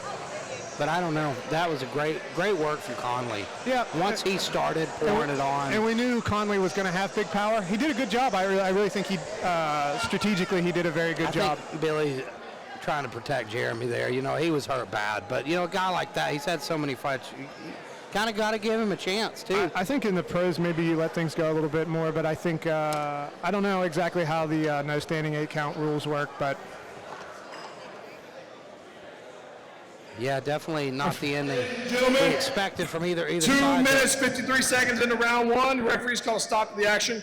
Your winner by TKO and still undefeated, Brandon Stronghold Conley.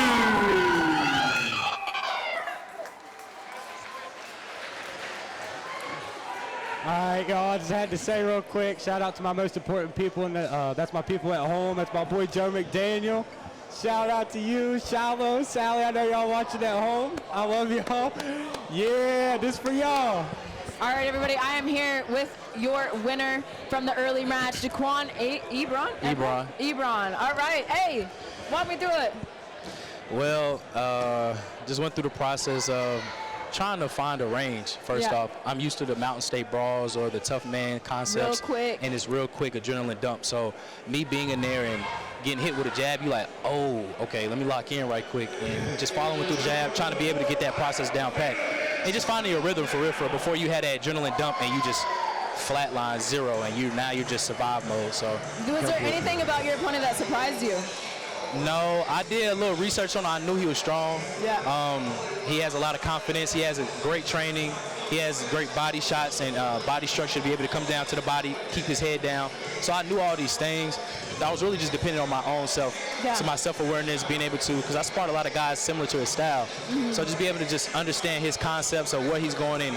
Even got to a point where both of us was in there just staring at each other because we were so gassed because we were throwing great shots. So, yeah, but I like how his style is. Me and him chopped it up after the fight and stuff, but cool peoples. Yeah, thank you. That's my boy. Word. Yeah, that's my boy. Anything you want to add in here? Any questions? Did you have a heyday with it, brother man? You said what? Did you have a heyday with it? Did you enjoy it? Yeah, for sure. I enjoyed it. I was just so mad at myself that I got tired. Like, to a point where, like, I'm the most conditioned person ever. And I just got tired like that. And I'm just like, dang, like, what is wrong with me? When you go from a tough man to the Mountain State to having a 2-minute bout, it is a completely different story, man. Like, you truly got to go into technique. You got to go into cardio. There's a lot in the gas tank that you got to deal with. Yeah, because in my mind, like, especially like sparring and stuff, I'm like 3 2-minute rounds. It's like, that's easy. So different. Second round, I'm like, so good Lord, have mercy. But yeah, it was. I feel like it was a good turnout. So tell me what's next for you. I'm still gonna keep practicing, training, sparring, staying at the gym, Advantage Martial Arts in Princeton, West Virginia. Still gonna do that. I coach football on the side. I'm a therapist on the side. So I'm just gonna keep doing it until I keep using my body that God gave me, and keep being that voice for other people, and keep on persevering. That's amazing. You got any final thoughts that you want to say? Anybody you want to shout out? Shout out Charlotte, North Carolina, man. Shout out Coach Tango and Coach Derek, man. And shout out all the boys from Zeta Sigma, baby. Root to the good bros. Hey, Advantage is a great place to train. There's some great boys out there, too, Definitely. so I can't beat them anywhere. Congratulations on your win, man. Thanks for the time. Absolutely. We appreciate it. Anytime. Ladies and gentlemen, we're going right into our main event. We have Emmanuel Manning versus Daniel Powell. Emmanuel Manning coming in at 13-4 versus Daniel Powell, who is 3-1. Daniel currently holds a state title in Kentucky. Let me see what weight class here. Oh yeah, he's a middleweight state title. He is fighting tonight for this welterweight, super welterweight. So he's going down a weight class, try to take home 2 Kentucky belts. So we'll see what happens. Hey, it's weird. We're fighting for Kentucky and West Virginia. Have a beautiful day. I didn't even put 2 and 2 together. Oh, gosh. All right, everybody, we're going to send it up to Keith No to give the official announcement for our main event of the evening. And again, thank you guys very much for listening. We look forward to seeing you again.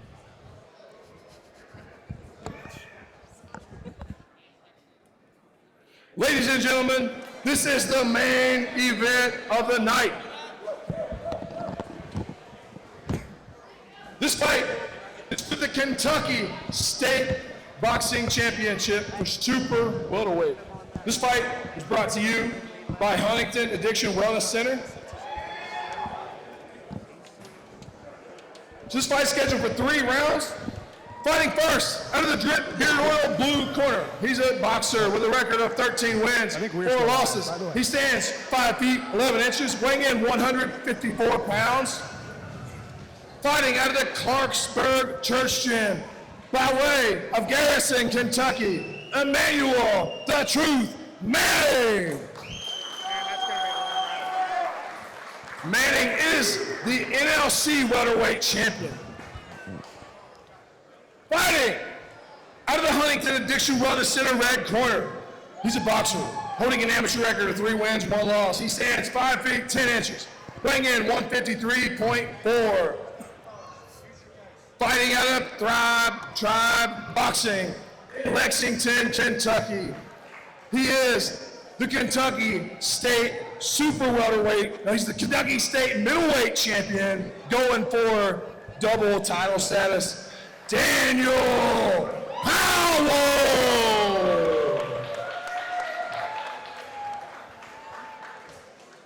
This is it, ladies and gentlemen, the fight we've all been waiting for. I've been super excited about this main event. I like both these guys a lot. Emmanuel Manning, I've seen since the beginning. I remember him at that first Tough Man I ever went to, probably 4 years ago now, and he's grown so much. And I don't think he's ever looked better than he did in his last fight against Jordan Clark. No, that's big underdog, and absolutely wrecked him. Yeah, complete one-way traffic. And you see how long he is for this weight class. Daniel's going to have to get inside and avoid that big right hand. Now, I will say Daniel is non-trivially larger than Jordan Clark. He's taller and quite a bit thicker. He cuts quite a bit of weight to get here. Yeah, he cuts the right amount of weight. I think he's around a 10% body weight cutter, which is really what, if you take fighting seriously and you got day before weigh-ins, you should be. That was a nice left hook from Powell. I think the thing is, too, Clark was trying to counter. He was trying to stay on the back foot and move. I think Powell's going to come after him a little bit more. Stay behind that jab.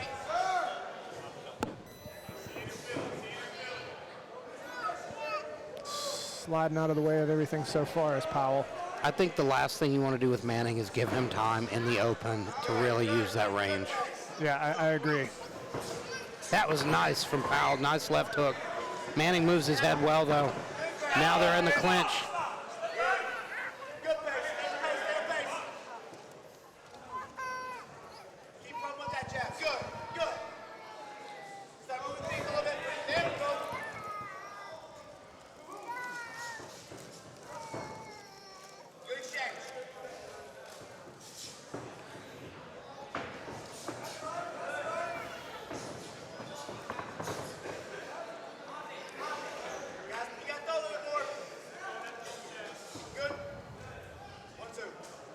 Nice jab from Powell. I think we knew this was going to be a close technical battle, and that's what it's been so far. One interesting thing about boxing, even the amateur titles are only 3 rounds. We do get 3 minutes to work, but nice jab from Powell on the exit there. To be honest, I'm not sure exactly how big of a reach advantage Emmanuel Manning. Yeah, Powell's got very long arms. He is, and he's not a short guy. I think he's maybe an inch shorter. Ooh, good shot from Powell. Good slip and rip. Just barely missed on the right hand, but he did catch the right uppercut later, did Powell. Powell's doing a better job of putting punches together, actually putting 3 and 4 punches together when he's coming in. That's, I think, what's winning him this round. Now, it's a very close round, though. I think a big part of that is we've seen Emmanuel Manning getting tagged at the end of combinations when he's used to being out of range. 30 seconds, Manning. 30 seconds. Oh, nasty right hand from Powell. That was the biggest shot of the round so far.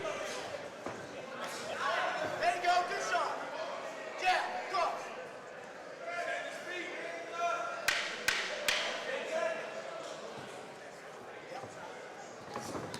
Good work from Manning. Nice left hook to the body. He slides away from the counter of Powell. Powell backed him off with the right hand to get out of the corner, though. That was good work from Powell. Yeah, working his way out of danger there, not letting Manning tee off on him. I feel pretty confident saying 10-9 to Daniel Powell there from the Fry agree. Tribe. Good round, though. You know, I think that one right hand was really the most impactful shot of the fight, but Manning wore it well. I don't think he's hurt, and this is a very interesting fight.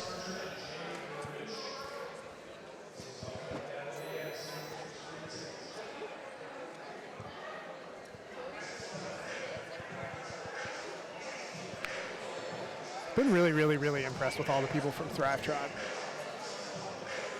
Those people take boxing seriously.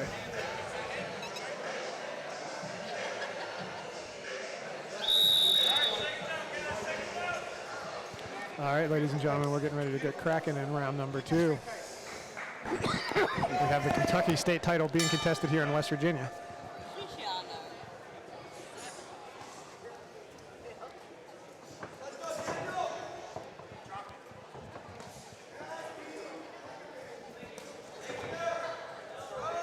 Manning seemed to be finding his range a little bit better here so far in the second round. He's able to stay just out of range of those left hooks that time. Good jab to the body from Powell. I think that's one of the most underutilized weapons in boxing. It's very difficult to not be made to pay for it, I think, is one of the reasons. Tell that to Tex Cobb.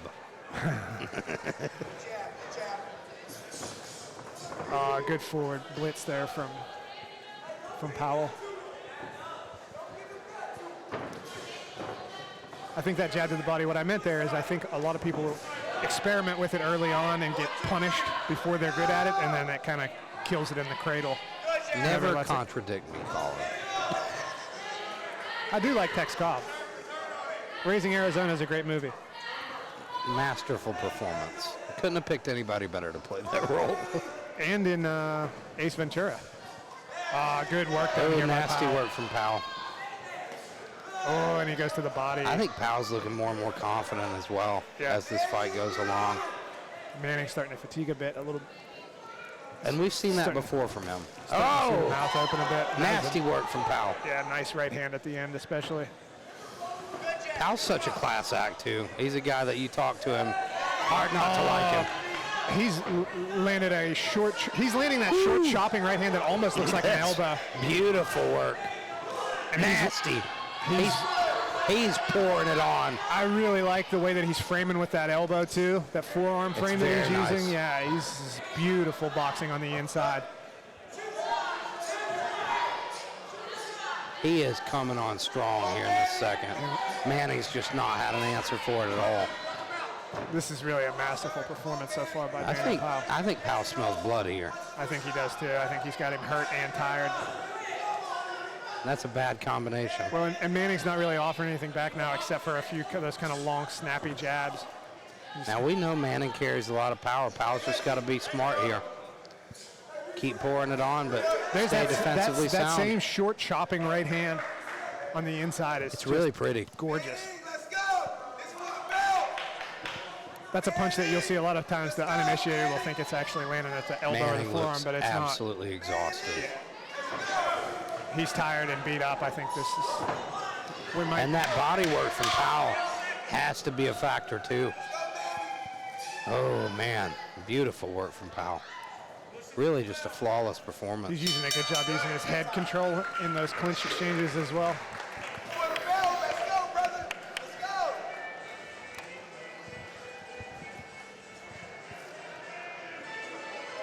Some friends in the crowd of Manning trying to spur him on, telling him this is for the belt, brother, let's go. Trying to get their man to dig deep here. He's got Brad Cooper in the corner there from Apex. Brad told me earlier in the night, he said, you know, I've only got one fighter on the card tonight, and he's ended up cornering like 6 guys. I was going to say, I've seen him in the corner of a dozen people, it seems like. I mean, they picked a good one. I don't think you can go wrong with old Brad Cooper there in the corner. Great commentator as well. And if I'm BJ in the corner of Daniel Powell, I'm just telling him more of the same. Don't get greedy. But I think they sense the finish. I'm interested to see if he's going to try to put him away or if he's going to try to box defensively sound, or because really it's the pressure, the offensive pressure is what's been He could easily doing good coast work here, for him. but he needs to. I think he needs to put on the gas, put a stamp on it. You never know with these judges. And I think stylistically, if he tries to coast, that actually plays into Manning's. It does. You can't let Manning work. You really can't. That's what Clark did, and you see he paid for it in a big way. Powell is putting Manning on his back foot, and you see it's a different world. When Manning's fighting off the back foot like this. Well, and you can tell that Manning's not used to losing straight punch exchanges at these ranges, right? He's I think that's, you know, that's the long arms of Powell and the volume. Look at that volume punching. We saw a big piece of spit fly out of the mouth of Emmanuel Manning on that. And I do think Manning tends to pot shot. He knows he's got big power. And see there's a big right hand from Manning. But Powell comes right back after him. Oh, there's a nice left hook to the body right straight. And another that short chopping right hand again. Nasty work. And he's again, just tearing him apart here. That exact same. That's something that I'm not particularly familiar with, that chopping right hand that he's throwing. I might need to ask BJ for. There it is again, right? I like it a lot. It sneaks right over the top of the shoulder. Yeah, it's sneaking over top of the guard and coming downwards almost. It's almost like an overhand, yeah. He turns his hand over on a lot of his right hands, almost like that Soviet hook style. But it's more like an uppercut at an angle from downwards. That was a beautiful shovel hook to the body there. It's a nice right hand from Powell as well. Just volume punching from Daniel Powell. Relentless pressure, suffocating Emmanuel Manning here in the third round. Well, and I think we've seen him land that short chopping right hand about a dozen times at least this round. There's another short. There it is again. It almost looked like Manning said something to him. Oh, and again. Oh, and again. Nasty. He's landing everything he throws. Which is a good way to deal with somebody who plays with that low lead arm, right? He's coming up over top of that Philly shell arm. You can tell that's probably something they worked on extensively for this fight. Man, and he's got Manning at a range now where Manning can't generate any power. Manning's got to get out of there. Yeah. But I think he's too tired to do it. Yeah. Oh, man. Nasty work from Daniel Powell. The mouthpiece goes flying and we get a knockdown. And he's just breaking him. He's drowning. Excuse me, that wasn't the Manning. mouthpiece. That must have been sweat or something we saw fly out into the front row there. Nasty, nasty work. We might see a stoppage here. Daniel Powell did not coast. He didn't let off the gas at all, and now he smells blood in the water. Well, and he is fighting safely too. He's using so much pressure. He fights very smart. Yeah. Daniel Powell, he seems like a very intelligent guy. Well, and you see, he's really not letting Manning get any work going. He's never taken a step backward and letting. Ooh, nasty work. Man is struggling here. He's so tough here. This is impressive that he's been able to stay up as long as he has. 10 seconds left. Can he hang in there? Might well make it to the Powell bell. coming after him. And what a performance from Daniel Powell, your Kentucky State title champion. And I think he's going to keep that belt.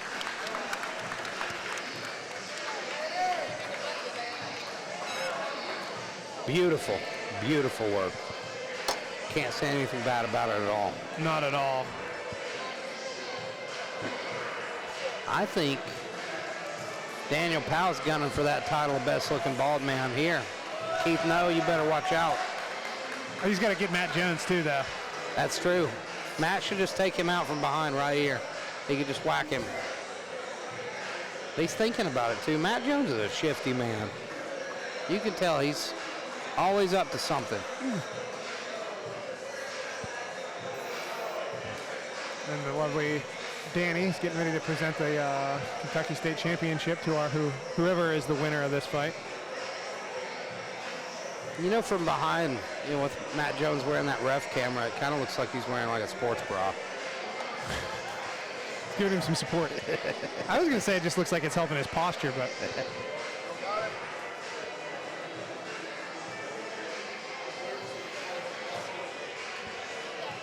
And you see Daniel Powell in that shirt fight for Fultz in honor of Brody Fultz, who, you know, we saw Daniel fight to win that state title, and now Brody dealing with a brain bleed in sparring. Yeah, not doing well, ladies and gentlemen. And it's broken the hearts of, I think, a lot of people here at New Line. Yeah, that's been a rough one and a very peculiar, uncommon. Let's give these guys a hand. That was a great fight. So after 3 rounds, your judges have come to a decision. Judge 1 has it 29-27. Judge 2 has it 30-26. Judge 3, 30-26. All for your winner by unanimous decision. And new champion, fighting out of the red corner, Daniel Powell. Great fight, Manny.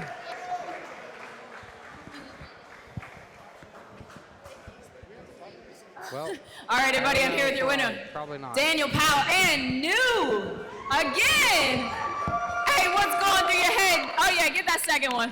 What's going through your head, Daniel? Run me through it. I mean, first and foremost, before I get into thank yous, I just want to thank God. But what's going through my mind right now is like, he's a tough opponent. I came out, I knew he was going to be tricky. He kind of buzzed me a couple times the first round, but I listened to my corner. I started focusing on what I need to, focusing on his shoulders, being reactive and not forcing. There are moments I was, but able to get it done. I couldn't do it without my team, a coach who not only has taught me the skills to do this, but he's really spoke positivity and life into me. When this camp was one of the hardest camps I've ever gone through, he stayed as a positive voice in my mind, pushed me, but also lifted me up. Thank you, BJ Robinson. I have the best team in the world. If y'all haven't seen us perform tonight, we are here. We're here to stay. The Queen's here fighting on April 11th. I've been a part of her camp.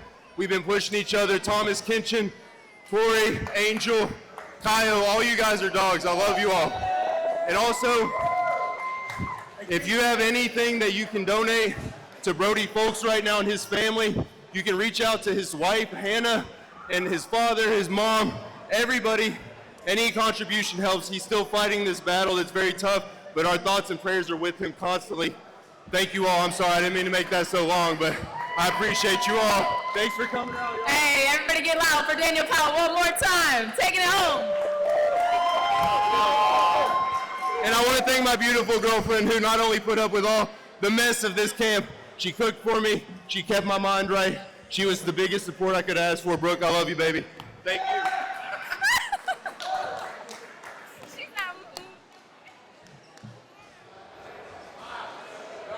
Ladies and gentlemen, we did it again. Another wonderful card. Everybody left me, but I'm here. I'm going to close it out. There he is, Colin Caprini, casually, just taking his time. He doesn't care what's going on. He's not a professional like I am. So, Daniel Powell secures the Kentucky State Heavyweight state title, defends that belt. Great work. What do you think about the fight? That was beautiful. I mean, it was obviously one-way traffic. I mean, perfect implementation of a perfect game plan and perfect implementation of that. You could tell he didn't want to work off the back foot very much and let Manning get a chance to let his offense go in an open space. They did a really good job of that, especially in the third round. But by the third round, I think Manning was compromised pretty heavily. But yeah, spectacular work. Now Becca Robinson taking her time, just all the time in the world. You know, just relax and casual. He said the same thing to me 12 seconds ago. So. You got somewhere to be?